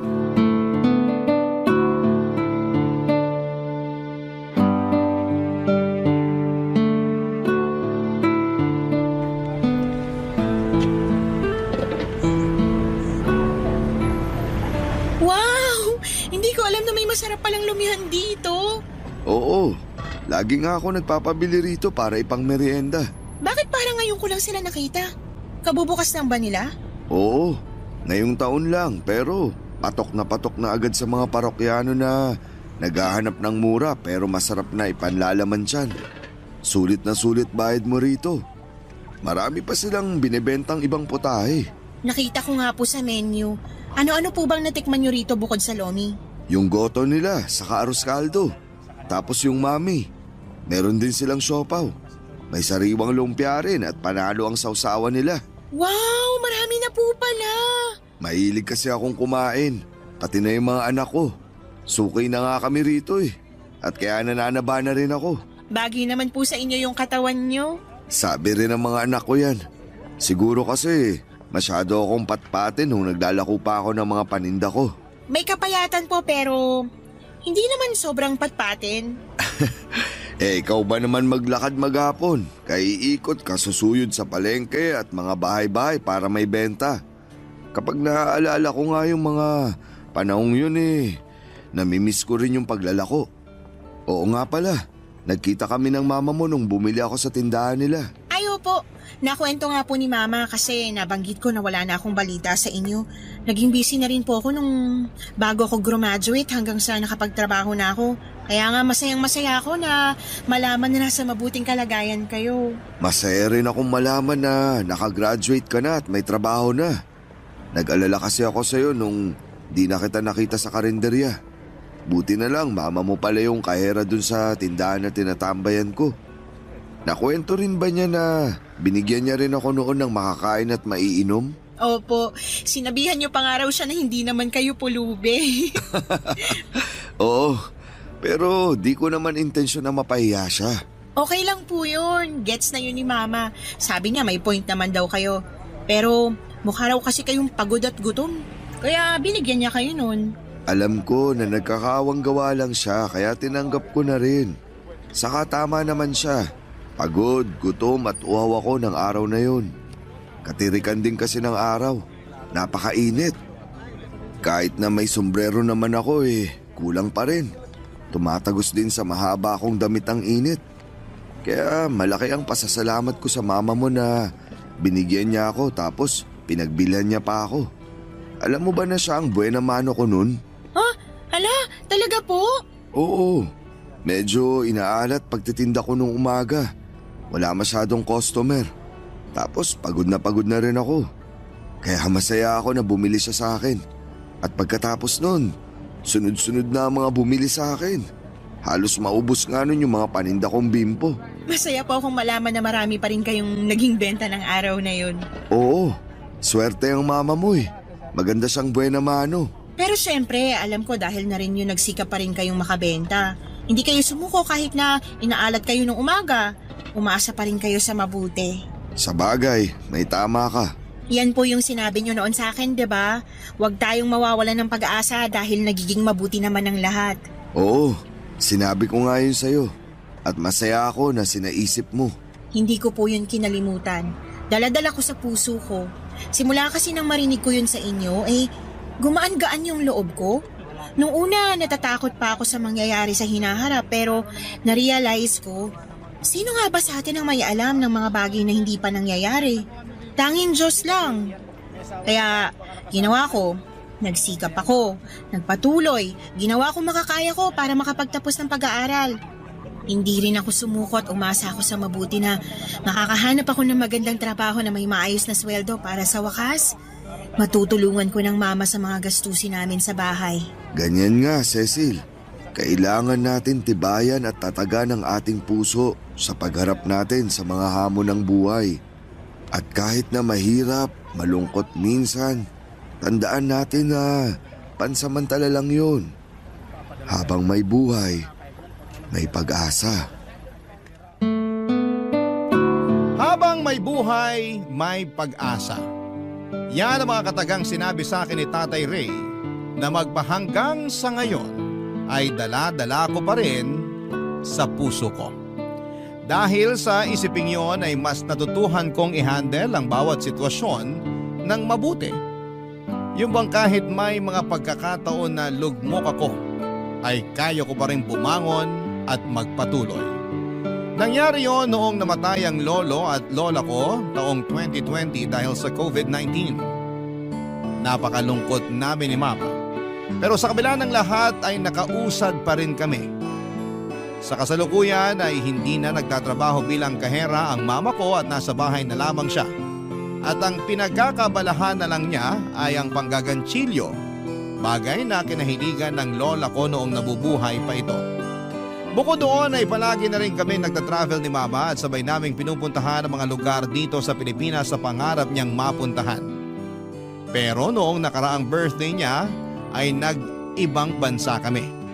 Pumunta kami sa Taiwan at doon namin pinagdiwang ang kanyang kaarawan. Masayang masaya siya dahil first time raw niyang makapunta sa ganong kalayong lugar. Ako rin naman pero mas masaya ang puso ko dahil nabibigay ko na sa kanya ang mga bagay na pangarap lang namin noon. Maraming salamat po sa inyo, Papa Dudut, sakaling mapili po ninyong i-area ang Love Stories. Barangay Love Stories. Nakakaantig naman talaga ang ating kwento. Ikaw ba, kabarangay? Nakarelate ka ba sa story natin ngayon? Kwentuhan naman tayo dito sa comment section. Nagustuhan ng iyong napakinggan? Ituloy yan via live stream sa www.gmanetwork.com/radio. Barangay LS 97.1 Forever.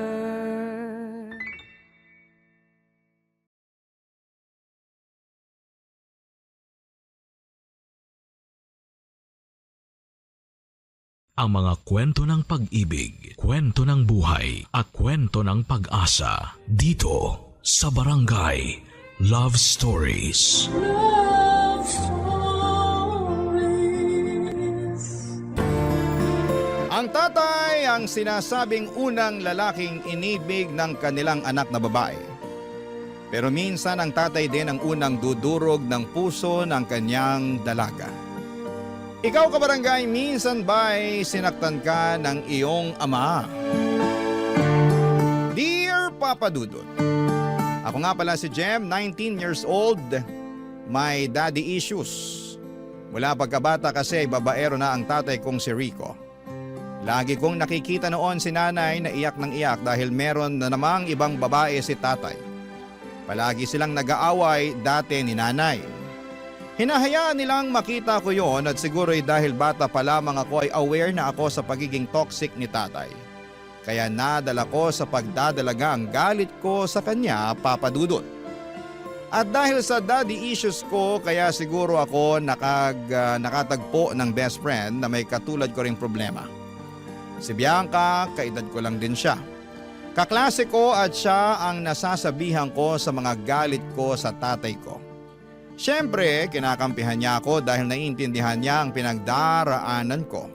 Dahil ganun din naman siya sa tatay niya. Pero ang alam ko ay mas malala ang tatay ni Bianca kesa sa tatay ko, Papa Dudut.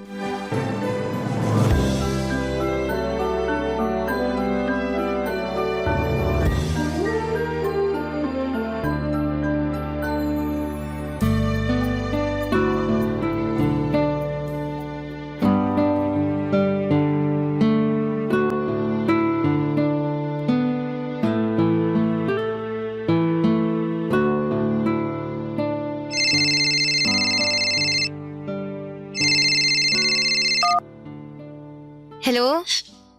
Beshi? Oh, Bianca. Bakit ka umiiyak? Beshi kasi. Ay, nako. Tatay mo na naman bang problema mo? Bakit? Meron pa bang bago? Ano na naman ba kasing nangyari? Gusto niya mag-shift ako ng course. Nursing na lang daw ang kunin ko para mabilis ako makapunta sa ibang bansa. Ha? Sira ulo ba siya? Kung kailan malapit ka ng graduate, tsaka ka naman niya gustong mag-shift? Hindi talaga nag-iisip yung tatay mo, no? Sarap ipaanod sa baha. Sinabi ko naman sa kanya yan. Pinaliwanag ko na malapit na ako makatapos, tsaka journalism talagang gusto ko. Pero sabi niya, wala naman daw pera sa course ko. Sana, sinabi mo na yan ng passion mo. Hindi naman daw ako mapapakain ng passion ko. Ano bang klaseng tatay siya? Pangarap ng anak hindi masuportahan? Paano na yan? Susundin mo siya. Tumanggi ako. Pero alam mo naman si tatay. Kailangan, lagi siyang panalo. Kaya ikaw na naman tong nagpatalo. Ano bang gusto mong gawin ko? Labanan ko pa siya. Oo! Palagi ka na lang nagre-reklamo sa mga ginagawa sa'yo ng tatay mo eh.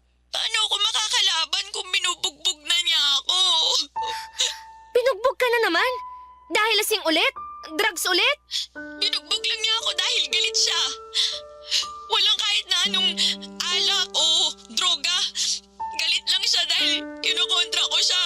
Alam mo ang tatay mo talaga kahit kailan eh, no? Ano nang plano mo? Susundin mo siya? Gusto kong takasan siya. Go! Suportahan kita dyan. Lumayas ka na sa bahay niyo. Mula nung namatay ang nanay mo, wala nang ginawang tama yung tatay mo eh. May konti pa naman akong ipon. Hihinto muna siguro ako ngayong sem para mag-work tapos… Ay hindi ka hihinto, Beshi. Sayang oh. Malapit ka nang matapos eh. Ituloy mo pa rin. Patunayan mo sa tatay mo na kaya mo kahit hindi ka niya sustentuhan. Gusto ko naman yung plano mo. Pero kung magpapakatotoo ako, hindi ko kaya, Beshi. Maghahanap ako ng uupahan ko. Siyempre, babayaran ko yun. Iba pa yung gastos sa pagkain ko. Magbabayad pa ako ng tuition. Beshi, paano kung sa bahay ka muna tumira? Mahal ka naman ni nanay eh. Parang anak na ang turing niya sa'yo. Nakakahiya, Beshi. Baka naman maging pabigat pa ako. Sabi mo nga, halos gipitin na rin kayo ng tatay mo sa sustento. Tapos dadagdag pa ako. Ano ka ba? Magaling mag-budget si nanay. Tsaka tumulong-tulong ka na lang sa mga gawaing bahay para bayad ka na. Tapos kung makahanap ka ng sideline, di yun. Mag-abot ka kay nanay kung may pasobra ka. Pero walang pressure. Maiintindihan ka ni nanay. Bala ko naman talagang maghanap ng trabaho eh. Isasabay ko na lang yun sa pag-aaral ko. Mag-aambag ako syempre. Basta, Beshi, papayag ang nanay mo ha. Tsaka dapat, hindi magalit ang tatay mo sa akin. Baka isipin niya, dagdag pa akong palamunin. Hindi yan. Akong bahala. Oh, mag-impake ka na ha. Uuwi ka na sa amin, Beshi. Punching bag si Bianca ng tatay niya, Papa Dudut. Alam namin yon ni nanay kaya kampante lang din ako na i-offer ang bahay namin sa kanya kasi alam kong gusto rin siyang tulungan ni nanay. Halos maiyak nga ako noon at si nanay noong makitang bugbog sarado si Bianca noong dumalaw sa amin. At minsan pa ay pinilit siya ng tatay niya na sabayan siyang mag-drugs. Tinulungan namin siya ni nanay para ipabarangay ang tatay niya. Ipapahuli na rin sana sa pulis ang tatay niya kaya lang ay naawa si Bianca. Hindi rin niya matiis ang tatay niya. Minsan nga noong nakatambay si Bianca sa tindahan malapit sa bahay nila ay bigla siyang kinaladkad ng tatay niya. Akala noong tatay niya ay inaabangan ni Bianca ang boyfriend niya. Wala namang boyfriend si Bianca. Tumambay lang siya roon dahil ayaw niyang makaharap ang tatay niya sa bahay. Kasama kasi ng tatay niya noon ang mga kaibigan niya. Ang mga kaibigan ng tatay niya ay madalas malaswang tingin kay Bianca. Wala namang pakialam ang tatay niya kahit pinagnanasaan ng mga kaibigan niya si Bianca. Ganon kademonyo ang tatay niya, Papa Dudut.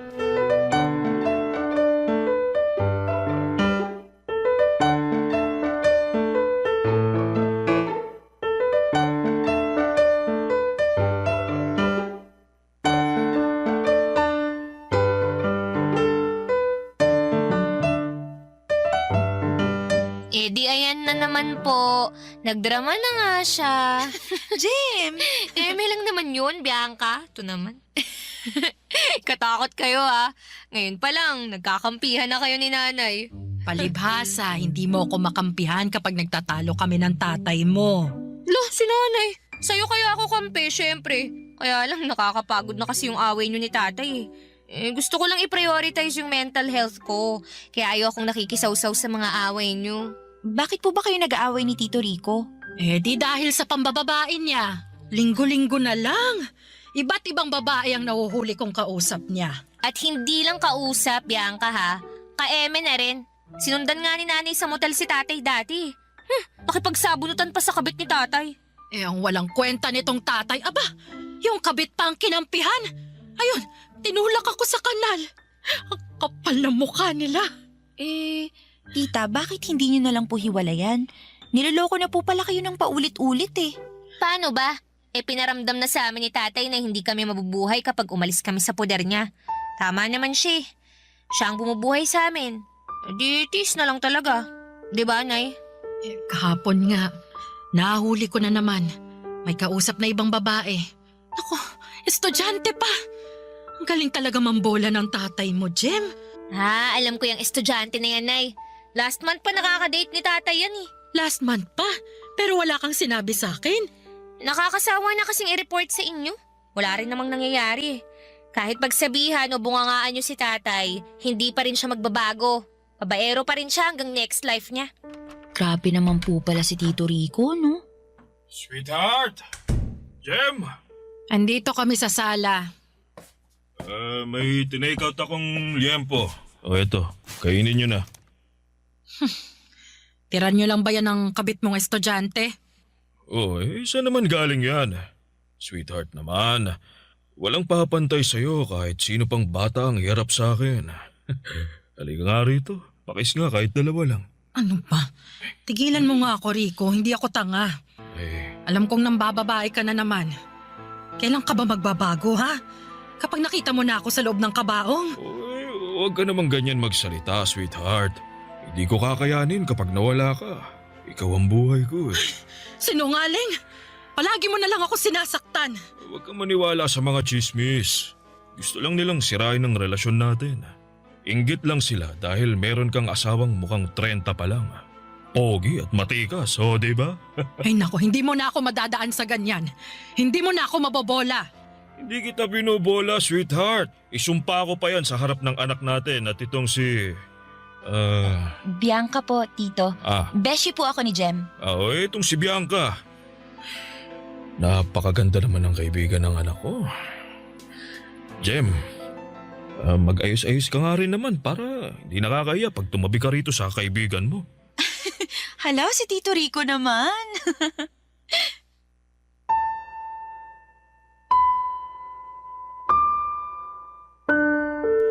Papadudot, kumukulo na ang dugo ko noon kay tatay pero hindi ko na siya sinagot pa. Hindi ko na rin siya kasi kinakausap ng mga panahong yon. Ayoko na lang ma-stress kaya hinayaan ko na lamang siya. Alam ko namang wala ring patutunguhan kung mag-uusap pa kaming dalawa. Si nanay naman ay marupok pa rin dahil sa pambobola ni tatay. Tinanggap na lang niya ulit at parang walang nangyari. Parang hindi siya na-stress sa nalaman niyang bagong estudyanteng kabit ni tatay. Sobrang martir ni nanay, Papadudut. Alam niyo bang ilang beses nang nagkaroon ng sakit si tatay dahil sa pakikipagsiping niya sa iba't ibang mga babae. Nahawa na nga rin si nanay isang beses. Pero imbes na iwan ay mas lalo pang dumikit si nanay kay tatay. Dahil pinaramdam sa kanya ni tatay na wala nang ibang papatol kay nanay, lalo't nahawahan na siya ni tatay ng sakit. Akala ni nanay, hindi ko alam ang tungkol doon pero napakinggan ko yon habang nagtatalo silang dalawa sa kwarto, Papadudut. Barangay Love Stories. Barangay Love Stories.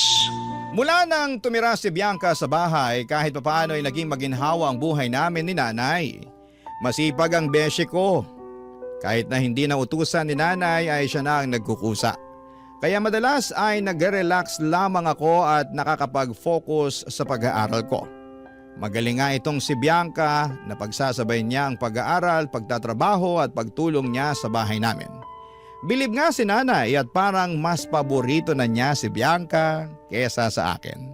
At ganon din ang nangyari kay tatay. Kung kami ni tatay ay hindi nagbabanding, sila ni Bianca ay madalas magkausap. Kapag umuwi si tatay sa bahay ay lagi silang nagkakausap. Minsan pa nga ay sabay silang nanonood ng basketball. Aaminin kong naiinggit ako kapag nakikita ko ang bonding nilang dalawa. Dahil hindi naman kami nagkaroon ng ganong koneksyon ni tatay. Bakit kaya ni tatay nagagawang makipag-bonding kay Bianca? Pero sa akin na sarili niyang anak ay hindi niya magawa, Papadudut.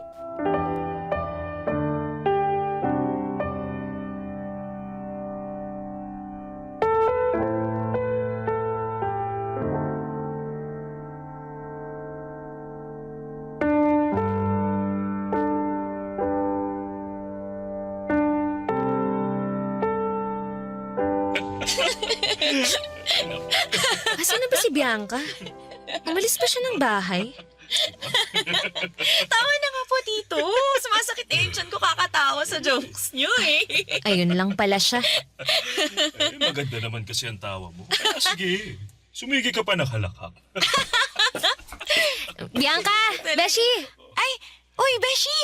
Kanina pa ako chat ng chat sa'yo eh. Hindi ka nagre-reply. Ay, hala, hindi ko kasi chinecheck yung phone ko eh. Ito kasing si Tito Rico, puro kwento. I-check mo na kaya ngayon. Dalian mo. Ba't di mo na lang sabihin ngayon kay Bianca kung anong kailangan mo? Kung makapagdiman ka naman sa beshi mo, nak. Huwag ganun. Hindi kita pinalaking ganyan, ha? Nakakayari ito kay Bianca, oh. Hindi ka kasali sa usapan namin. Bakit naman ganyan ka makipag-usap sa akin? Nagtataka pa ba kayo kung bakit? Mabuti pa tong si Bianca. Kaya akong respetuhin. Ngayon lang yan. Hindi ka pa kasi masyadong kilala. Pusta ano? After a month, makikita na niya kung ano man ang nakikita ko sa'yo. Beshi, okay naman si Tito Rico. Masyado mo lang yata siyang ginajudge. Wow!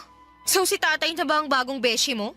At kayo na tong nagkakampihang dalawa, ha? Uy, Beshi, hindi naman sa ganun. Kaya lang... Samantalang dati, lagi mo akong kinakampihan kapag nagsusumbong ako sa'yo tungkol sa kanya.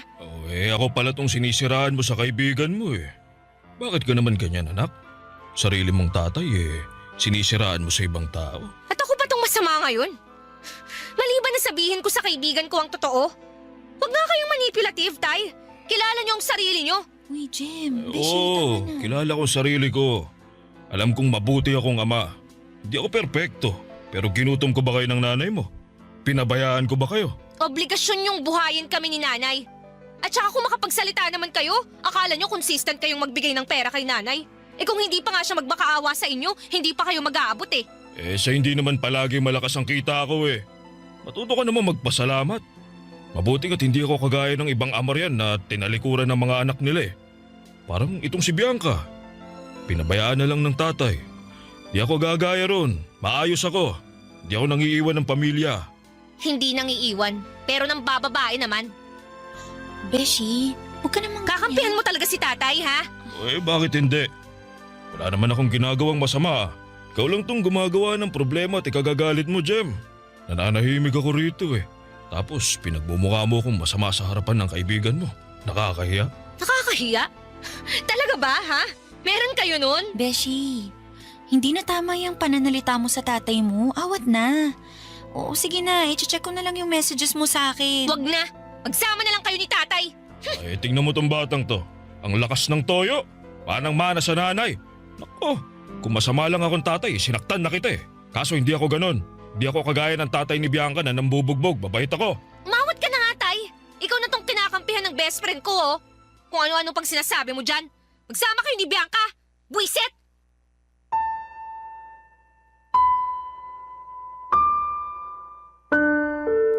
Gigil na gigil ako sa pagiging manipulative ni tatay. Ewan ko kung bakit naniniwala sa kanya si Bianca. Hindi na umaandar ang ganong klaseng mga salita ni tatay sa akin at hindi ko naman masisisi si Bianca dahil yon ang unang beses na nakaharap at nakasama niya si tatay. Magsisisi talaga siya kapag tumagal. Malalaman din niya ang kabulukan ni tatay.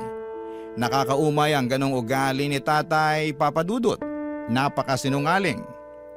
Akala niya siguro nakakatuwa ang pagiging bolero at mayabang niya. Panay ang puri sa sarili hindi naman totoo ang mga sinasabi. Dahil sa pagiging close ni na tatay at Bianca ay nawala na ng time ang best friend ko sa akin. Hindi na nga kami halos nakakapag-usap. Lagi na lang silang dalawa ni tatay ang magkaut-utang dila. Parang sila pa itong mag-ama. Kapag tinitingnan ko sila ay hindi ko maiwasang makaramdam ng lungkot. Bakit napakabait ni tatay kay Bianca pero sa aking anak niya ay lagi siyang walang kwenta. At isang araw ay nalaman ko na ang katotohanan.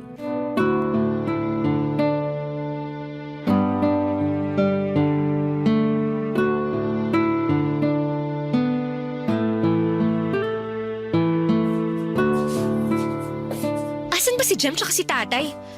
Bakit palagi silang nawawala? Hanapin ko nga. Baka kung ano lang ginagawa ng mga yun. Teka. Ano yun? Anong ingay yun? Puntahan ko nga.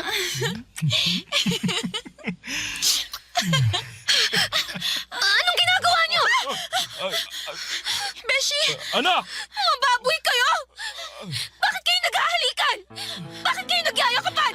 Beshi, magpapaliwanag ako. Beshi mo yung mukha mo! Paano mo ito nagawa sa akin, Bianca?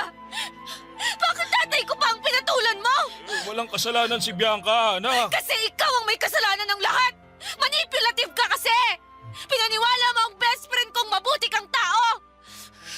Porket alam mong may problema siya sa tatay niya, kaya inabuso mo ang kahinaan niya! Hindi totoo yan. Hindi namin sinasadyang mahulog sa isa't isa.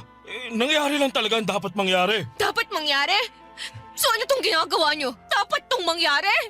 Wala kang nakikitang masama sa tukaan yung dalawa ng best friend ko? Ang best friend ko na kaedad ko lang? Ano ba, dalaga na si Bianca. Nasa tamang edad na siya. Tama si Rico, Jem. Tsaka ako naman tong nagdesisyon na pagbigyan ng tatay mo eh. Gusto ko siya. Mabait si Rico sa akin at sana makita mo yun. Kung bibigyan mo lang ng chance ang tatay mo. Bianca, ano ba? Naririnig mo ba yung sarili mo? Ilang beses kong kunento sa'yo kung gaano kagaling magmanipula ang tatay ko. Bakit ka nagpabiktima? Hindi ako nagpabiktima.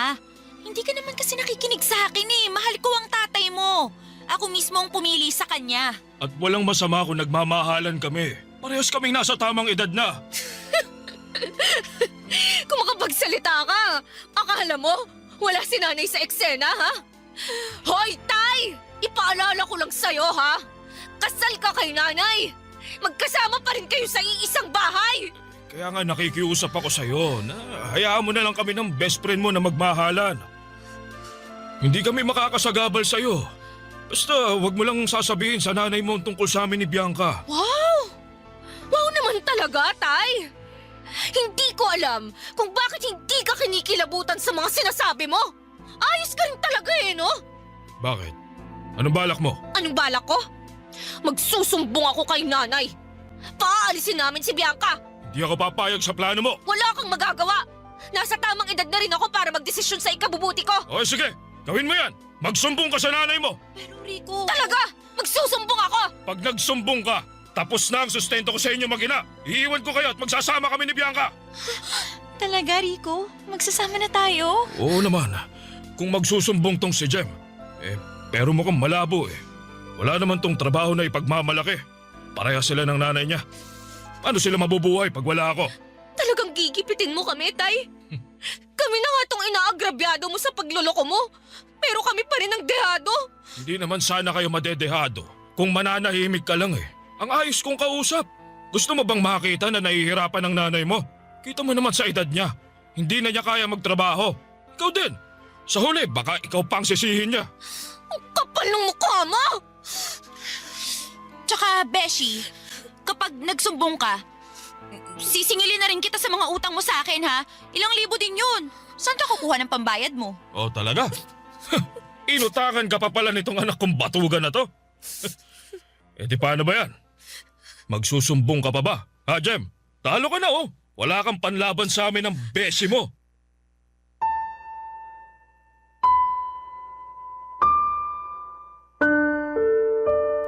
Nagtawanan lamang sina Tatay at Bianca nang makitang gipit na ako sa sitwasyon nilang dalawa. Pagkatapos noon ay nagbalik sila sa paghahalikan at paglalambingan. Parang hindi nila ako nakikita at nakakasama ng loob yon, nakakasuka silang dalawa. Umalis ako para magpahangin. Ilang araw na wala noon si nanay dahil umuwi siya ng probinsya para alagaan ang bunso nilang kapatid na merong sakit. Kaya siguro ang lakas ng loob ni Bianca at tatay na gumawa ng kademonyuhan. Habang naglalakad noon ay hindi ko maiwasang maalala ang nakaraan ni Bianca. Bigla ko naalala ang mga kwento niya kung paano siyang na-attract sa mga may edad na lalaki. May mga naging boyfriend siya na halos kaedad ng mga tatay namin. Doon daw siya nakakahanap ng comfort.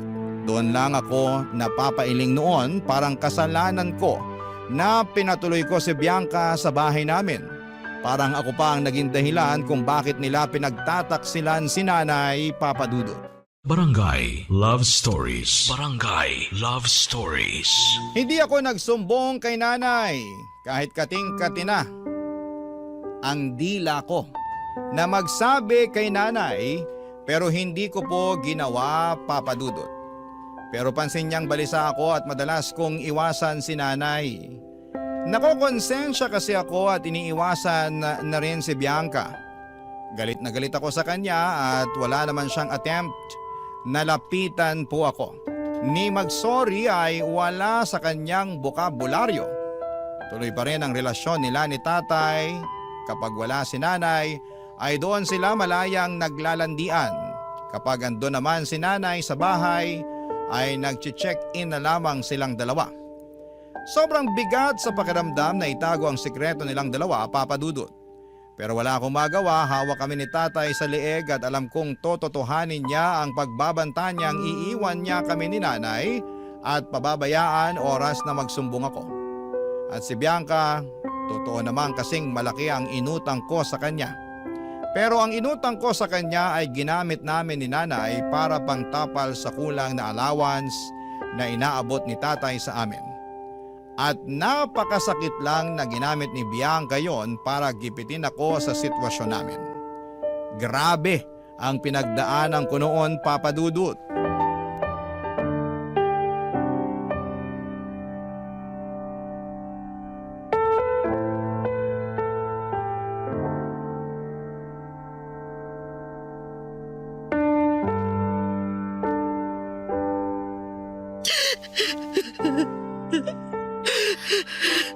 Oh, Nay!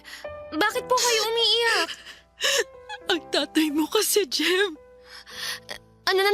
ginawa niya? May kutob ako na meron na naman siyang bagong kabit. May bago pa ba dyan? Hindi ka na nasanay, Nay. Alam ko namang lagi siyang may kabit, anak. Hindi siya nawawala ng babae. Alam ko rin naman yun.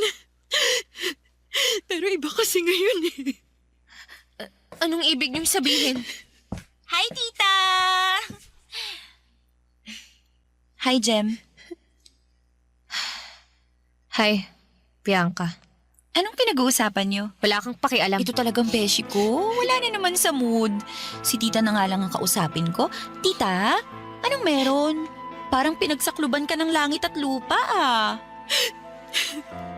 Ang Tito Rico mo kasi, Bianca. Alam kong may babae siya. Oh, meron ulit? Nagtataka ka ba? Sino kaya yun, no? Nahuli niyo po ba si Tito? Hindi pa. Mag-iimbestiga pa ako. Alam niyo, tita, kung ako lang po, hayaan niyo na po si Tito. Mabait naman po siya eh. Puro trabaho nga lang ang inaatupag niya. Para may uwi siya sa inyo, di ba? Hindi eh. Hindi, Bianca. Alam kong may mali na. Ibang babae ang inaatupag niya. O anong nakakatawa, Beshi? Niloloko na nga nanay mo, ganyan ka pa kumakatawa. Ay, nako. Concern ka kay nanay? Oo naman. Kasi parang nanay ko na si tita. Huwag ka ngang tumawa yan, Jem. Problemado lang ako rito. Ay, nako. Hayaan niyo na si tatay, Nay. Hindi na yun magbabago. Kung meron man siyang ibang babae, na sigurado akong meron, wala ka nang magagawa. Pero kailangan ko pa rin gumawa ng paraan para matigil yon. Alam mo bang, bawas na naman ang binibigay niyang pera sa akin? Kasi sigurado ako, binibigyan niya ng pera ang kabit niya. Ay, oo no. Siguro yung pera ni tatay. Pinambibili niya ng sapatos tsaka bag ng kabit niya. Ano sa tingin mo, Beshi? Ganun kaya yun? Hindi naman siguro gagawin yun ni Tito. Sa inyo pa rin ni tita napupunta ang pera niya. Talaga lang ah. Ay, ano ba to? Tumatawag na naman yung inutangan ko ng bigas natin. Teka nga at sasagutin ko lang. Hoy, Jem. Isang beses pa napaparinggan mo ako ng ganito sa harapan ng nanay mo. Humanda ka. At anong gagawin mo? Isusumbong kita kay Rico. Diyan ka naman magaling eh. Magsumbong sa tatay ko. Oo. At gagalingan ko pa lalo para iwanan niya kayong mag-ina. Ganyan ka talaga kasama, Bianca? Sumasama lang ang ugali ko kapag kinakalaban na ako. Beshi.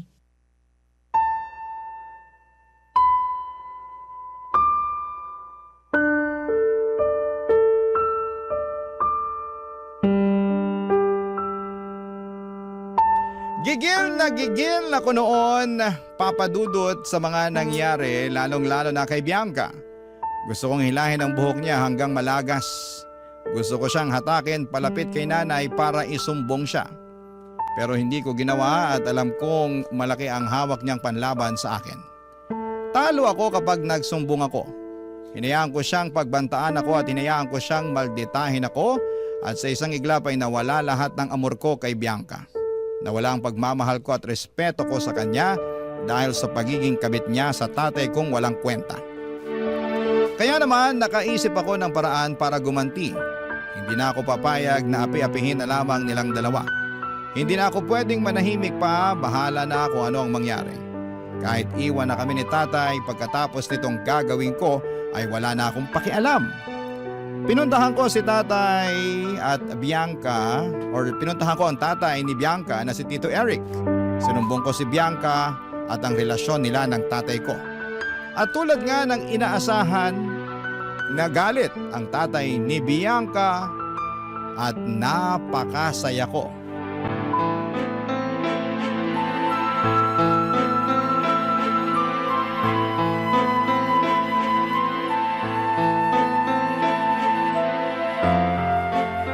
Sigurado ka ba talaga sa sinasabi mo? Totoong kabit ng tatay mo ang anak ko? Opo, Tito. Ako nga po mismo ang nakahuli. At nandyan sila ngayon sa bahay niyo? Opo. Kaya habang nandyan pa silang dalawa, sugurin nyo na. Pasok po kayo. Bianca! Bianca, asan ka? Lumabas ka! Ngayon din! Ano nangyayari rito? Sino ka? Ako ang tatay ni Bianca. Umalis ka rito! Hindi ka welcome sa bahay namin! At wag ka magkakamaling saktan si Bianca dahil ipapupulis kita! Nay, hayaan niyo si Tito Eric. Ikaw ang nagpapasok sa kanya rito, Jem! May kailangan kasi kayong malaman. Ano bang nangyayari? Nasaan ang magaling mo asawa, ha? Nasa kusina. Nagluluto sila ni Bianca. Napakahayop talaga! Tita, may tumatawag po ba sa akin? Bianca! Tay, ano pong ginagawa niyo rito? Ano ba yan? Bakit may naririnig ako sumisigaw?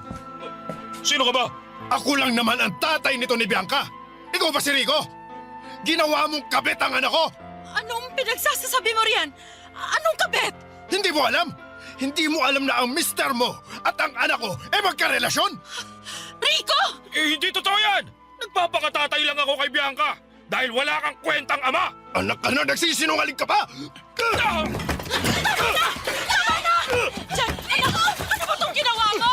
Pakinggan mo sila, Nay, para malaman mo. Hayop ka, matanda ka na! Pati kaedad ng anak mo, pinatos mo! Ano ibig sabihin nito? Bianca! Sumagot ka, Bianca! Tinatanong ka ng nanay ko! Napakahayop mo talaga, Jem! Meron pa bang masayop sa'yo? Hayop ka! Pinagkatiwalaan kita! Hayop ka pa! Ikaw na magsabi sa akin yan! Eh, ikaw nga nung pumatol sa tatay ko! Ikaw nung sumira ng pamilya ko! Tama na! Tama na! Ano ba nangyayari? Rico! Sabihin mo sa akin ang totoo! Wala! Nagsisinungaling lang sila! Talagang hindi ko pa rin aamin!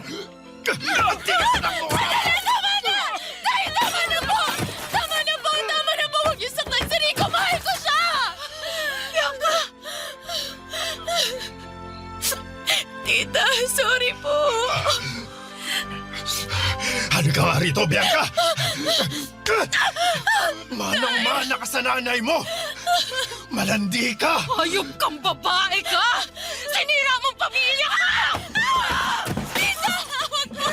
Aray! Tama na po! Tama na po! Tita! Tama na po! Beshi, tulungan mo ako, please! Sorry, Beshi. Ginusto mo yan. Kaya magdusa ka!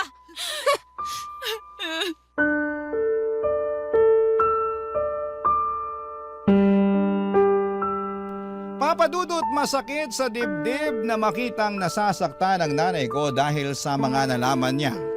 Pero mas mabuti na yon para magising na siya sa katotohanan.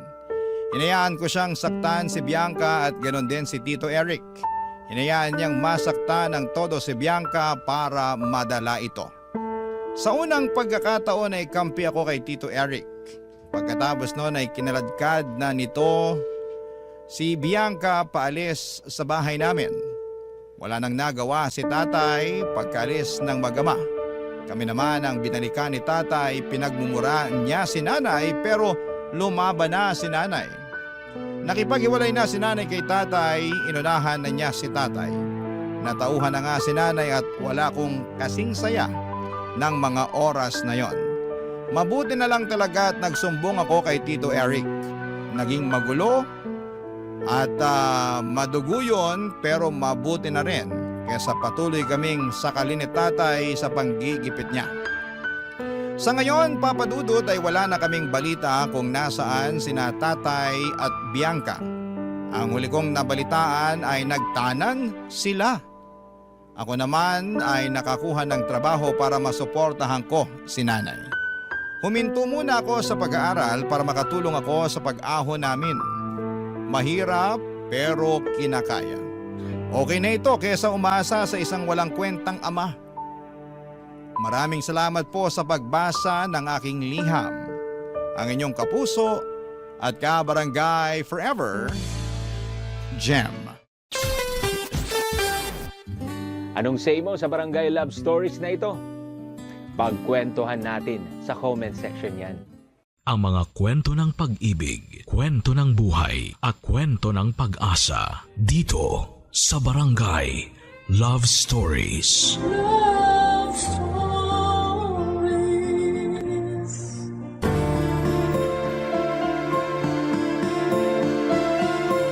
Kapag may bago tayong ginusto at hindi agad natin nakuha, normal na malungkot tayo o magdamdam sa Diyos. Pero lagi nating isipin na lahat ng bagay ay may takdang panahon upang matupad. Basta wag lang tayong tumigil sa pananalangin. Ikaw kabarangay, meron ka bang hiling na gusto mong matupad? Dear Papa Dudut, hindi ako relihiyosong tao pero paborito kong Bible verse ang sinasaad ng Kawikaan chapter 19 verse 14. Tungkol po ito sa pag-aasawa. Ayon dito, bahay at mga kayamanan ay minamana sa magulang. Ngunit ang mabait na asawa ay galing sa Diyos. Minsan ko yung narinig nang naimbitahan akong umaten sa isang church service taong 2019. Doon ko nakilala si Ryla na kapwa ko first timer sa simbahang yon. Pero hindi na naulit ang pagkikita namin dahil sa pandemic. Noong December 2021 ay para bang kusa kaming pinagtagpo ng kapalaran. Nagkita kami sa isang bookstore sa mall sa Mandaluyong. Nakamask pa ang mga tao noon dahil pandemic pa, pero unti-unti nang nasasanay.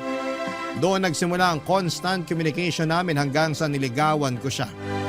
Matapos nga ang 2 buwan ay sinagot niya ako, Papa Dudut. Tawagin niyo na lamang ako sa pangalang Tuti. 31 years old at isang web developer. Pero bago ko napunta sa posisyon kong ito, ilang taon din akong namasukan bilang katukatulong ng tiyo ko sa tindahan niya ng mga karne sa palengke ng Araneta, Cubao. Wala rin kasing anak ang tiyuhin ko kaya malaking pabor talaga na tinutulungan ko siya sa kanyang business. Pero sinabi ko sa kanya na gusto ko namang sumubok ng ibang trabaho.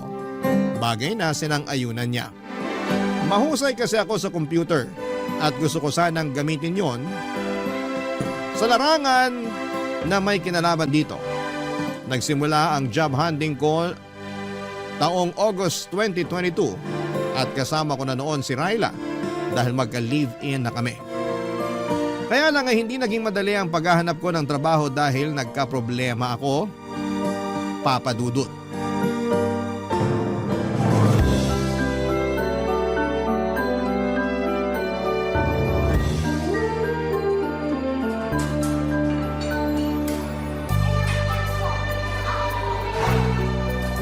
Mahal!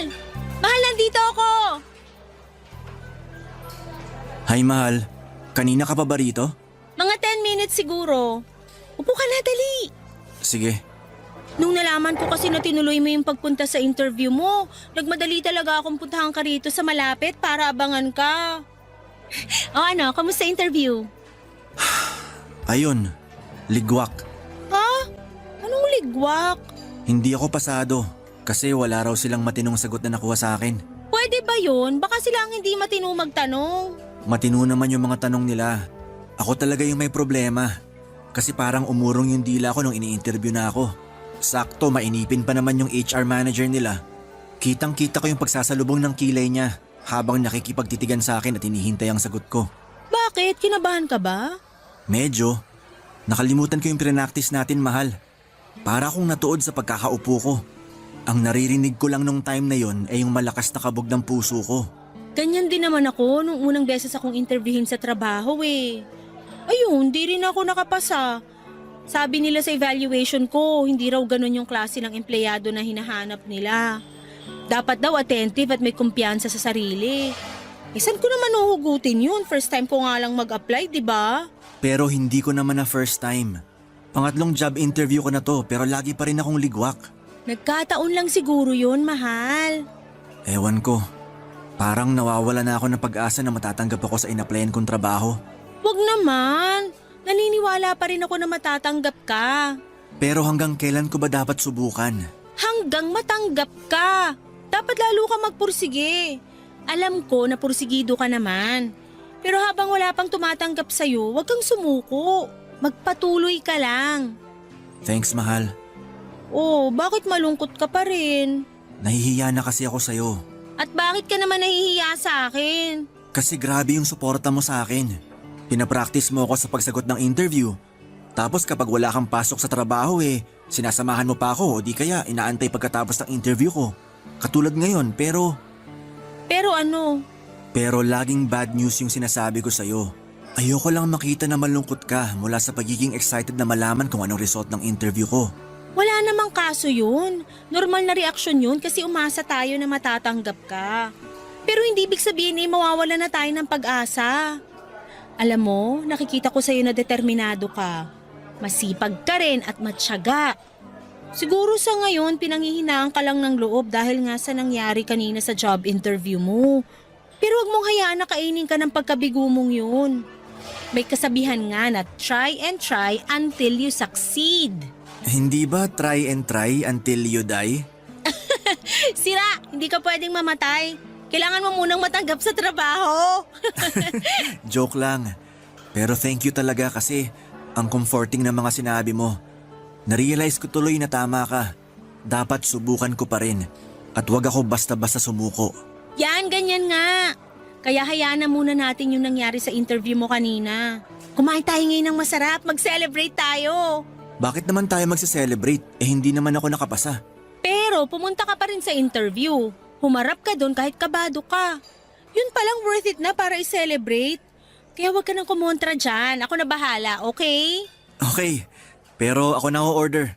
Ako na. Steady ka lang dyan. Carry ko na to.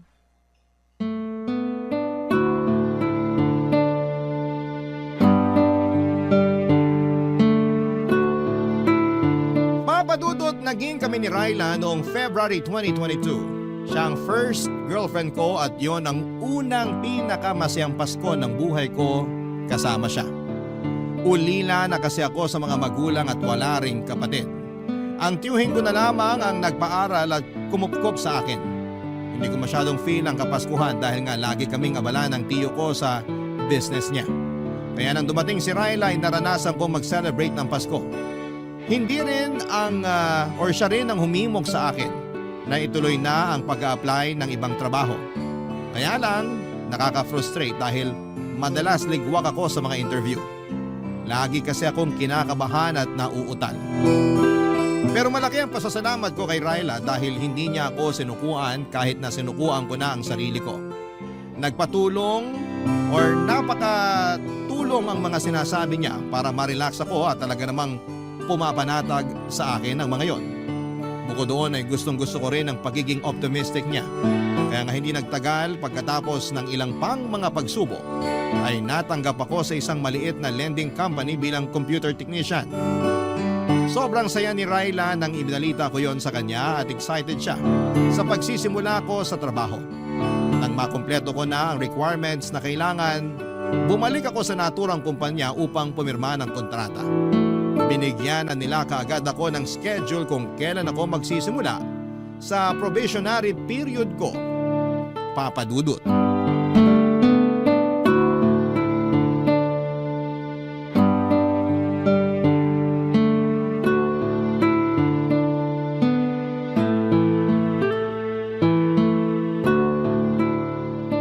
Ito, pinagluto kita ng lunch. Baka mamaya walang kantin dun o kaya malayo mga bilihan ng pagkain. Thank you, mahal. Nag-abala ka pa talaga. Aba, mag-aabala talaga ako kasi unang araw mo sa trabaho ngayon. Excited ka na ba? Oo, pero kabado rin ako. Bakit ka naman kinakabahan? Kasi ngayon pa lang ako magtatrabaho sa isang kumpanya. Kayang-kaya mo yan. Magaling ka naman makisama eh. May mga suki ka na nga sa tindahan ng tsuhin mo. Di ba nakwento mo na hinahanap-hanap ka nila pag bumibili sila ng karne? Oo, pero iba pa rin yung environment dun sa papasukan ko. Sigurado, iba-iba rin ugali ng mga katrabaho ko. Alam mo, hindi mo naman responsibilidad na makuha loob ng lahat ng katrabaho mo eh. Kasi pumasok ka doon para magtrabaho, hindi para i-please yung ibang tao. Sa bagay, may punto ka. Ganyan din kasi ko nung unang araw ko sa trabaho noon. Parang lahat gusto kong kaibiganin. Bida-bida ba? Akala ko kasi kailangan yun para magtagal ako sa trabaho o gumanda yung tingin nila sa akin. May iba naman akong nakaklose. May iba na ayaw sa akin kahit wala naman akong ginagawang masama. Tapos, narealize ko na lang na oo nga pala. Hindi ako nag-apply dun para makipagkaibigan. Ayos lang naman na pakisamahan ko sila pero ayoko na uli umabot sa punto na sobra akong invested sa mga buhay-buhay nila. Doon kasi nagsisimula yung chismis. At kapag puro chismis na lang yung inatupag ko, wala na ako natatapos sa mga trabaho ko. Tatandaan ko yung mga sinabi mo. Pero sa pagkakakilala ko sa'yo, hindi ka naman chismoso. Kaya siguro hindi ka masyadong madadala sa mga ganon. Ay, pero teka, alam ko na kung saan ka dapat umiwas. Saan? Eh di dun sa mga babaeng lalandi sa'yo. May ganun ba dun? Aba oo, talamak yung mga ganun sa trabaho. Kahit nga may asawa na o boyfriend, pag natipuhan ka, lalandiin ka talaga. Haharot-haruting ka. Hindi naman ako magpapaharot sa kanila, mahal. Dapat lang. Kung di, alam mo na kalalagyan mo, tuti. Oh, bakit naman yan ang tawag mo sa akin? Seryoso kasi ko kaya tinawag kita sa pangalan mo. At seryoso rin ako na hindi ako magpapaharot sa mga babaeng yun. Unang-una may girlfriend ako at ikaw yun. Ikalawa, bakit ko naman sisirain yung tiwala mo sa akin? Ay, pasensya ka na, mahal. Alam ko namang loyal ka, pero hindi ko lang mapigilang mapraning. Hindi ka naman praning. Kung nag-aalala ka kasi sabi mo nga talamak yung kabitan sa corporate job, normal na reaksyon lang yun. Kaya dapat kong gawin bigyan ka ng assurance na hindi masisira ang relasyon natin dahil dun. Salamat, mahal. Napanatag na ako. Ikaw talaga? Pero walang anuman. Basta, maniwala ka sa akin. Good boy yata tong mahal mo. Ay talaga? Dapat lang kasi magaling kaming mga babae makaamoy ng nagsisinungaling na boyfriend. Kapag napatunayan kong may iba ka at taga dun sa pinagtatrabahuhan mo, babalatan ko kayong dalawa ng buhay. Parang nawala na yung kaba ko sa first day of work ko ah. Saan na napunta? Sa'yo, mas kinabahan na ako sa mga sinabi mo.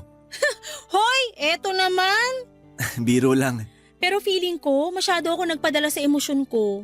Di bale, kiss na lang kita para makabawi. Gusto ko yan. Dalawa ah. Para good luck kiss na rin. Grabe siya. Humirit pa talaga pero sige na nga. Dalawa na kung dalawa.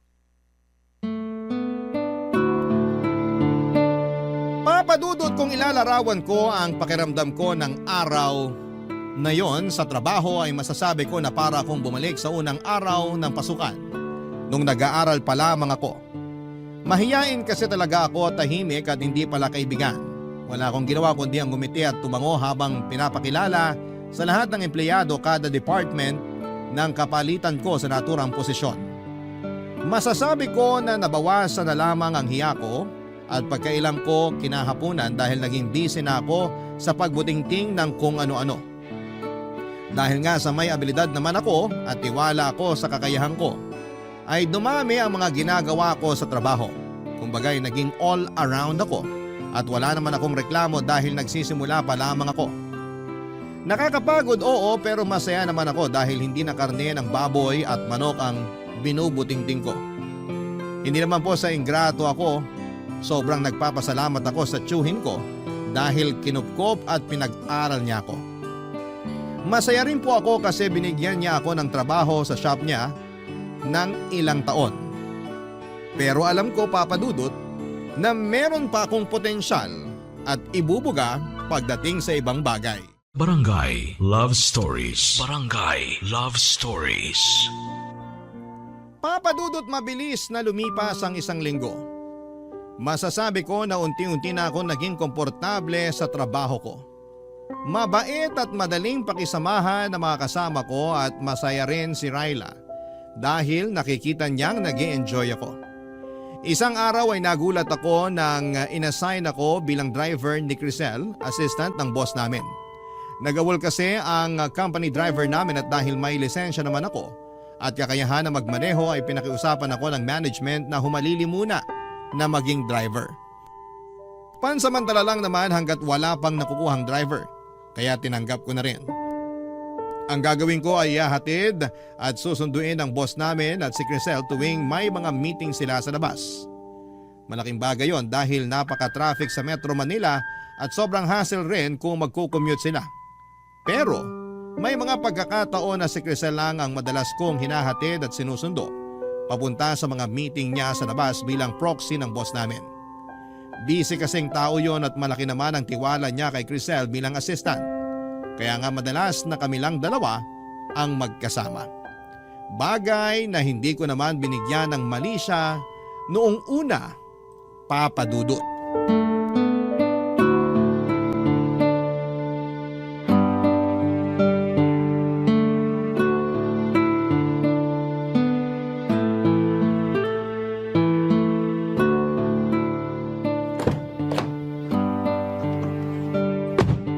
Kumusta po, ma'am? Okay naman, maayos yung kausap ko.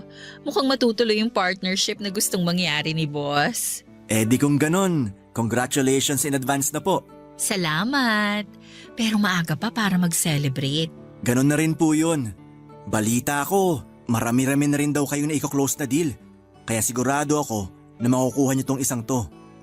So narinig mo pala yung tungkol sa mga ganon Ay, nako, sorry po. Hindi naman sa pagiging chismoso. Ayos lang. Alam ko naman na madalas akong pagchismisan sa trabaho. At wala naman akong reklamo doon. Hindi naman po chismis ang tawag kapag mabuti at maganda yung sinasabi nila sa inyo. Tulad nung narinig ko, mabuti at magandang balita yun. Salamat, Tuti. Ikaw ha, masyado mo namang pinapalaki ang ulo ko. Po? Huwag mo na akong pinupo.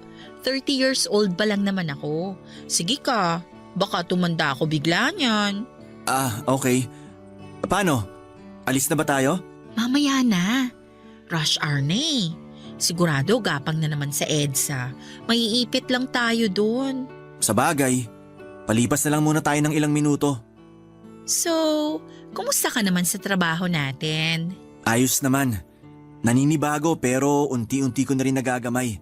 Normal lang naman yon kasi first job ko pa lang naman to. First job mo? Talaga? Oo. Anong pinagkakaabalahan mo nung hindi ka pa nakakapasok sa amin? Tumutulong ako sa meat shop ng tiyo ko sa palengke sa Araneta, Cubao. Tindero ako doon madalas. Talaga? May pwesto pala kayo doon eh. Doon pa naman ako laging namamalengke. Siguro nakabili ka na sa tindahan namin, hindi pa lang tayo magkakilala. Tingin ko hindi pa. Vegan ako eh. Kaya hindi ako bumibili ng karne. Ay, okay. Pero baka mapakain ako ng karne kung ikaw ba naman ang mag-aalok sa akin. Ha? Ang sabi ko, minsan namimiss ko rin kumain ng karne. Sa bagay, 1 taon pa lang naman akong vegan. Mahirap din, lalo't mahilig talaga ako sa pork and chicken. Pero matagal na rin yung 1 taon. Kaya kung ako sa'yo, ituloy-tuloy mo lang, lalo na simulan mo na. Sabi nga ng girlfriend ko, huwag kang sumuko sa bagay na gusto mong makamit. Oh, may girlfriend ka na pala? Oo, meron na. Matagal na kayo? Mag-1 taon pa lang sa December. Bago pa lang pala. Pwede pa. Pwede pang ano? Sabi ko, pwede na siguro tayong umalis. Suungin na natin yung traffic. Meron pa kasi akong pupuntahan pagka-out ko sa trabaho. Nako, sana kanina nyo pa sinabi. Para naman nakaalis na tayo. Ayos lang, wala namang kaso. Hindi naman ganun kahalaga yung pupuntahan ko. Sigurado kayo? Oo. Baka nga hindi na ako tumuloy kasi nagbago na pala ang isip ko. Baka magmukmuk na lang ako sa bahay habang inuubos ko yung natira kong bote ng wine.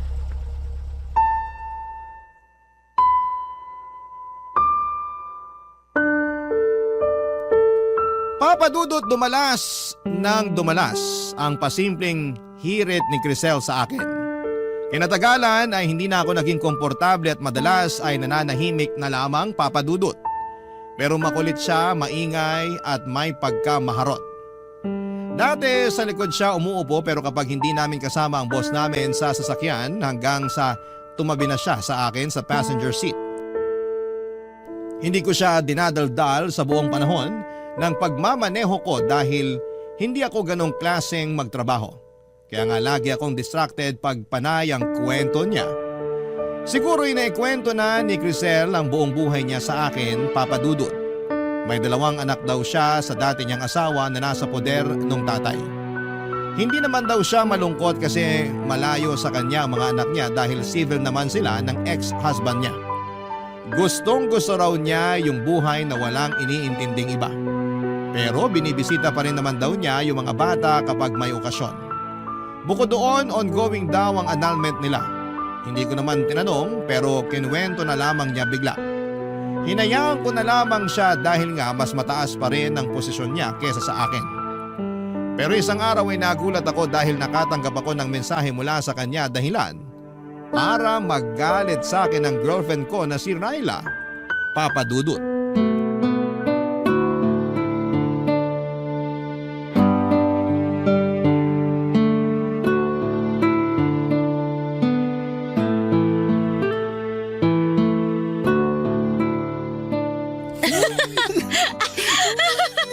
Mahal naman eh. Tama na sabi, nakikiliti na ako. Yan kasi, nandaya ka sa game natin. Tapos ayaw mo pang aminin kaya dapat kang parusahan. Gusto ko namang maparusahan mo.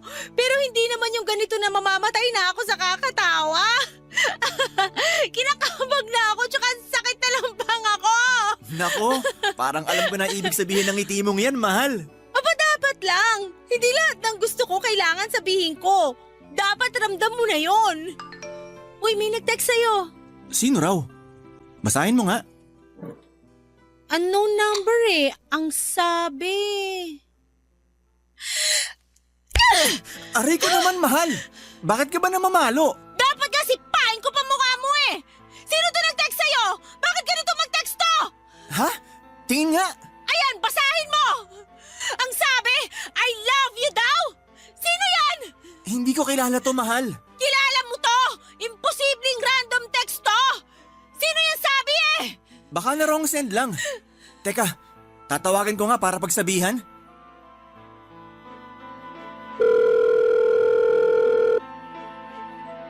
Hello? Ma'am Crisel? Sinong Crisel yan, ha? Boss ko. Boss mo? Oo, yun nakwento ko sa'yo. Akin na nga yung cellphone mo. Hello? Ryla Ito ba naman. yung Crisel? Ako nga. Eh ikaw, sino ka? Makinig ka ha? Ila-loudspeaker ko to. Sino ba to? Ako lang naman si Ryla, girlfriend ni Tuti. Yung sinabihan mo ng I love you. Oops! Sorry. Na-wrong send lang ako, ate. Medyo lasing na kasi ako kaya naduling na ako sa mga contacts ko. Siguraduhin mo lang. Dahil kung hindi... Wala naman akong intensyon na landiin yung boyfriend mo Akin na nga yung cellphone ko. Pasensya na po kayo, Ma'am Crisel. Hindi na po mauulit. Humingi ka rin ng pasensya sa kanya, mahal. Ayoko! Bakit ako hingi ng pasensya dyan? Ryla naman. Alalahanin nung boss ko pa rin to. Pasensya na. Walang problema. Basta next time, dahan-dahan sa pagiging palengkera ha. Ang cheap mo kasing pakinggan kanina O siya, bye!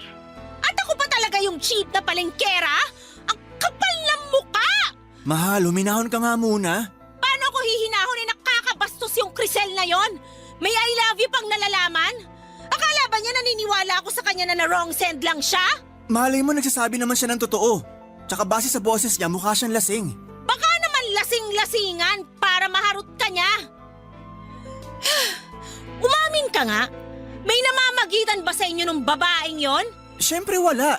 Paano kung may iba ka na pala tapos kunwari ka lang na masaya ka pa sa akin? Wala akong iba. At hindi kunwari na masaya ako sa'yo dahil masaya talaga ako sa'yo. Pero hindi pa rin ako naniniwala sa Crisel na yon. Malakas yung kutob ko na nagpapalusot lang yan. Sinadya niya na mag-send ng I love you sa'yo. Kung sinadya man niya yon, mahalaga hindi ako nag-respond. Tsaka ako rin naman nagulat sa text niya Naku, Tuti, umayos ka! Alam mo na kahahantungan natin! Hindi mangyayari yan dahil mahal kita. Papadudot doon ko na nga kinuwento kay Ryla ang tungkol kay Crisel. Kilala naman niya ang boss ko sa pangalan pero hindi niya akalain na korsonada pala ako nito. Pero nilinaw ko sa girlfriend ko na wala akong gusto kay Crisel. At dahil may tiwala naman sa akin si Ryla ay nagkabati rin kami ng araw na yon. Abot langit ang kaba ko at patong-patong na inis naman ang naramdaman ko kay Crisel dahil sa pagte-text niya sa akin ng I love you. Kinabukasan sa trabaho ay nagsorry siya sa akin at nakainom lang daw talaga siya ng mga panahong yon. Akala ko ay okay na pero hindi pa rin pala, Papadudot. Alam ni Crisel na may girlfriend na ako pero hindi pa rin siya tumigil sa kakalandi sa akin. kahit na kinausap ko na siya at sinabihang hindi ako komportable. Minsan kahit na rest day ko ay nagtitext siya sa akin para lang magpahatid sundo sa mga personal niyang lakad, Papa Dudut. Nag-o-offer na lamang siya ng extra pay pero tinatanggihan ko siya. Barangay Love Stories. Papa Dudut, dahil sa pagtanggi ko kay Crisel na ihatid sundo siya tuwing rest day ko, ay hindi naging maganda ang imahe ko na nakarating sa boss namin. Nang mga panahong yon ay kakaisang buwan ko pa lamang sa trabaho.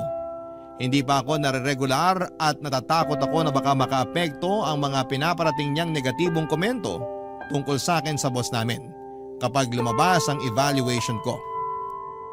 Bukod doon ay laging pinagmamalaki ni Crisel na marami siyang kilalang abogado kaya wala raw akong laban sa kanya sakaling magreklamo ako.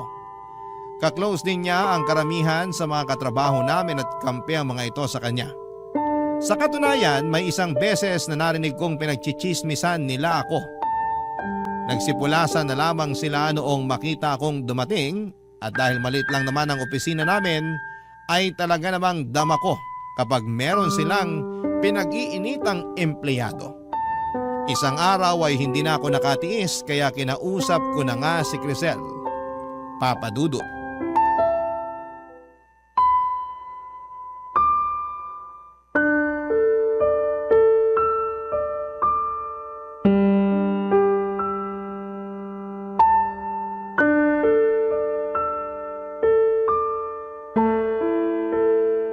Ma'am, pwede ko po ba kayong makausap? Marami akong ginagawa eh. Tungkol saan ba yan? Hindi na kasi ako komportable na laging bukang bibig ng mga tao rito sa kumpanya. Kung pagchismisan nila ako, akala mo nakagawa ako ng masama. Nako, maling tao ang kinakausap mo, Tuti. Dapat ilapit mo yung concern mo sa HR, hindi sa akin. Ayoko naman pong may mamemohan. Kaya nga kayo na lang kinausap ko. Ano bang kinalaman ko rito at ako ang dapat mong kausapin tungkol dyan? Teka nga, huwag mong sabihin ako ang tingin mong pasimuno ng mga chismisa nila tungkol sa'yo. Bakit hindi po ba? Aba, sumusobra ka na. Baka nakakalimutan mong mas mataas pa rin ang posisyon ko sa'yo. Hindi ko po nakakalimutan yun. Pero ginagamit nyo na lang sa akin yung posisyon nyo para mapasunod nyo ako. At nung hindi nyo ako nakuha, siniraan nyo ako sa mga katrabaho natin dito. At kahit na sa boss natin, kung ano-ano pa rin yung sinasabi nyo. O ngayon, alam mo na kung anong kaya kong gawin. Mali ka talaga ng binangga. Matagal na akong nagtatrabaho rito. Kabisado ko na ang galawan ng bawat empleyado, lalong-lalo na ni boss. Higit kanino man, ako ang pinagkakatiwalaan niya dito.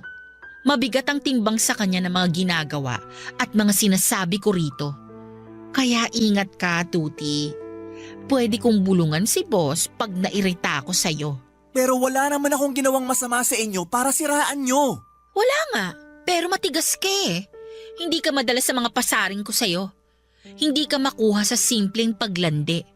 Masyado kang loyal dun sa girlfriend mong palingkera. Huwag mong pagsasalitaan ng ganyan ng girlfriend ko. Labas siya rito. Oh, ang sweet naman, pero nakakasuka kayo. Sa bibig nyo na mismo galing. Nilalandi nyo ako kahit alam nyo na may girlfriend ako. Sino sa atin na nakakasuka? Hoy, magdahan-dahan ka sa sinasabi mo. Nagsasabi lang naman ako ng totoo. In case nakalimot kayo kung hanggang saan lang kayo. Alam mo, so far, ikaw pa lang yung bukod tanging lalaki na hindi ko nakuha. Lahat kasi ng nilandi ko, bumibigay sa akin. Pero ikaw, mailap ka. Bakit ba kasi masyado kang loyal sa girlfriend mo? Kasi mahal ko si Ryla. Ay, hindi naman totoo yung pagmamahal na yan. Napatunayan ko ng hanggang salita lang yan. Sa una lang yan masaya, pero sigurado ako na sa bandang huli, masusuka ka na sa umay.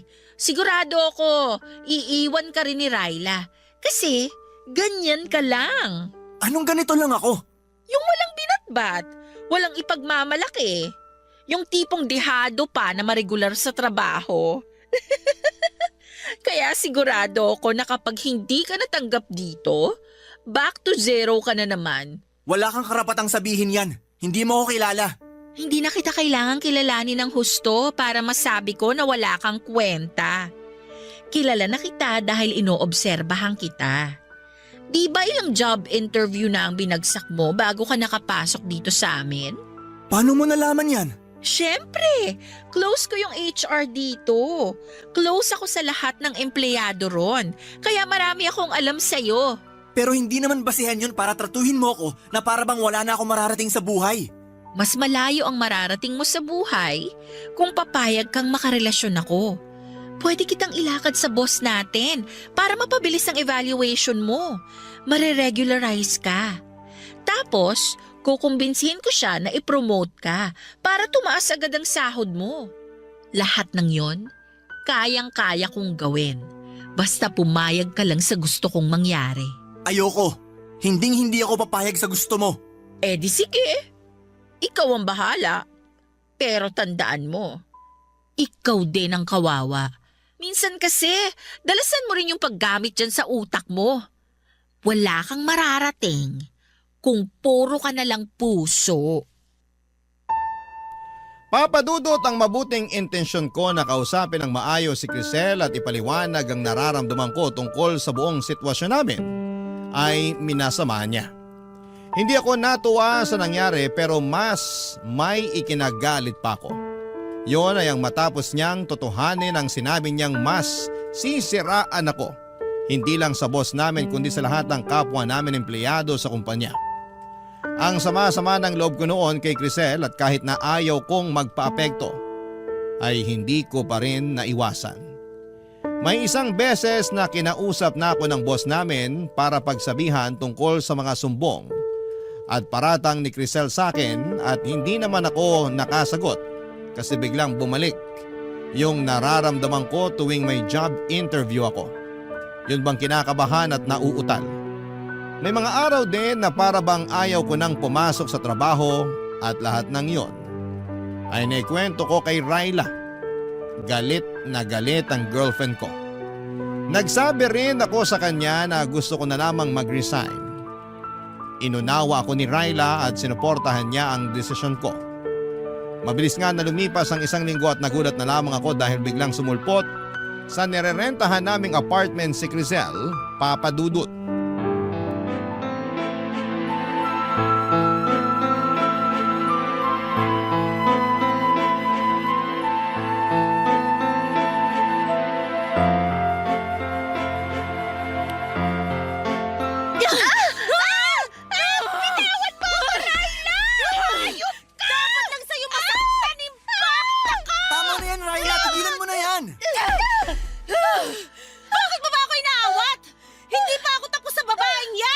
Ayoko lang magkasakitan kayo. Magkakasakitan talaga kami kasi ang kapal ng mukha niyang pumunta rito. Mas makapal ang mukha mo. Anong sinabi mo? Mahal naman. Nakakabwisit! Ano ba kasing ginagawa niyan dito? Bakit ka ba kasi pumunta dito sa apartment namin, Crisel? Tsaka paano mo nahanap tong address namin? Eh di tinanong ko sa HR, tanga. Hoy! Bawal yung ginawa mo! Wala ka nang pakialam doon. Bubunutin ko talaga lahat ng buhok mo sa anit eh! Mahal, huminahon ka nga muna. Hindi mo pa sinasagot yung tanong ko. Bakit ka pumunta rito? Gusto ko lang talagang humingi ng sorry sa'yo. Kasi kung hindi dahil sa akin, hindi ka magre-resign sa trabaho. Hindi ko naman sinasadya na siraan ka sa boss natin at sa iba pang empleyado. Sorry na, Tuti. At sa palagay mo, may magagawa pa yung sorry mo? Hindi ikaw ang kinakausap ko kaya manahimik ka. Paano kung sabihin kong ayoko? May magagawa ka ba? Ay, kahit kailan talaga wala kang class. Ang ingay mo? Ikaw ang walang class! Malandi ka! Ano sabi mo? Sandali, okay? Hindi tayo magkakaintindihan kung ganyan kayo eh. Ikaw, Crisel, kung yun lang naman pala pinunta mo rito, nag-abala ka pa talaga. Nakukonsensya kasi ako. Hindi ako pinapatulog sa gabi tuwing naaalala ko yung nangyari. Kaya nga sinabi ko sa sarili ko na gusto kitang makita para naman makahinga ako ng tawad sa'yo ng personal. Okay na yon. Pinapatawad na kita. Ganun lang yon? Patatawarin mo agad yung haliparot na yan? Hoy, Tuti! Parang wala naman yata sa lugar yung pagiging mabait mo. Sa kanya na mismo nang galing, siniraan kanya sa boss nyo at sa lahat ng tao sa trabaho, kaya ka napag-initan! Oo nga. Pero para matapos ng lahat at umalis na si Crisel dito, sige, handa naman akong patawarin siya. Ewan ko sa'yo! makakaalis ka na, Crisel. Huwag ka na rin magpapakita sa amin. Teka lang, sandali! Ano ba bang kailangan mo? Pinatawad ka na ng boyfriend ko! Umalis ka na dito! Teka, madaling-madali ka naman na umalis ako. Aalokin ko pa nga si Tuti na bumalik sa amin para magtrabaho. At bakit naman niya gagawin yon? Para maging personal driver mo, tapos magpapahatid sundot ka? Raila, huwag ka naman magsalita ng ganyan. Ang kapal kasi ng mukha niyang babaeng yan eh! Sige na kasi. Umayag ka na, Tuti. Sorry, pero ayoko na ulit bumalik sa kumpanya na yon. Kaya makakaalis ka na. Tanga lang ang tatangge na hindi bumalik doon. Huwag kang ang tanga, Tuti. Hindi nga raw, di ba? Bingi ka ba? Hindi ka makaintindi? Manahimik ka! Ikaw ang manahimik! Masyado kang mababel! Napaka-desperada mo! Ayaw na nga bumalik ng boyfriend ko sa inyo eh! Kaya umalis ka na dito bago ko mataluban yung mukha mo! Papadudot na awat ko naman si Raila nang sabunutan niya ulit si Crisel. Muli ay kinumbinsin naman niya ako ni Crisel na bumalik sa kumpanya na pinagtatrabahuhan niya pero tumanggi muli ako. Pagkatapos noon ay padabog siyang umalis sa apartment namin pero laking gulat namin ni Raila nang pumunta naman siya kinabukasan. Pero may dala na siyang cake at mga lobo para peace offering daw. Nag-away na naman sila ni Raila kaya nag-decide na akong ipablatter sa barangay si Crisel para hindi na siya makalapit sa amin. At ganun nga ang nangyari pero pagkalipas ng ilang araw ay may nakarating sa aking balita na panay daw parinig nito sa social media tungkol sa akin. Pero hindi naman ako apektado dahil wala akong ginawang masama. Hinayaan ko na lamang siya kahit na gusto siyang idemanda ni Raila. Kinatagalan ay tumigil din siya tapos ang huling balita ko ay na-admit na raw si Crisel sa isang mental institution. Thankful ako na hindi rin ako na regular sa kumpanyang yon dahil yung mga sumunod ko namang inaplayan ang siyang pinagtatrabahuan ko na sa ngayon bilang web developer. Sabi nga ni Raila, redirection daw ang tawag doon kasi alam ng Panginoon na mas may better place pa para sa akin kesa sa lugar na iniwan ko. Kaya nga payo ko sa mga kabarangay natin ay huwag matakot sumubok at huwag din kaagad sumuko. Mabalik tayo doon sa paborito kong Bible verse na tungkol sa pag-aasawa.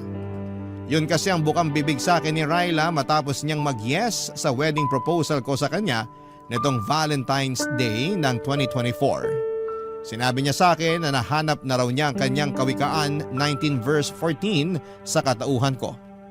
At sa susunod nga na taon ay plano na naming magpakasal ng babaeng pinakamamahal ko na walang iba kundi si Raila.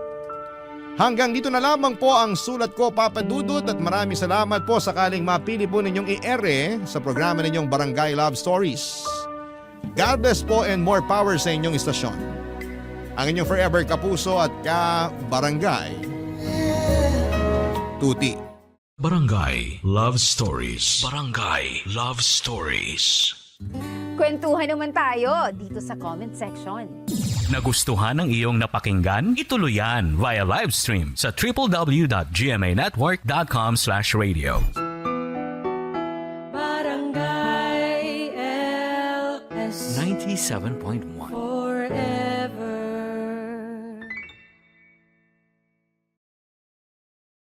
Ang mga kwento ng pag-ibig, kwento ng buhay at kwento ng pag-asa dito sa Barangay Love Stories. Love Stories.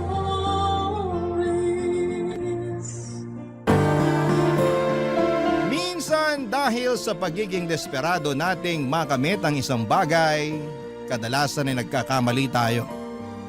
Kaya nga importante na suriin natin ang ating sarili upang hindi na tayo makapagdesisyon ng hindi naaayon. Ikaw, kabarangay, naging padalos-dalos ka na ba sa iyong mga pasya? Dear Papa Dudut, good day sa inyo at sa mga bumubuo ng Barangay Love Stories, tawagin niyo na lamang po ako sa pangalang Solana. 29 years old, taga Cardona, Rizal at isang online seller. Pero dati ako nagtatrabaho sa isang private company Sa kasalukuyan ay buntis ako sa first baby namin ng husband ko pero meron na akong unang anak sa ibang lalaki. Panati ko talaga ako ng programa ninyo Papa Dudut at hanggat maaari ay wala akong kinakaligtaang episode sa radyo. Kumbaga ay hindi kompleto ang pananghalian hanggat hindi kami nakatune in kay Papa Dudut. Tapos isang araw ay naisipan kong magpadala ng sulat sa inyong programa upang marinig ko namang umere ang sarili kong kwento. Kahit naman paano ay merong makukuhang aral at inspirasyon ang mga kabarangay natin sa mga karanasan ko sa buhay. Magsisimula ang lahat taong 2023 kung saan ay sa edad kong 27 years old ay gustong gusto ko nang mag-asawa. Kaya lang ay wala pa nga akong boyfriend noon, bagay na nakadagdag pa sa aking frustration. At palagi ko yung sinasabi sa aking nanay, Papa Dudut.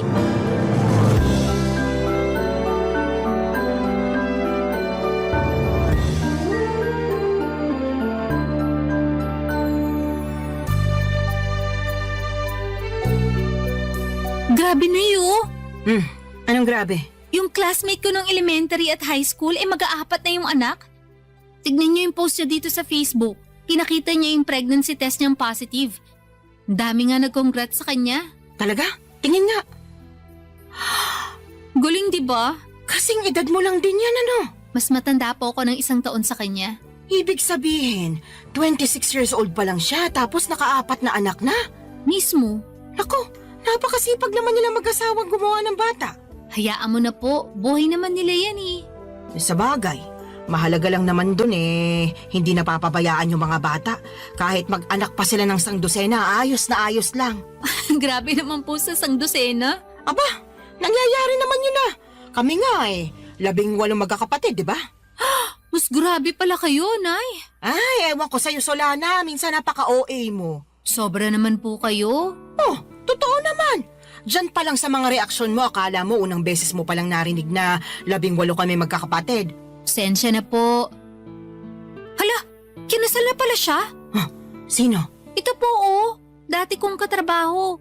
Nagpunta na rin po siya dito sa bahay ng birthday niyo.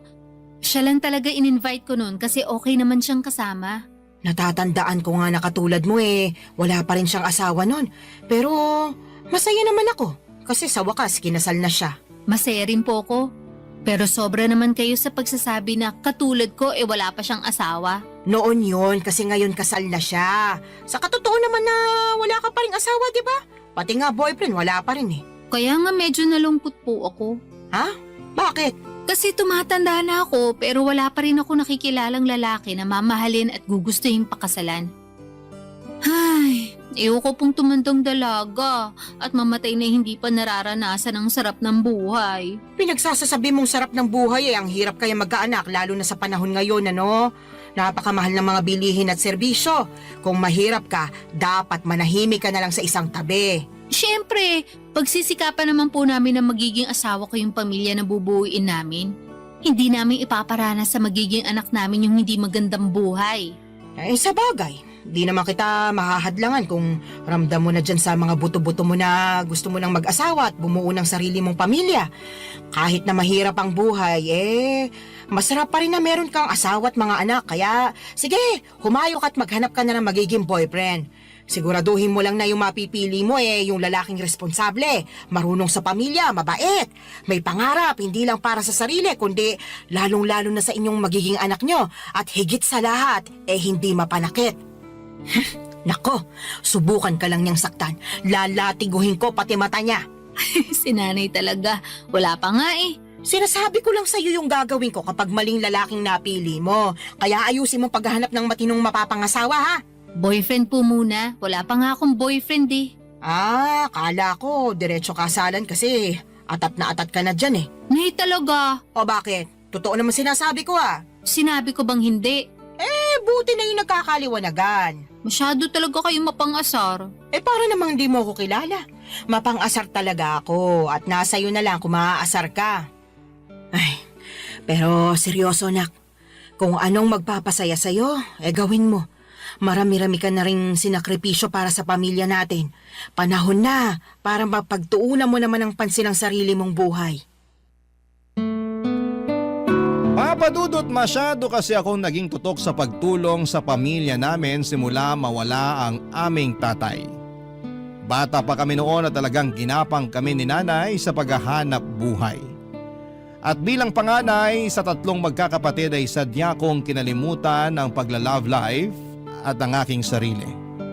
Pero aminado akong gusto ko na talagang bumuo ng sariling pamilya that time at masaya naman ako kasi suportado ako ng aking nanay.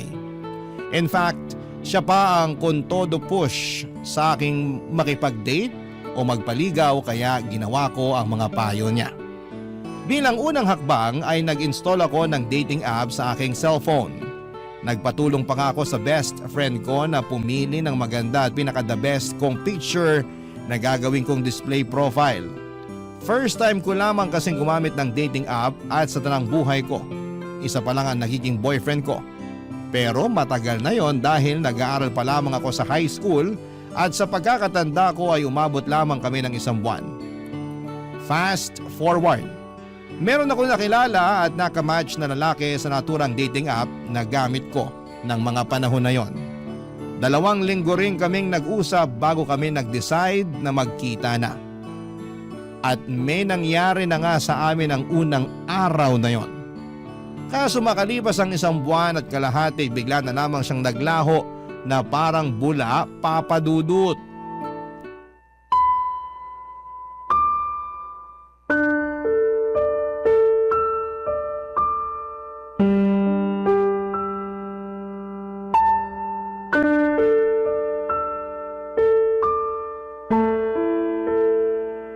Nay, minulto niya ako. Ha? Sino? Yung lalaki na kilala ko online at nakadate. Minulto niya na ako. Paano minulto? Bakit? Namatay na ba siya? Nay naman eh. Pinatay mo naman agad yung tao. Eh sabi mo kasi minulto ka, kaya anong iisipin ko kung di namatay na pala yung tao, di ba? Yun na nga.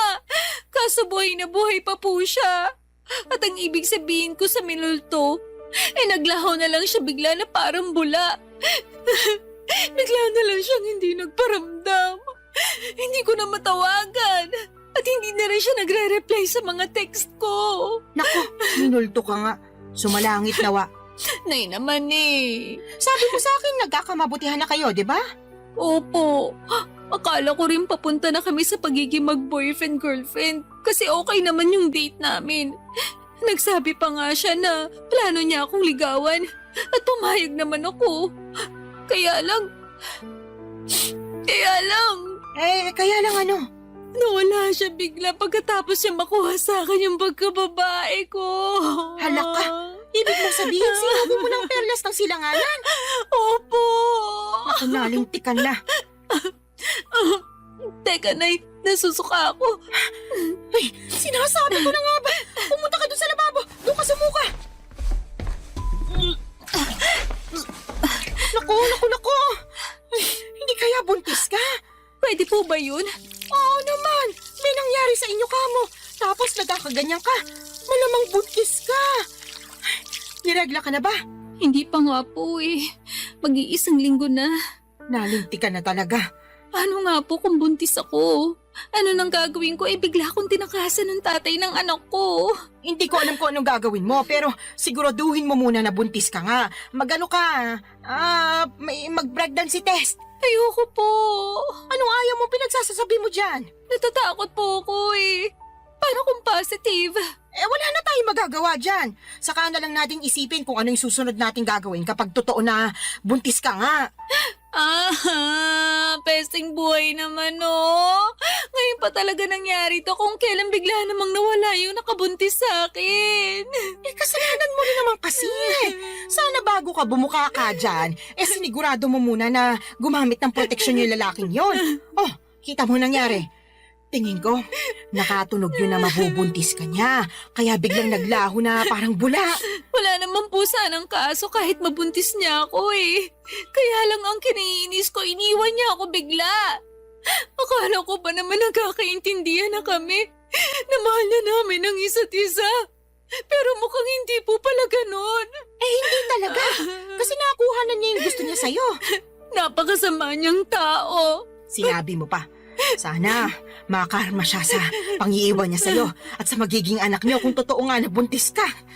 Kinakatakot ko lang po na baka hindi ko kayanin. Alin? Yung pagbubuntis ko po. Ewan, naguguluhan pa po ko, nalilito. Masyado mabilis yung mga pangyayari. Kahit na anong mangyari, kailangan mong kayanin dahil nandiyan na yan.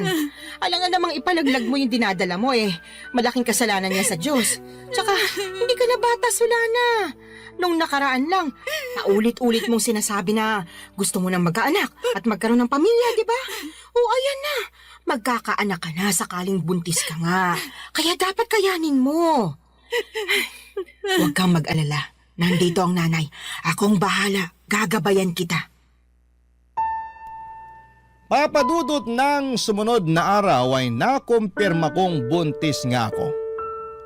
Buti na lang talaga ay nandyan ang nanay ko dahil kung wala siya malamang ay hindi ko na alam ang aking gagawin. Dahil sa biglang pagtakas ng lalaking nakabuntis sa akin ay natakot ako sa responsibilidad ng pagiging nanay sa baby na nasa sinapupunan ko ng mga panahong yon. Kaya nga malaki ang pasasalamat ko kay nanay dahil to the rescue siya. At kahit na extra challenge ang naging pagbubuntis ko ay si nanay ang katuwang ko, Papa Dudut. Unti-unti ay natutuhan kong mahalin ang baby na dinadala ko ng mga panahong yon. Inisip ko kasi na tama naman ang sinabi ni nanay. Walang kasalanan ang anak ko sa ginawa ng tatay niya. Sadyang meron lamang mga lalaki na hindi marunong magtaguyod ng pamilya. Nasa una lang magaling at duwag naman sa responsibilidad. Malas lamang ako kasi ganong klase ng lalaki ang natagpuan ko, Papa Dudut. Barangay Love Stories. Barangay Love Stories. Papa Dudut, makaraan ng 9 na buwan ay naipanganak ko ng malusog ang aking panganay. Nag-leave ako noon sa opisinang pinapasukan ko at noong matapos yun ay agad na rin ako nagbalik trabaho. Kailangan ko nang magdoble kayod upang matustusan ang pangangailangan ng anak ko. Alam ko na simula maging nanay ako ay dapat huli ko nang isipin ang aking sarili dahil laging unang-una ang kapakanan ng baby ko. Kaya lang ilang buwan pa lamang akong nagtatrabaho ulit ay nakaramdam na ako ng matinding kapaguran. At hindi yon yung klase ng pagod na nawawala kapag pinahinga mo, kundi naghahalo-halong pagod mentally and physically. Doon ko rin napagkumpara ang sitwasyon ko bilang single parent sa aking ibang katrabaho na merong healthy relationship sa kanilang mga asawa. Gusto ko lang naman ang katuwang sa buhay at mag-aalaga sa akin dahil matagal na panahon din ako ang nag-aalaga sa iba. Pati ba naman sa sarili kong anak ay ako pa ring mag-isa. Kaya nga binanggit ko yon sa nanay ko dahilan para sermonan niya ako ng todo-todo, Papa Dudut.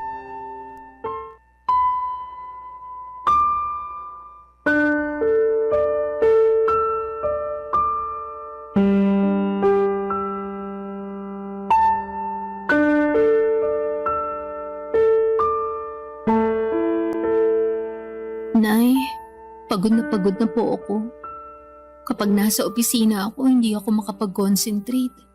Lagi akong lutang at nakatulala. Kaya nga nasisita ako ng boss ko at isang beses natawagan na ng pansin. Pero anong magagawa ko? Gusto ko na lang umuwi nung time na yon at magmukmuk sa higaan. Kaso alam ko hindi ko naman yun magagawa dahil kailangan kong alagaan yung anak ko pagdating ko rito sa bahay.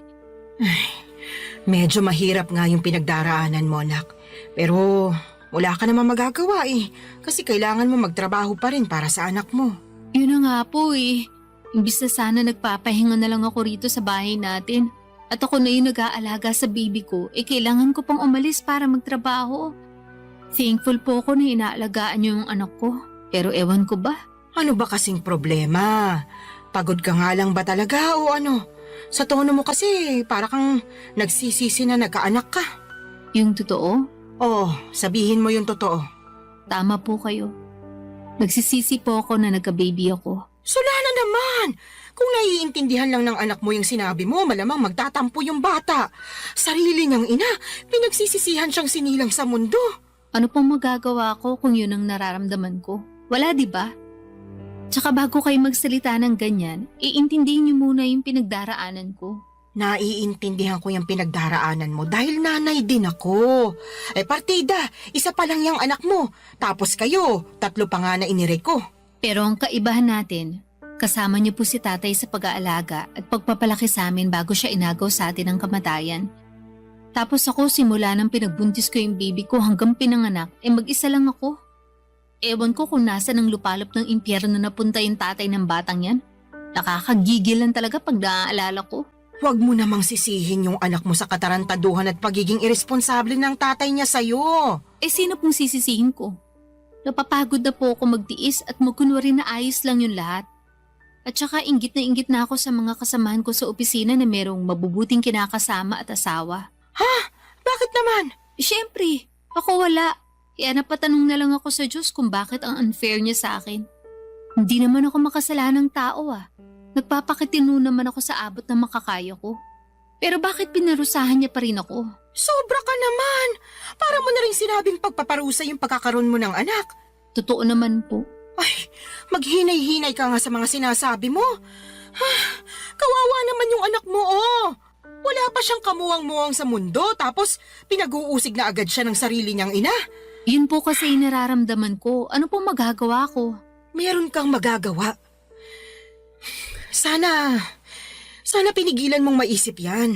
Para hindi mo na naramdaman kasi maling-mali yan. Doon pa lang sa mainggit alam mong hindi na magandang katangian yun. Sana ganun lang kadali yung gusto niyong mangyari. Wag kasi puro sarili mo yung isipin mo, lalo may anak ka na.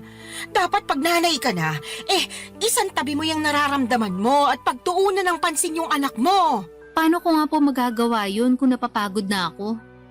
Ay, sana talaga hindi na lang ako pumayag na ituloy yung pagbubuntis sa batang yan. Aray ko! Bakit niyo ako binatukan, Nay? Nagtatanong ka pa talaga kung ano-ano yung sinasabi mo dyan. Kinabutan ka nga! Hindi naman kasalanan ng apo ko na nabuo siya dahil sa kapusukan niyo Tapos sasabihin mo na sana hindi mo na lang tinuloy yung pagbubuntis mo sa kanya. Sumusobra ka na talagang babae ka!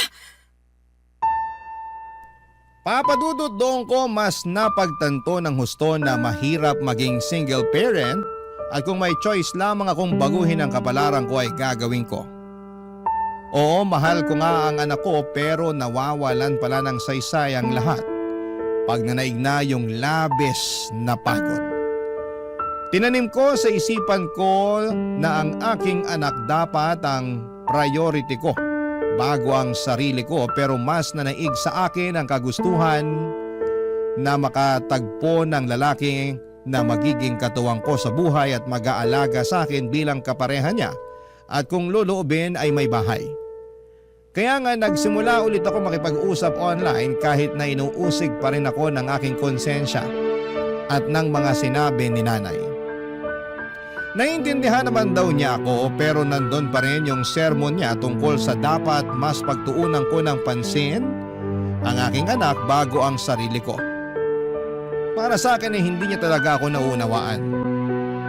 Hindi nagtagal ay meron akong nakausap na lalaki sa dating app at mabilis lang din kaming nagkapalagaya ng loob, papadudot.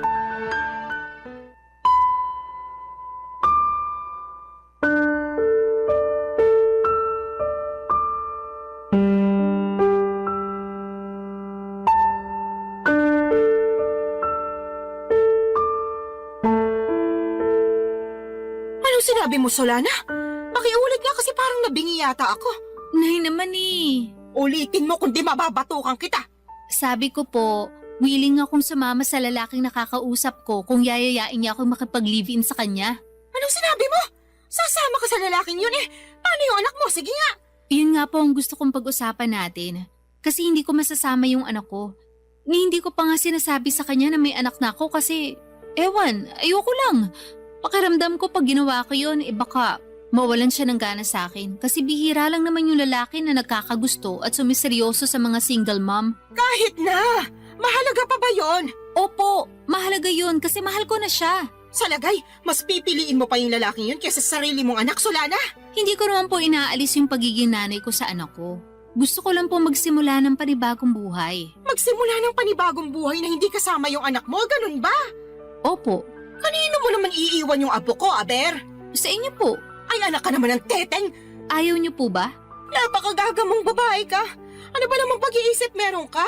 May pasabi-sabi ka pa na hindi mo inaalis pagiging nanay mo sa anak mo pero ipapaalaga mo sa akin? Kahit na mahal ko yung apo ko, ikaw pa rin na nanay niya yung dapat na mag-alaga sa kanya. Alam ko naman po yun, pero hindi ko na po siya kayang alagaan. Ano bang pinagsasasabi mong babae ka? Paano hindi mo kayang alagaan eh? Hindi naman mahirap alagaan yung anak mo. Napakabait niyang bata, normal din siya. Walang karamdaman, kaya paano mo nasasabi yan? Tatapatin ko na po kayo, Nay. Ayoko na po sa anak ko na yan kasi bunga siya ng pagkakamali.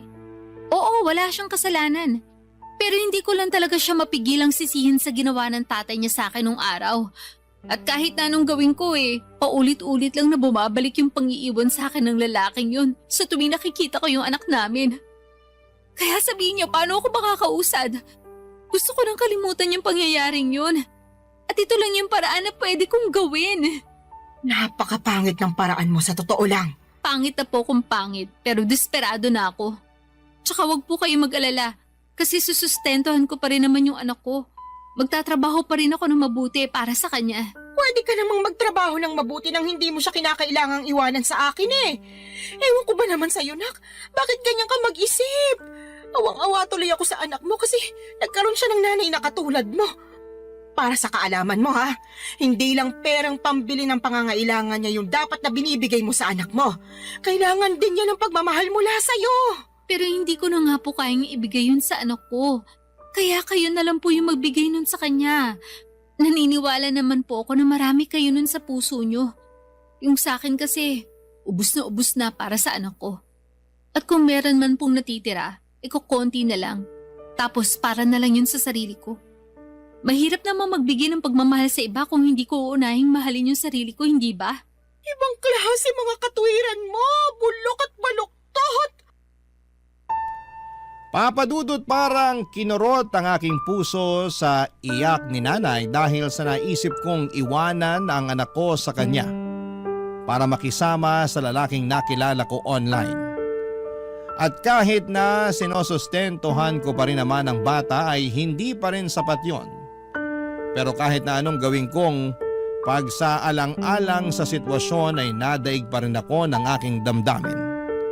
Mas nanaig ang kagustuhan kong sumama sa lalaking nakilala ko at magsimula ng panibagong buhay. Alam ko po na maraming magagalit sa akin ng mga kabarangay natin dyan at may mga magsasabi na hindi ko naman talaga mahal ang anak ko. Mahal ko ang anak ko pero mas mahal ko ang aking sarili ng mga panahong yon. At kahit na pangit pakinggan, paano ko makapagbibigay ng pagmamahal sa iba kung hindi ko naman uunahing mahalin ang sarili ko kahit nakapalit noon ay ang pagtakas sa responsibilidad ng pagpapakananay sa aking panganay, Papa Dudut. Barangay Love Stories. Barangay Love Stories. Papa Dudut, hindi nagtagal ay sinagot ko na nga ang lalaking nanliligaw sa akin at makaraan lang ang isang buwan ay niyaya na niya akong makipag-live-in. Bale, tumira kami sa Taytay Rizal dahil doon naman siya nagtatrabaho. Hindi alam ng live-in partner ko na meron akong anak sa unang lalaki. At sa totoo lang ay gusto ko na talagang hindi niya malaman. Pero alam ko na wala namang lihim na hindi nabubunyag. Kaya sa huli ay inamin ko sa kanya ang totoo dahilan para magalit siya sa akin.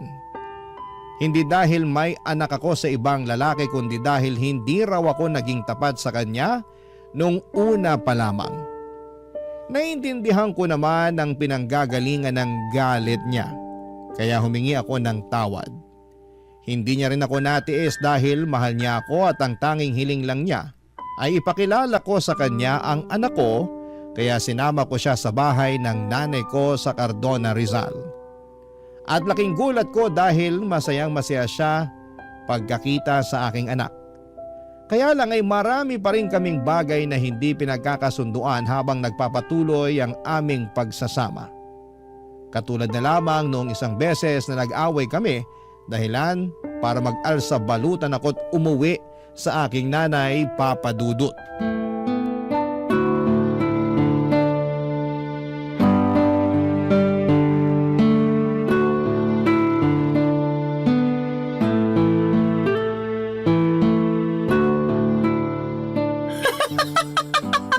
Ano nga ulit yung dahilan ng away niyo, anak? Sinabi ko na po, di ba? Paulit-ulit kayo eh. Hindi ko nang mapigilan. Bakit ba? Kaya sabihin mo na kasi ulit. Sige po, pero last na to ha. Feeling ko kasi inaasar nyo lang ako eh. Sige na, ano nga ulit yung rason? Bakit ka nag-alsa balutan paalis sa inuupahan nyo at umuwi ka rito sa atin?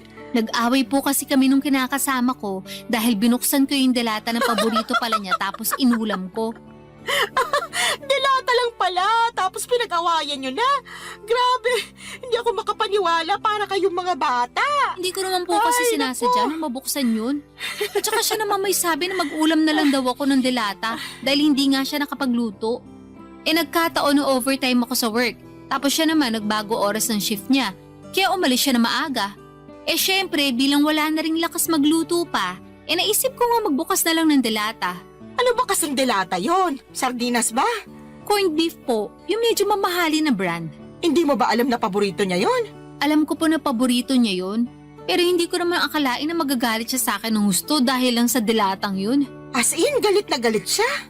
More on, tampo na para bang batang nagmamaktol yung lolo niyo. Akala mo kung sinong inapi. Ginising pa talaga ako para pagdabugan matapos niya makitang nasa basurahan na yung delata na inulam ko kagabi. Nagkataon na isang piraso na lang yun tapos plano niya raw ulamin pag uwi niya. Anong ginawa mo pagkatapos? Syempre, nagalit din ako kasi para siyang tanga. Kagigising ko lang nun tapos naalimpungatan pa ako sa sigaw niya. Tapos bubungaran niya ako ng sermon kesyo ganito ganyan. Aba, hindi rin po ako nagpatalo. Kaya sinagot ko siya para ipagtanggol yung sarili ko. Hanggang sa lumala na yung away namin at nakapagsalita na kami ng hindi maganda sa isa't isa. Hindi ko na po nagustuhan yung mga sinabi niya. Kaya nilayasan ko na siya. Pambihira talaga mga kabataan ngayon. Maliit na bagay pinalalaki kaya dumarami yung hiwalayan eh. Alam ko naman po na mababaw lang yun. Pero nasobrahan eh. Kung kinausap niya lang sana ako na maayos, baka lumabas pa ako at binilan siya ng paborito niyang delata. Di sana wala kaming problema. Hindi sana kami nagkasakitan sa mga sinabi namin sa isa't isa. Kaya lang hindi ganun yung nangyari. At hindi ko kayang intindihin na ganun siya umasta porque paborito niya yung delatang kinain ko nang hindi sinasadya. Tama rin naman yung mga sinabi mo.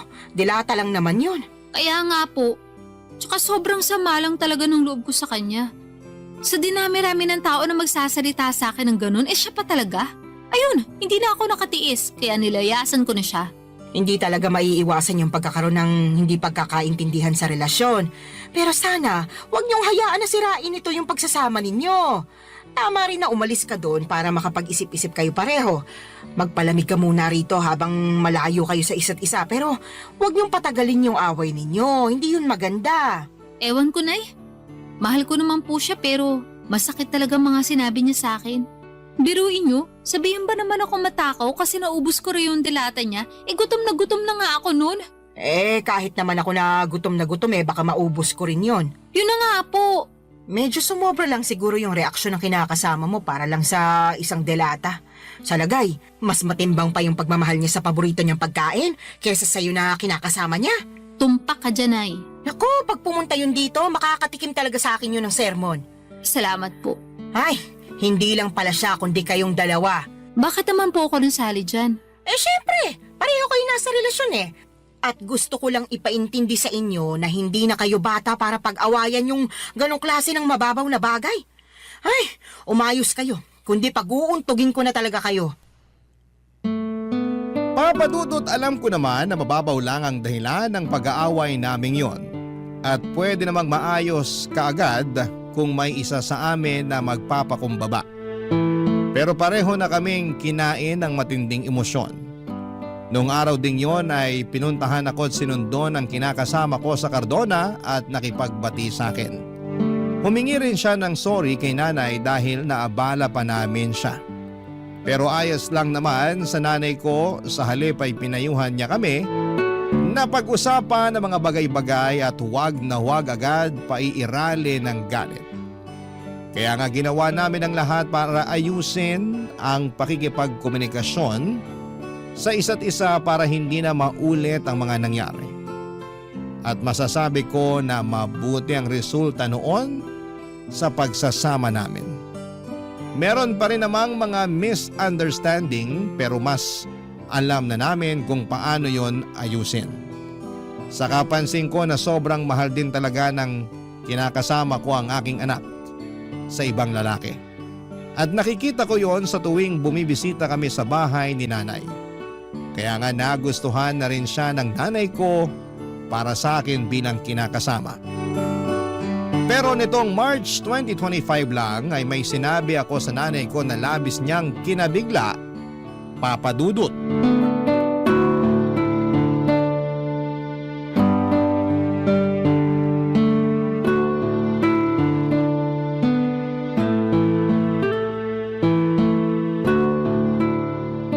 Nay, may sasabihin po ako sa inyo.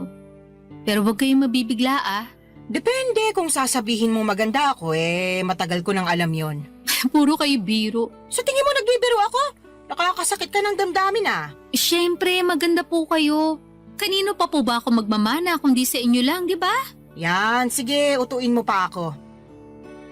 Ano ba kasi yung sasabihin mo at may pasabi-sabi ka pa ng wag akong mabibigla? Tungkol po sa amin ang kinakasama ko. Ang totoo, niyaya niya na ako magpakasal kahit sa West lang daw po muna.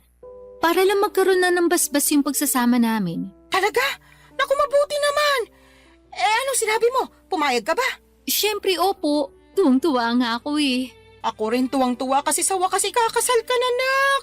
Dati-rati, pangarap mo lang yung maikasal tapos ayan na, mangyayari na. Kaya nga malaki talagang pasasalamat ko sa Diyos. Kasi dininig niya yung panalangin ko, nabigyan niya ako ng matinong lalaki. Yung magiging asawa ko, magiging tatay ng mga anak namin at makakasama ko hanggang tumanda kami. At nangyari na nga yun. Buti na lang naging matyaga ka sa paghihintay. Opo. Pero may isa pa po pala akong sasabihin. Ha? Meron pa bukod sa sinabi mo na ikakasal ka na? Ganun na nga po. O sige, ano ba yon? Pinag-usapan po namin ng kinakasama ko. Nakukunin na namin yung anak ko at isasama sa inuupahan namin. Gusto po niya na isang buong pamilya na kami at handa naman siyang ampunin yung bata para siya na ang kilalaning ama. Ayos lang po ba sa inyo yun? Tinatanong pa ba yan? Siyempre ayos na ayos sa akin. Hindi po ba kayo malulungkot kasi mapapalayo na kayo sa apo nyo? Ano bang klaseng tanong yan? Natural malulungkot ako. Pero sino ako para ipagkait sa apo ko na magkaroon ng tatay at nanay sa kanyang paglaki, di ba? Kaya nga malaki talaga yung pasasalamat ko dyan sa kinakasama mo kasi mahal na mahal yung anak mo. Tingin ko nga, mas mahal niya pa yung apo ko kaysa sa'yo Mahal ko rin naman po yung anak ko. Pero aminado ako naging gagalang ako sa pagdedesisyon nung araw. Sa totoo lang, matagal ko nang pinag-iisipan na kunin yung anak ko para ako na yung mag-aalaga sa kanya. Gusto ko pong bumawi sa lahat ng pagkukulang ko bilang nanay niya. Siguro hindi pa naman po huli ang lahat, di ba? Hindi pa naman talaga. At suportado kita sa gusto mo mangyari. Basta ipangako mo na hinding-hindi mo na ibabalik sa akin yung apo ko kasi bigla ka na lang napagod magpakananay sa kanya, ha? Hindi laruan niyang anak mo para sa kaalaman mo. Meron siyang damdamin. Tsaka baka gabaan ka na kung gagawin mo pa yun sa kanya. Hinding-hindi ko na nga po ulit gagawin yun sa anak ko, Nay. Pangako po yan. Huwag ka sa akin mangako. Sa anak mo ikaw mangako. At patunayan mo yon. Mahalin mo siya ng husto. Iparamdam mo na lagi kang nandyan sa tabi niya bilang nanay niya. Ipaglaban mo siya sa lahat ng pagkakataon. Lagi mo siyang piliin sa kahit na anong sitwasyon. At kahit na magkaroon pa kayo ng mga anak nung kinakasama mo, huwag mong hayaan na mabaliwala yung panganay mo. Tandaan mo, Solana, ha? Wala siyang kasalanan sa ginawa sa'yo ng ama niya, kaya huwag mo siyang sisisihin. Opo, Nay. Naiintindihan ko po lahat ang mga sinabi niyo at tatandaan ko po yun. Sige, mapapanatag na ako kung ganon. Paano mo pala aalagaan yung apo ko kung nagtatrabaho ka? Tungkol po sa bagay na yan, pinag-usapan na namin ng kinakasama ko na magre-resign na ako para maalagaan ko yung anak ko. Sinabi ko kasi sa kanya na gusto kong bumawi sa anak ko dahil malaki nga yung nagawa kong kasalanan sa kanya nung araw. Katulad nyo, sinuportahan din po ako ng kinakasama ko. Papadudot, alam kong hindi ako naging perpektong magulang sa anak ko noong araw, pero sa kasalukuyan ay ginagawa ko naman ang lahat upang makabawi sa kanya. At yun naman ang mahalaga, hindi ba? Sising-sisi ako sa nagawa kong pangiiwan sa kanya noon nang mas pinili ko ang aking sarili, ngunit masayang-masaya naman ako. Dahil naalagaan ko na siya ngayon, katuwang ang aking kinakasama na ngayon ay asawa ko na. Hindi pa rin naman nagsawang sumuporta at umalalay sa akin si nanay, lalo na at buntis ako sa panganay namin ng mister ko. Alam ko na mas magiging challenging ang pag-aalaga ng dalawang maliit na bata, kaya sinabi ni nanay na pupuntahan niya ako sa inuupahan namin para alalayan pagkapanganak ko. Doon pa lang ay naiyak na ako at nag-uumapaw ang saya ng puso ko. Mas lalo ko na-appreciate ang aking nanay, sa totoo lang. At alam ko na marami pa akong matututuhan sa kanya mula sa mga karanasan niya kung paano maging mabuting ina. Maraming salamat po, Papa Dudut, sakaling mapili po ninyong i-ere ang istorya ng buhay ko. Sana po'y kinapulutan po ito ng aral at inspirasyon ng mga kabarangay natin. God bless sa inyong programa sa Barangay Love Stories. Patuloy kayong magbigay ng aliw sa ating mga kabarangay. Ang inyong forever kapuso at kabarangay, Solana. Nakakaantig naman talaga ang ating kwento. Ikaw ba, kabarangay? Nakarelate ka ba sa story natin ngayon? Kwentuhan naman tayo dito sa comment section. Ang mga kwento ng pag-ibig, kwento ng buhay at kwento ng pag-asa dito sa Barangay Love Stories. Love Stories. Ang pag-ibig na wagas ay hindi sumusuko sa pagsubok. Hindi ito nakabase sa yaman o karangyaan, kundi sa tunay na damdaming handang magsakripisyo kahit anong unos pa ang dumaan. Ikaw, kabarangay, sa panahon ng hirap at ginhawa, kaya mo rin bang ipaglaban ang ganitong klase ng pag-ibig? Dear Papa Dudut, magandang araw sa inyo, Papa Dudut. Ako po si Ermilio, pero tawagin niyo na lamang po ako sa palayaw kong Melo. 45 years old na ako at 15 taon na sa serbisyo bilang isang gwardiya sa isang bangko dito sa Pampanga. Sa loob ng 15 years na yon ay paulit-ulit na ang naging gawi ko sa araw-araw. Palaging bahay, trabaho at tuwing day off naman ay nakikipag-inuman ako minsan sa mga kumpare ko. Panggabi ako sa trabaho at dahil ako ang bantay sa bangko tuwing sarado ito ay wala akong ibang ginawa buong magdamag kundi ang manood lang ng pelikula online habang hinihintay ang pagsapit ng umaga. Halos maubos ko na nga ang lahat ng mga action movie na available online. Kapag naman hindi ko trip ang manood ay nakikinig ako sa mga kwento ninyo para hindi ako antukin, Papa Dudut. Pagdating ng karelyebo ko ay dumadaan ako sa karinderya para kumain at saka magpahinga sa bahay.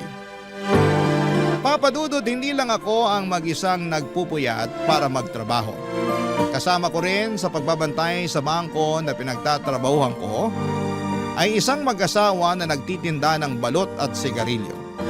Sa harap kasi ng bangko ay isang bus terminal at ang mga pasahero doon ang suki ng mag-asawang Susana at Socorro.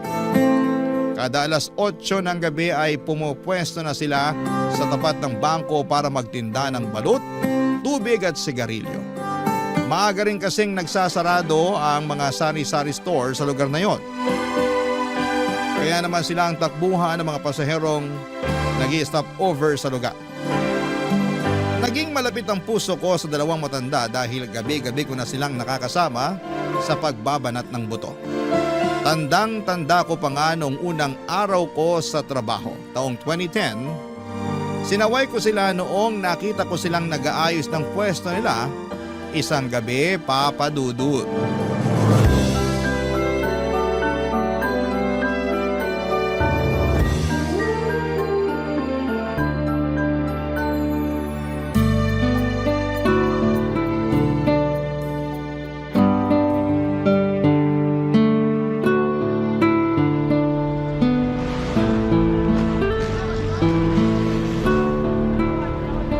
Itali mo ng maayos yung payong para hindi liparin. Paano liliparin? Wala namang hangin. Kine-question mo pa ako, itali mo na nga lang. Hindi natin hawak ang panahon. Baka mamaya biglang lumakas ang hangin. Ito na, itatali ko na. Mawalang galang na po, Nay, Tay. Bawal po kayong magtinda rito. Pag-aari po ng bangko tong lugar eh. Hindi po kayo pwedeng pumesto rito. Ay anak, matagal na kaming nagtitinda rito. Dito talaga yung pwesto namin. 10 taon na kaming pumapwesto rito, sir. Alam yan nung security. Ako na po yung bagong gwardya. Wala na po yung dati. Wala na si Rudy? Bakit? Anong nangyari sa kanya? Lumipat po siya ng agency. Di na raw po niya kaya magpuyat. Ganun ba? Hindi ba niya nabanggit sa'yo na may pumupwesto rito para magtinda? Hindi po eh. Hanggang alas 4 lang naman kami dito, sir. Bago pa magbukas yung bangko, wala na kami rito. Kaso po ngayon, mas maigpit na yung patakaran. Bawal talaga mga nagtitinda sa mismong labas ng entrance eh. Baka mamaya may dumating mula sa head office, ako po yung mapagalitan. Wala naman sigurong dadalaw sa inyo ng ganitong oras. Gabi na eh. Kahit doon na lang kami sa gilid para hindi makasagabal. Ayos lang ba yon? Ay, sigurado po ba kayo na matagal na kayo rito? Oo, 10 taon na kaming nagtitinda rito. Marami nang dumaang CQ dyan. Lahat sila kilala kami. O sige po, kung pinapayagan naman kayo ng mga dating security dito, hindi ko na po kayo paaalisin. Basta medyo gumilid lang po tayo ha. May CCTV po kasi. Mahirap na, baka mapagalitan ako. Kasi simula ko pa lang po dito sa trabaho. Ay naku, salamat ha. Socorro, ilipat mo na yung mesa sa gilid. Buhatin mo na muna yung lagayan ng balot. Ay, wag nyo na pong ilipat. Diyan na po muna kayo ngayong gabi pero bukas po, doon na kayo sa gilid, ha? Tsaka iwasan po natin magkalat. Bawal din po ang maingay. Opo sir, wala pong problema sa kalat. Nagwawalis kami bago kami umuwi. Wala ring maingay dito. Sige po. Salamat. Ano nga palang pangalan mo anak? Ermelio po. Pero Melo na lang po ang itawag nyo sa akin. Salamat Melo. Wala pong anuman. Kayo po, ano pong mga pangalan nyo? Ako si Susana. Ito naman ang asawa kong si Socorro. Taga rito lang din po ba kayo? Oo, malapit lang kami rito. Diyan lang kami sa may bukana, yung papasok dyan. Ganun po ba? Ilang taon na po kayo? 60 na ako. Ako naman +5. Bale 65 po. Oo, mas matanda ako sa kanya ng 5 taon. Bakit naman po hanggang ngayon nagtatrabaho pa kayo? Hindi po ba dapat nagpapahinga na lang kayo sa bahay nyo? Naku, kung hindi kami magtitinda, saan kami pupulot ng pangkain? Kailangan naming kumita para may pambili kami ng ulam. Wala po ba kayong anak? Meron, marami. 5 silang lahat. Nasaan po sila? Bakit hindi po sila magbanat ng buto?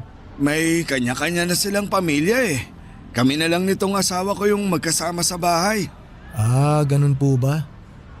Di wala na kayong kasama sa bahay niyan. Wala na. Kami na lang dalawa ni Socorro ang magkasama. Sabi ko nga sa kanya, tumira na lang kami dun sa bahay ng bunso namin eh. Kaso ayaw ng asawa ko. Bakit naman po? Magiging pabigat pa ba kami sa bunso namin? Wag na. Kaya naman namin ang sarili namin eh. Nasa 60 na kami pero malakas pa naman kami. Mabuti naman po kung ganon pero dapat sa edad nyo pong yan. Yung natitirang lakas nyo, ini-enjoy nyo na lang po eh. Parang yung nanay ko po, hindi ko na siya pinagtatrabaho ngayon. Maswerte yung nanay mo, sir. Kasi may mabait siyang anak. Kami. Naku, itong si Socorro. Sisiraan pa ang mga anak namin. Wala tayong magagawa kung maging mga anak natin ay naghihirap. Pero kahit na, ilang taon natin silang inalagaan tapos iiwan lang nila tayong… Ay nako, katulad ng sinabi ko, wala na tayong magagawa pa. Desisyon nila yon. Relax lang po kayo. Huwag po kayong mag-aaway. Ganito talaga kami magsagutan, pero hindi kami nag-aaway. O siya, sige po. Maiwan ko na po kayo dyan para hindi ko na po kayo maabala. Kung may kailangan po kayo, doon lang po ako nakapwesto. Doon po banda sa sulok. Salamat anak. Salamat sir. Huwag niyo na po akong tawaging sir. Melo na lang po. Maliit na matanda si Nanay Susana, maikli ang buhok nito na medyo nakukuba na. Tuwing nakikita ko siya ay parang lagi siyang galit, pero kapag kinausap mo na siya ay sobrang palatawa siya at madaldal. Ang asawa naman itong si Tatay Socorro ay payat at maliit din katulad ni Nanay pero malakas pa rin siya. Lalo na sa mga pagbubuhat ng mga inilalako nila. Mas mahiyain si Tatay Socorro kesa kay Nanay Susana pero mas naging close ko si Tatay dahil pareho kaming mahilig manood ng action movies. Naawa ko sa sitwasyon ng mag-asawa. Kaya naman hinayaan ko na lamang silang pumwesto sa harapan ng bangko. Total ay gabi naman na at sarado na ito. Nung una ay taga-masid lamang ako sa dalawa, si Tatay Socorro ang unang nagbabantay sa pwesto nila. Mula alas 8 ng gabi hanggang alas 12 ng madaling araw ay nakaupo siya sa lumang plastic chair at binabantayan ang tinda nilang balut, tubig at sigarilyo. Samantala ay natutulog naman sa likuran nito si Nanay Susana. Nakapwesto siya sa bisikletang may sidecar na siyang gamit-gamit nila sa pagbibitbit ng kanilang lamesa at malaking payong para hindi sila mahamugan. Pagsabit naman ng hating gabi ay papalitan ni Nanay Susana si Tatay Socorro sa pagbabantay para makapagpahinga ang asawa niya. Siya ang nagbabantay hanggang sa alas 4 ng umaga. Siya na rin ang nagwawalis ng mga kalat at nagliligpit ng mga gamit nila. Sa kanya gigisingin ang asawa niya para makauwi na sila at makapagpahinga.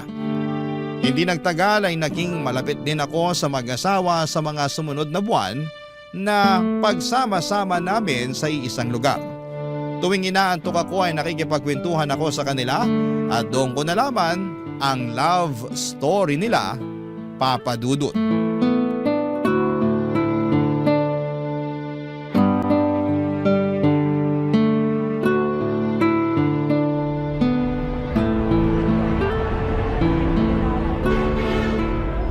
Tay, pabili po ako ng yosi.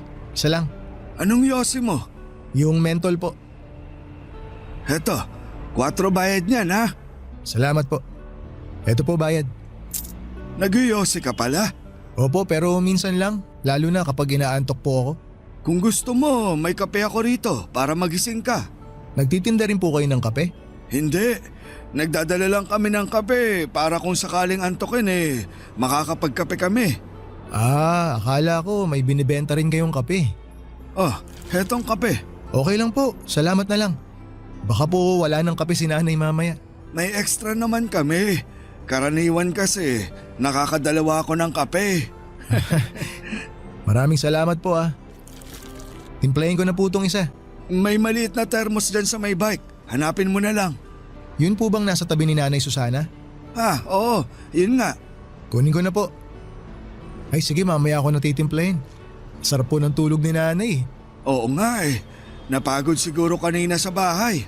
Naglaba Mukhang sanay na sanay talaga kayo sa puyatan ano? Ilang taon na po ulit kayo nagtitinda rito? Nasa 10 taon na rin siguro. Hindi ko na maalala kung kailan kami nagsimula Paano naman po kayo nagsimula? Bakit nyo naisipang magtinda rito? May sari-sari store dati si Susana. Kaso nalugi. Nung umalis sa bahay yung bunso namin, nagpasya yung asawa ko na magtinda na lang ng balot dito sa may terminal. Tapos may mga naghahanap ng sigarilyo. Kaya nagdagdag na rin kami ng sigarilyo tsaka tubig na rin. Kumusta naman po ang kitaan? Sakto lang para sa aming dalawa. Kahit papaano, kumikita naman kami ng sapat para may pambili ng bigas. Minsan kung matumal ang benta, Kumakain kami ng kangkong na tanim ng asawa ko. Marami yung tanim sa bahay eh. Meron siyang talong, sili, kamatis. Kung ano yung mga gulay na nasa bahay kubo na kanta, meron siya. Para po mas tipid, no? Ako nga gusto ko rin magtanim para may mapagkukunan ng ulam kapag kinapos. Kaso hindi mahilig yung mga bata sa gulay eh. Ilan na ulit anak mo? 3 po, 1 lalaki tapos 2 babae. Pareho pala tayo. Isa lang din lalaki ko. Tapos babae na lahat. Matanong ko naman po kayo, Tay. Paano po kayo nagkakilala ni Nanay Susana? Mahabang kwento yan. Maaga kami nagkakilala niya ni Susana. Bata pa lang kami noon. Gaano po kabata? 16 siya noon, tapos 21 naman ako. Nagkakilala kami sa isang pista. Talaga po? Oo, kasama niya mga kaibigan niya noon. Puro sila sosyalin. Si Nanay? Oo, mayaman yan noon. Inhinyero ang tatay. Tapos po, anong nangyari? Pinili ako, kaya eto, naghihirap ngayon kasama ako. Hindi ko po maintindihan, Tay. Pinapili po ba siya? Nung sinagot kasi ako ni Susana, syempre hindi naman ako mayaman noon. Kargador lang ako Wala akong tinapos. Mahirap lang kami. Nung nalaman ng tatay ni Susana na ako yung nobyo niya, hindi sila pumayag. Kaya siya pinapili. Ganun na nga. Pinapili siya ng mga magulang niya. Iiwan niya ako o itatakwil siya ng pamilya niya. Mas pinili na lang ni Nanay na itakwil siya? Kaya nga siya nandito, di ba? Ayan mahimbing ang tulog. Talagang ipinaglaban po kayo ni Nanay, ano? Kaya nga ginagawa ko ang lahat para maging maayos ang buhay niya. Kahit na naghihirap kami. Lahat ng gusto niya, pinipilit kong ibigay. Kasi alam kong hindi ganito yung buhay na nakagisnan niya. Pero ito pa rin ang pinili niya dahil sa akin. Wala po bang pagsisisi si Nanay Susana sa ginawa niya? Wala siyang sinasabi sa akin, pero may mga pagkakataon na ramdam ko na parang nagsisisi siya sa pinili niyang buhay. Minsan nga, nakokonsensya ako Bakit naman po kayo nakokonsensya? Kasi huli na nung napagtanto ko na hindi pala sapat yung pag-ibig lang para magkaroon ng magandang buhay. Hindi sapat na mahal niyo ang isa't isa. Minsan, napapaisip ako, kung hindi ako pinili ni Susana, siguro maganda na ang buhay niya ngayon. Pero kita ko naman po, Tay, na masaya si Nanay sa piling niyo. Tuwing magkasama kayo, naiinggit nga ako kasi ang sweet niyo pa rin tingnan. Kita ko sa mga mata niyo kung gaano niyo kamahal ang isa't isa. Kasi yun na lang ang meron kami. Wala kaming yaman. Ang meron lang kami ang isa't isa. Naantig ako sa love story nila Nanay Susana at Tatay Socorro. Pero sa parehong pagkakataon ay nalungkot din ako na hanggang sa pagtanda nila ay kayod kalabaw pa rin sila na para bang walang ipinagbago ang buhay nila noon hanggang sa kasalukuyan. Nakaka-relate ako sa kwento nilang dalawa dahil halos ganun din ang nangyari sa akin at sa unang babaeng inibig ko noon. Bago ko nakilala ang asawa ko ay meron akong babaeng minahal ng lubusan. Masasabi ko na siya ang taong bumasag ng puso ko ng sobra-sobra. Sa puntong muntik na ako mawala ng pag-asang makahanap pa ng pag-ibig.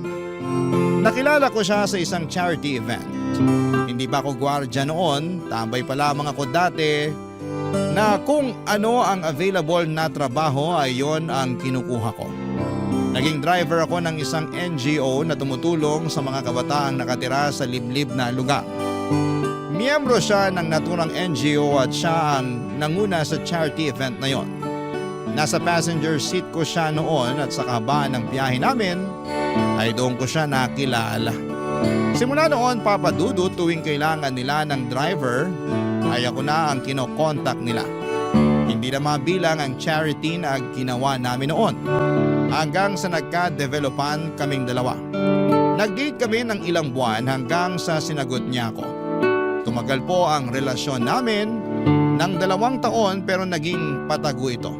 Hindi dahil sa kinakahiyaan niya ako kundi dahil alam niyang hindi papabor ang mga magulang niya kapag nalaman nilang ang boyfriend niya ay isang hamak na driver lamang.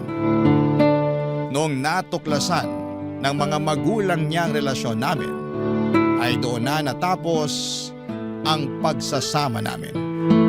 Sa kasamaang palad ay mas pinili ng ex ko ang magandang future niya kaysa sumama sa akin sa hirap at sa ginhawa.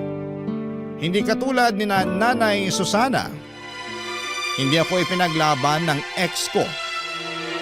Nang mga panahong kailangan ko siya na manindigan para sa aming dalawa. Barangay Love Stories. Barangay Love Stories. Matagal bago ako naka-move on sa pag-ibig na yon, Papa Dudut. Siya kasi yung first love ko na inakala kong makakasama ko na sa panghabang buhay.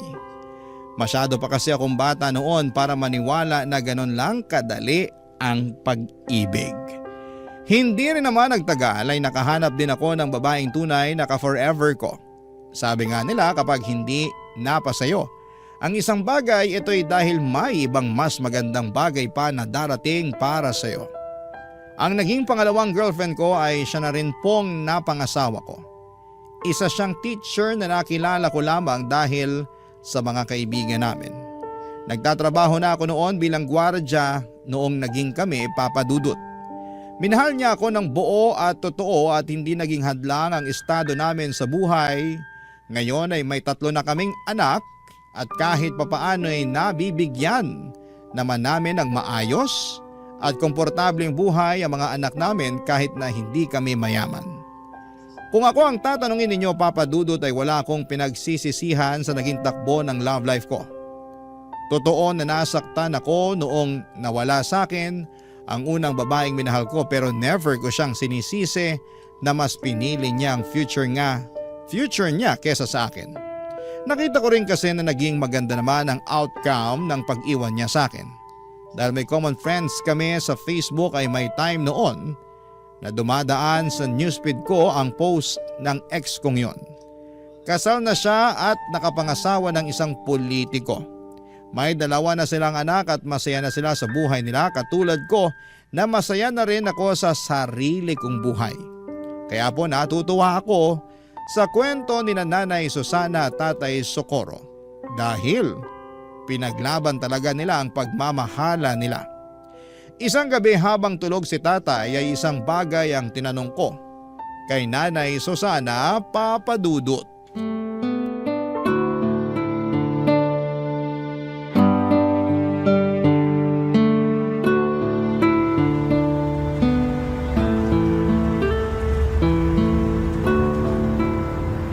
Nay, tulog na ba si Tatay Socorro? Naku, tulog na. Bakit? Sayang. Nakalimutan ko na pinabaunan pala ako ng misis ko ng pagkain. May dala po akong spaghetti dito tsaka Shanghai na pang midnight snack sana natin. Ako na lang ang kakain. Tutal siya naman ang umubos ng hapunan ko kanina. Tirahan na lang po natin siya para may makain sa mamaya paggising. Mabuti pa nga. Ayaw kasi niya nang naiistorbo kapag tulog siya. Ah, talaga po ba? Oo, siya yung tipo na biruin mo na kapag lasing. Wag lang kapag naistorbo sa tulog. O sige po, tayo na lang po ang magsalo nitong baon ko. Bakit? May handaan ba sa inyo? Birthday po kasi ni Mrs. Nagluto siya ng spaghetti para sa mga bata tapos Shanghai. Ay sabihin mo sa kanya happy birthday ha. Makakarating po. Matagal-tagal na rin akong hindi nakakatikim nito eh. Alam mo, nung bata pa ako, kada kaarawan ko, hindi nawawala itong spaghetti. Favorite ko ito eh. Nabanggit nga po sa akin nung mga nakaraang araw ni Tatay na mayaman daw ang pamilya niyo, Nay. Oo, 2 anak lang kasi kami, kaya kung ano yung mga gusto namin, ibinibigay talaga ng papa namin. Kahit kailan, hindi po ba talaga kayo hinanap ng mga magulang niyo? Hindi. Hindi ko alam kung sinubukan ba nila akong hanapin. Hindi rin kasi nila alam kung nasaan ako eh. Bakit po hindi nila alam? Kasi nagtanan kami ni Socorro. Walang nakakaalam kung saan kami nagpunta, pati mga kaibigan ko. Nung araw na yon, Tinalikuran ko lahat-lahat. Ibig niyo pong sabihin, simula noon, hindi niyo pa rin po nakikita ang pamilya niyo? Nagpunta ako sa libing ng nanay ko. Yun na yung huling pagkikita namin. Nakakalungkot naman po yun. Yung tatay niyo po? Mas nauna siyang namatay. Hindi ako nakapunta noon kasi wala akong pamasahe. Ipinagdasal ko na lang siya. Pero wala naman po kayong pinagsisisihan sa mga naging desisyon niyo sa buhay, Nay. Kasi maganda na yung buhay niyo noon eh. Ako? Nako, marami akong pinagsisisihan. Tulad po ng ano? Na sana hindi na lang ako nakipagtanan. O hindi kaya bago ako nakipagtanan, dinala ko yung mga alahas ko para may maisasanla ako.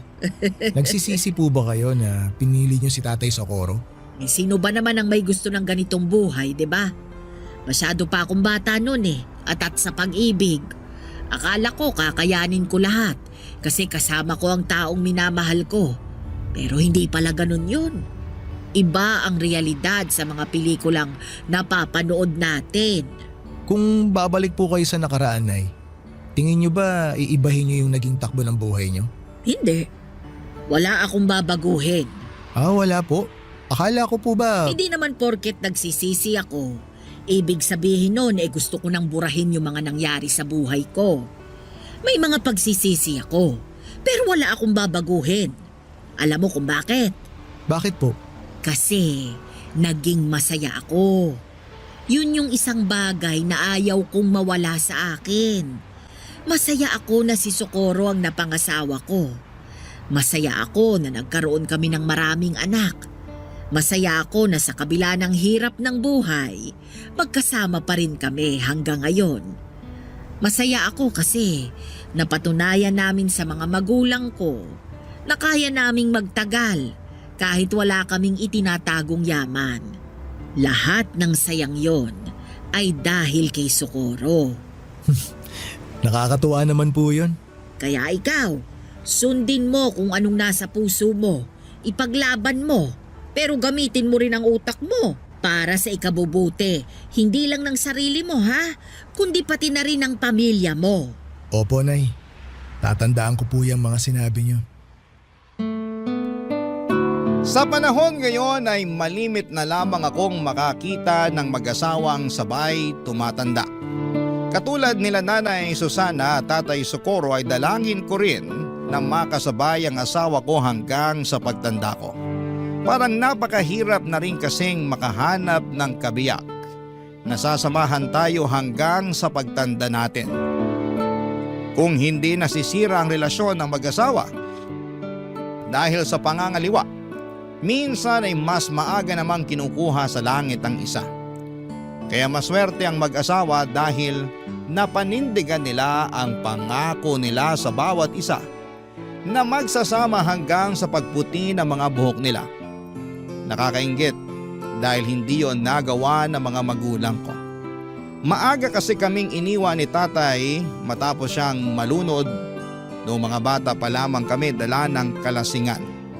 Nasa dagat kami noon at nagsiselebrate ng birthday ng kapatid ko. Nagiinuman sina tatay kasama ang mga kapatid nito noong nagpaalam siya para umihi. Makaraan nga ang ilang minuto ay hindi na siya bumalik pa. Noong hinanap namin siya ay nakita siya ng tiyuhin ko na nakadapa sa buhanginan. Ang ulo nito ay nakalubog sa mababang parte ng dagat. Tuwing nakikita ko sina Nanay Susana at Tatay Socorro ay parang natutunaw ang puso ko sa saya. Sila kasi yung klase ng pag-ibig na pinapangarap ng marami. Pag-ibig na nagsimula noong mga bata sila at napanindigan nila hanggang sa tumanda na sila. Sila yung pag-ibig na hindi naranasan ng mga magulang ko at pag-ibig na gusto ko ring maranasan balang araw. Pero sa kabila ng saya na nararamdaman ko para sa pagsasama nilang dalawa, hindi ko rin maiwasang maawa sa kasalukuyang estado nila. Sa edad nilang yon, dapat ay nagpapahinga na lamang sila. Hindi na rin kasi maganda sa kalusugan nila ang nagpupuyat para lamang kumita. Nang minsang tanungin ko kung nasa na ang mga anak nila ay mas lalong nakaramdam ng awa ako para sa mag-asawa.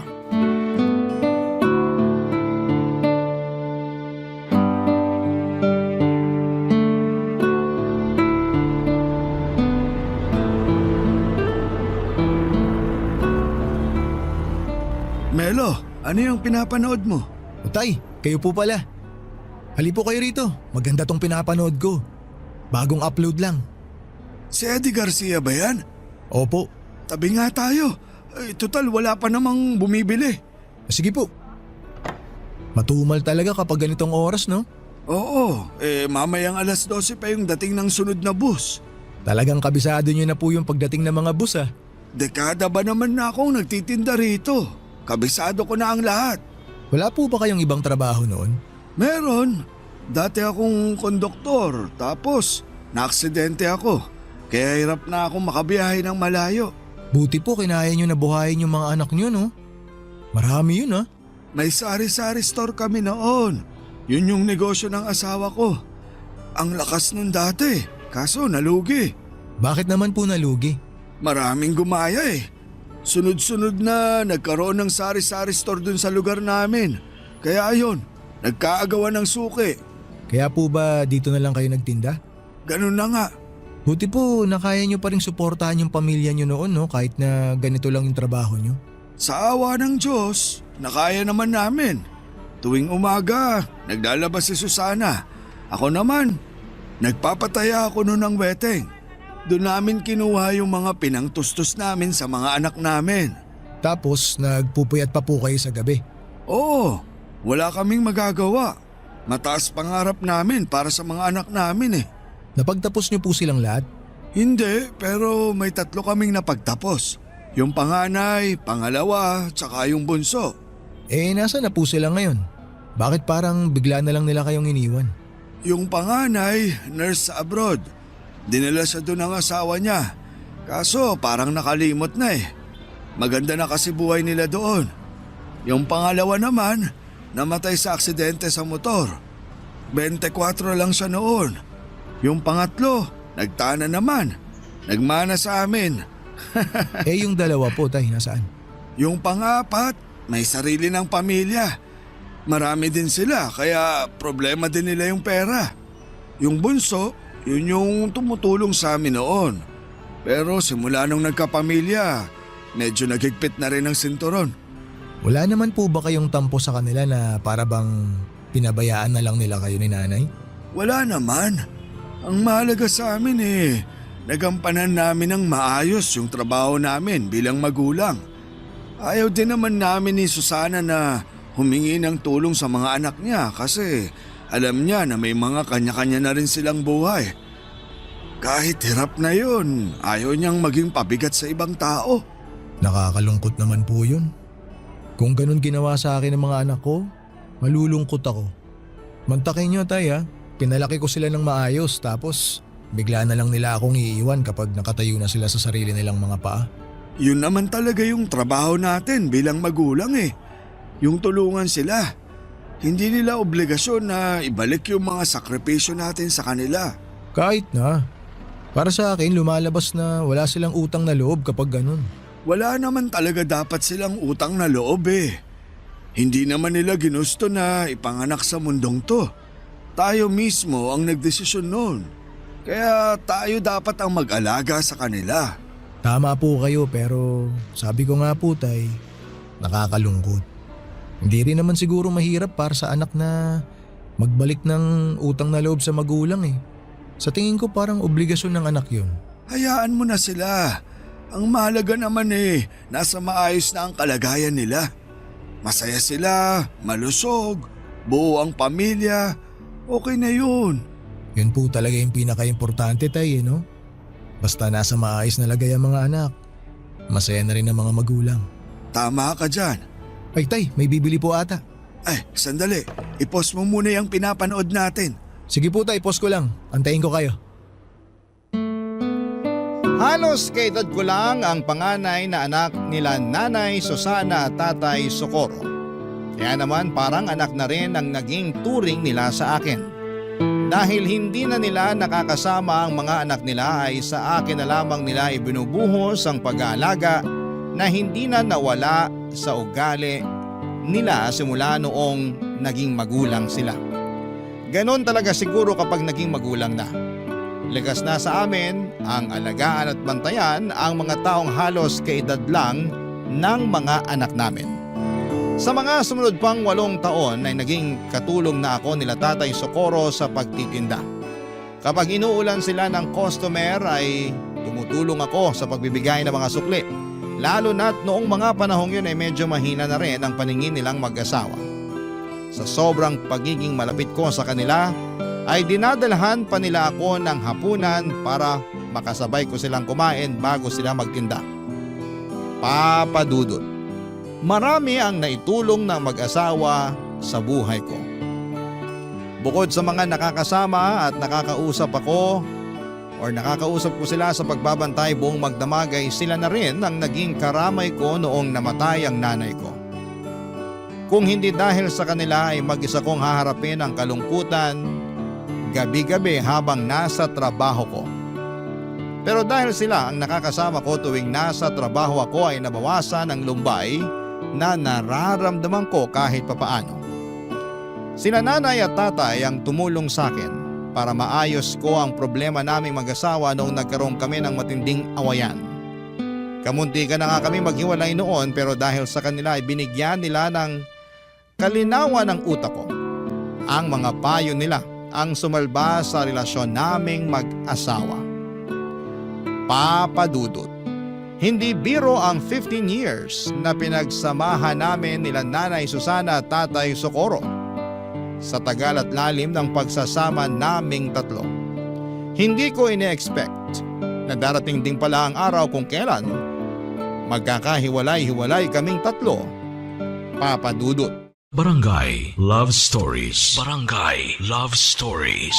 Marami na akong alaala kasama sina Nanay Susana at Tatay Socorro na kung sisimulang kong ikwento ngayon ay aabutin tayo ng maraming araw.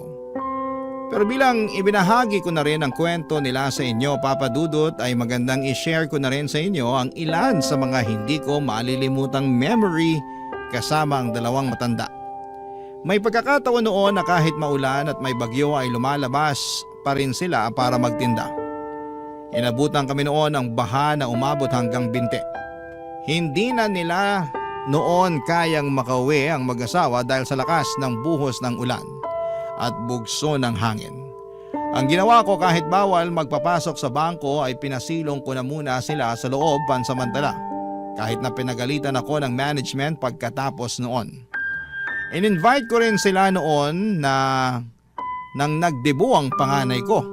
Sobrang saya nila Nanay Susana noon dahil marami silang pagkain na i-take home. Palabirong tao si Nanay at kahit na marami silang problemang pinagdaraanan, ay lagi pa rin siyang humahagalpak sa tawa maski na sa mga maliliit at simpleng biro lamang. Kapag naman bored si Tatay Socorro ay tumatabi siya sa pwesto ko para samahan ako sa panonood ng pelikulang pinapanood ko. Kapag may bibili ay nagmamadali siyang magtinda para wala siyang makaligtaan sa pinapanood namin. Karaniwan ay mga 90s action films ang pinapanood namin. Marami pa kaming masasayang alaala at ilan lamang yon sa kaya kong ibahagi ngayon. Papa Dudut, taong 2023 ay doon na po nagbago ang lahat. Ilang linggong hindi nagtinda ang mag-asawa. Akala ko noon ay hindi sila nagtinda dahil maulan lamang noon pero sa isang gabi mag-isa lang na dumating si Tatay Socorro sa dati nilang pwesto. Nang tanungin ko kung nasaan ang kabiyak niya ay doon ko na nalaman ang masamang balita. Isang balita na nagpaluha sa akin.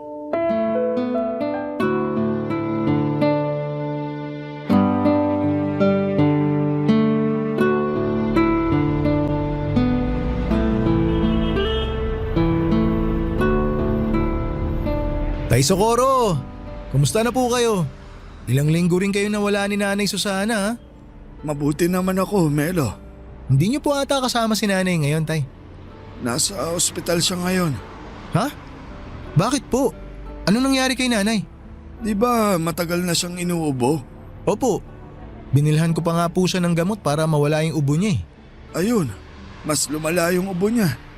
Nung nagsuka na siya ng dugo, itinakbo na namin siya sa ospital. Hala, akala ko ubot sipon lang meron si nanay. Malala na pala. Kaya nga eh, medyo nahirapan na rin kasi siya sa paghinga kaya natakot na kami. Yung bunso ko ang nagsabi na itakbo na siya sa ospital. Kumusta na po si nanay ngayon? Nasa ospital pa rin siya. Mukhang matatagalan pa bago siya makabalik sa pagtitinda. Ano po bang sakit niya? Alam niyo na po ba? May cancer si Susana, Melo. Ho? Ay, ano pong klaseng cancer? Lung cancer daw. Hindi ko nga alam kung paano niya nakuha yun eh. Akala namin yung mga nagkaka-cancer lang sa baga yung mga naninigarilyo. Oo nga, hindi naman nag-iossi si nanay ah. Pero nakakalanghap pa rin daw siya ng usok mula sa mga nagsisindi. Yun daw yung rason. Hala, paano na ngayon yan, tay? Kaya nga ako nawala ng ilang linggo kasi nagbantay ako sa ospital. Bakit nandito po kayo ngayon? Nakiusap na lang muna ako sa mga anak ko na sila na muna yung magbantay sa nanay nila. Di ko kayang nakikita si Susana na nahihirapan eh. Nasasaktan ako. Ay, kawawa naman si nanay. Di bale, mukhang madidischarge na siya bukas. Stable naman na raw yung lagay ni Susana eh. Kaso nga lang, kailangan pa rin niyang bumalik sa ospital para sa treatment niya. Yun ang mahirap, tay, yung treatment. Sobrang tapang ng mga gamot para sa cancer eh. Sana kayanin ni nanay. May kaibigan din kasi ako na nagka-breast cancer. Nakwento niya sa akin kung gaano kahirap magpa-chemotherapy. Pinapatay daw nun yung cancer cells sa katawan pero para na rin daw siyang pinapatay tuwing nagpapakimo siya. Sobrang lala daw ng side effects eh. Yun na nga yung ikinakatakot ko eh. Nabanggit din niya ng doktor sa amin. Pero ang assessment nila, malakas pa naman raw si Susana. Kaya kakayanin pa rin daw naman niya yung side effects na sinasabi mo. Pero sinabi rin niya sa amin na hindi raw matatanggal ng chemo yung sakit niya. Mapapahaba lang daw nito yung buhay niya. Ay, bakit naman daw po? Hindi ko alam. Siguro dahil sa edad niya. Sabi ng anak ko, baka raw hindi kayanin ni Susana yung mga gamot. Pero kahit ganon, gusto nilang ilaban yung buhay ng nanay nila. Kahit pala papano, nag-aalala rin sila sa nanay nila. Nakakatuwa naman. Sabi ko naman sa'yo, hindi man namin laging nakikita ang mga anak namin. Alam kong handa silang tulungan kami kapag nangailangan kami. At least mapapanatag na ako na hindi kayo nag-iisa. Nandyan pa rin yung mga anak nyo. Kumusta po ngayon ang kalagayan ni Nanay Susana? Ayun, medyo mahina pa rin ang katawan. Ewan ko nga simula nung tinurukan nila ng kung ano-anong gamot, mas lalo siyang nanghina eh. Hayaan niyo po, tay. Ipapanalangin ko po na gumaling agad si nanay. Salamat, Melo. Yun na lang talaga ang kaya nating gawin ngayon. Ipagpasa Diyos ko na lang ang lahat. Huwag po kayong mag-alala. Fighter si nanay. Alam ko nalalabanan niya yung sakit niya. Sana nga. Hindi pa ako handang mawala siya eh. Tulungan ko na po kayo sa pag-aayos dyan. Salamat. Ilagay muna natin tong payong ha. Sige po. Kailanman ay hindi ko nakita si Nanay Susana na nagsindi ng sigarilyo. Hindi siya nagbibisyo pero dahil gabi-gabi siyang nakakalanghap ng usok mula sa mga parokyano nila, ay nadali ang baga ni nanay. Doon lang nila nalaman na kahit na hindi pala naninigarilyo ang isang tao ay pwede pa rin itong tamaan ng komplikasyon sa baga na dulot ng usok nito. Ang tawag doon, Papa Dudut, ay second-hand smoking. Sa katunayan, mas malala pa nga daw ang epekto ng second-hand smoking sa iba kesa sa mismong tao na humihit-hit nito. Noong nalaman nilang may cancer si Nanay Susana ay nagtulong-tulong ang mga anak niya para maipagamot siya. Kaso nga lang ay mahal ang mga treatment na kinakailangan ni Nanay lalo na't late stage na ang sakit niya. Sa mga unang buwan ay nagawan pa nila ng paraan ng mga gastos sa ospital. Pero kalaunan ay nawalan din sila ng mapanghuhugutan. At para hindi mahirapan ang kanyang pamilya, si Nanay Susana na mismo ang nagdesisyon na huwag nang ituloy ang treatment niya. Masyado na raw siyang matanda para ipaglaban pa ang buhay niya. Isa pa ay hindi na raw nito kinakaya ang mga side effect ng treatment niya. Tanggap na niya na hanggang doon na lamang ang buhay niya. Kaya mas pinili na lamang niyang maghirap ng mag-isa kaysa idamay pa ang pamilya niya. Nakakalungkot na parang sumuko na lamang si Nanay Susana sa buhay, pero naiintindihan ko kung bakit mas pinili niyang tumigil na lamang sa pagpapagamot. Mahirap kasing lumaban kung ikaw mismo ay walang pera para ipaglaban ang sarili mong buhay. Gusto ko mang makatulong noon ay wala naman akong ekstrang pera na maipapahiram sa mag-asawa dahil maging ako ay sapat lang ang kinikita para sa sarili kong pamilya. Tanging panalangin na lamang noon ang naitulong ko para kay Nanay Susana.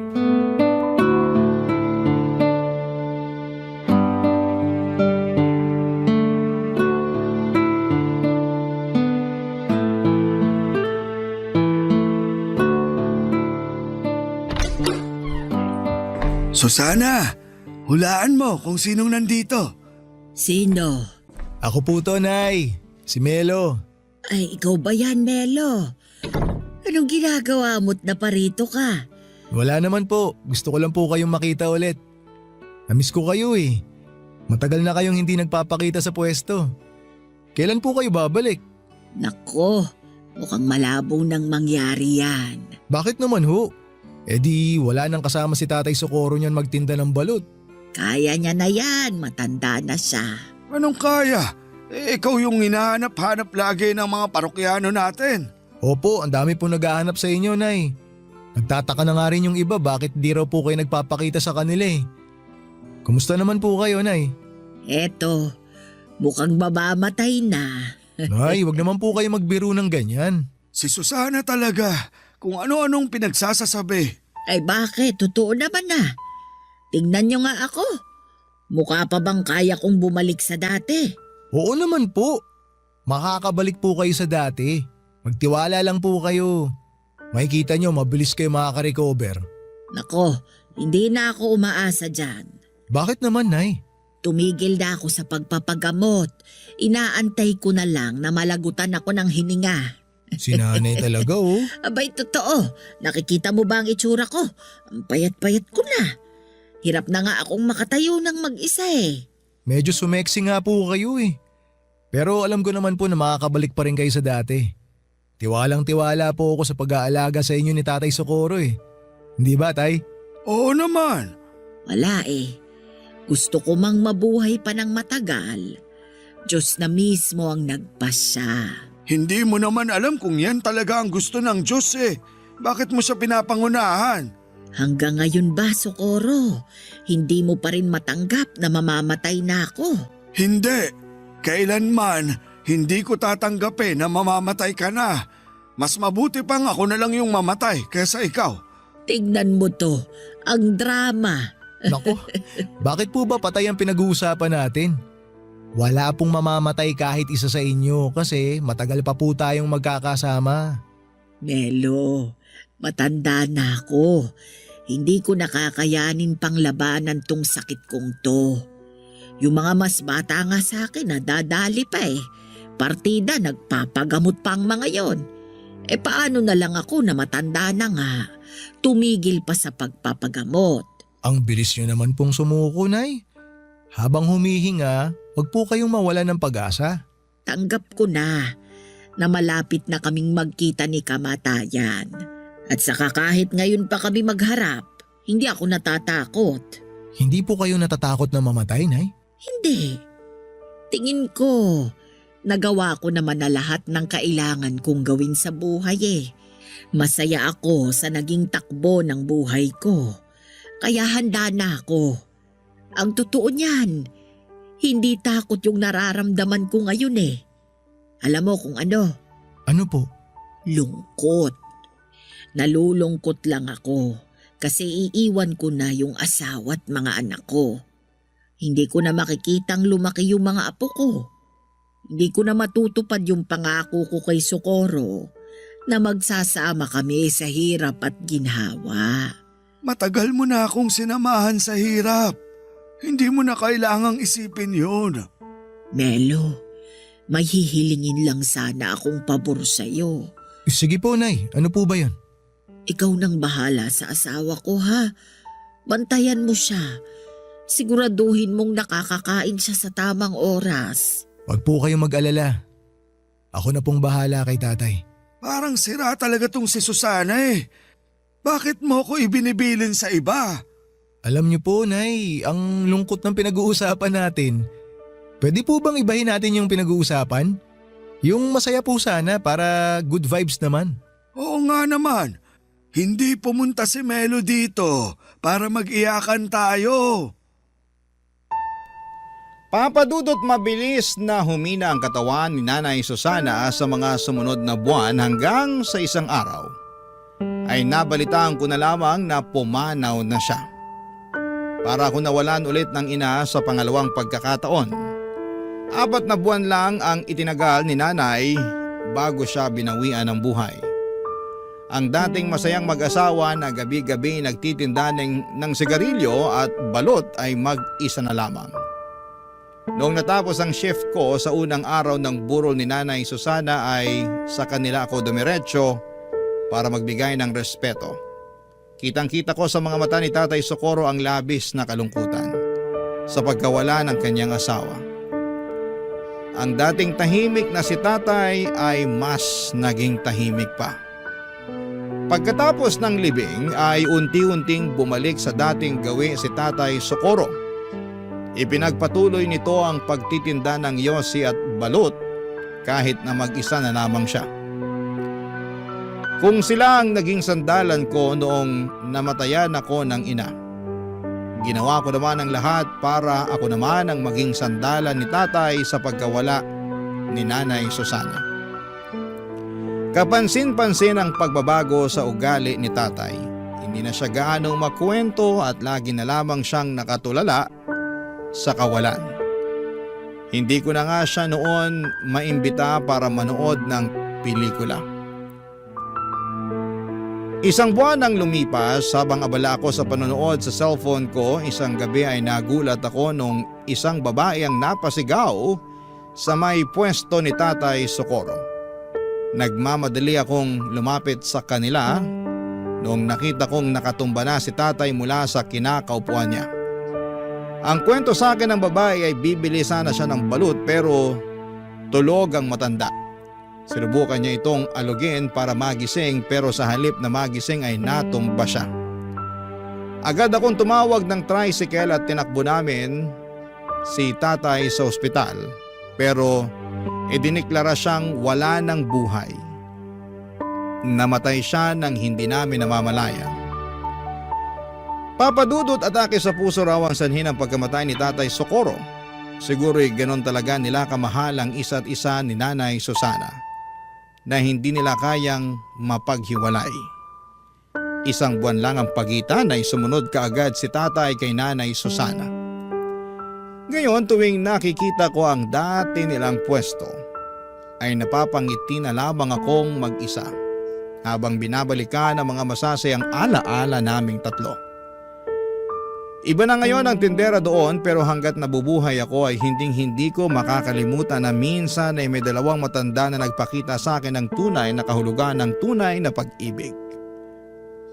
Dito na po nagtatapos ang sulat ko at maraming salamat po, Papa Dudut, ang inyong kapuso at kabarangay forever, Melo. Kwentuhan naman tayo dito sa comment section.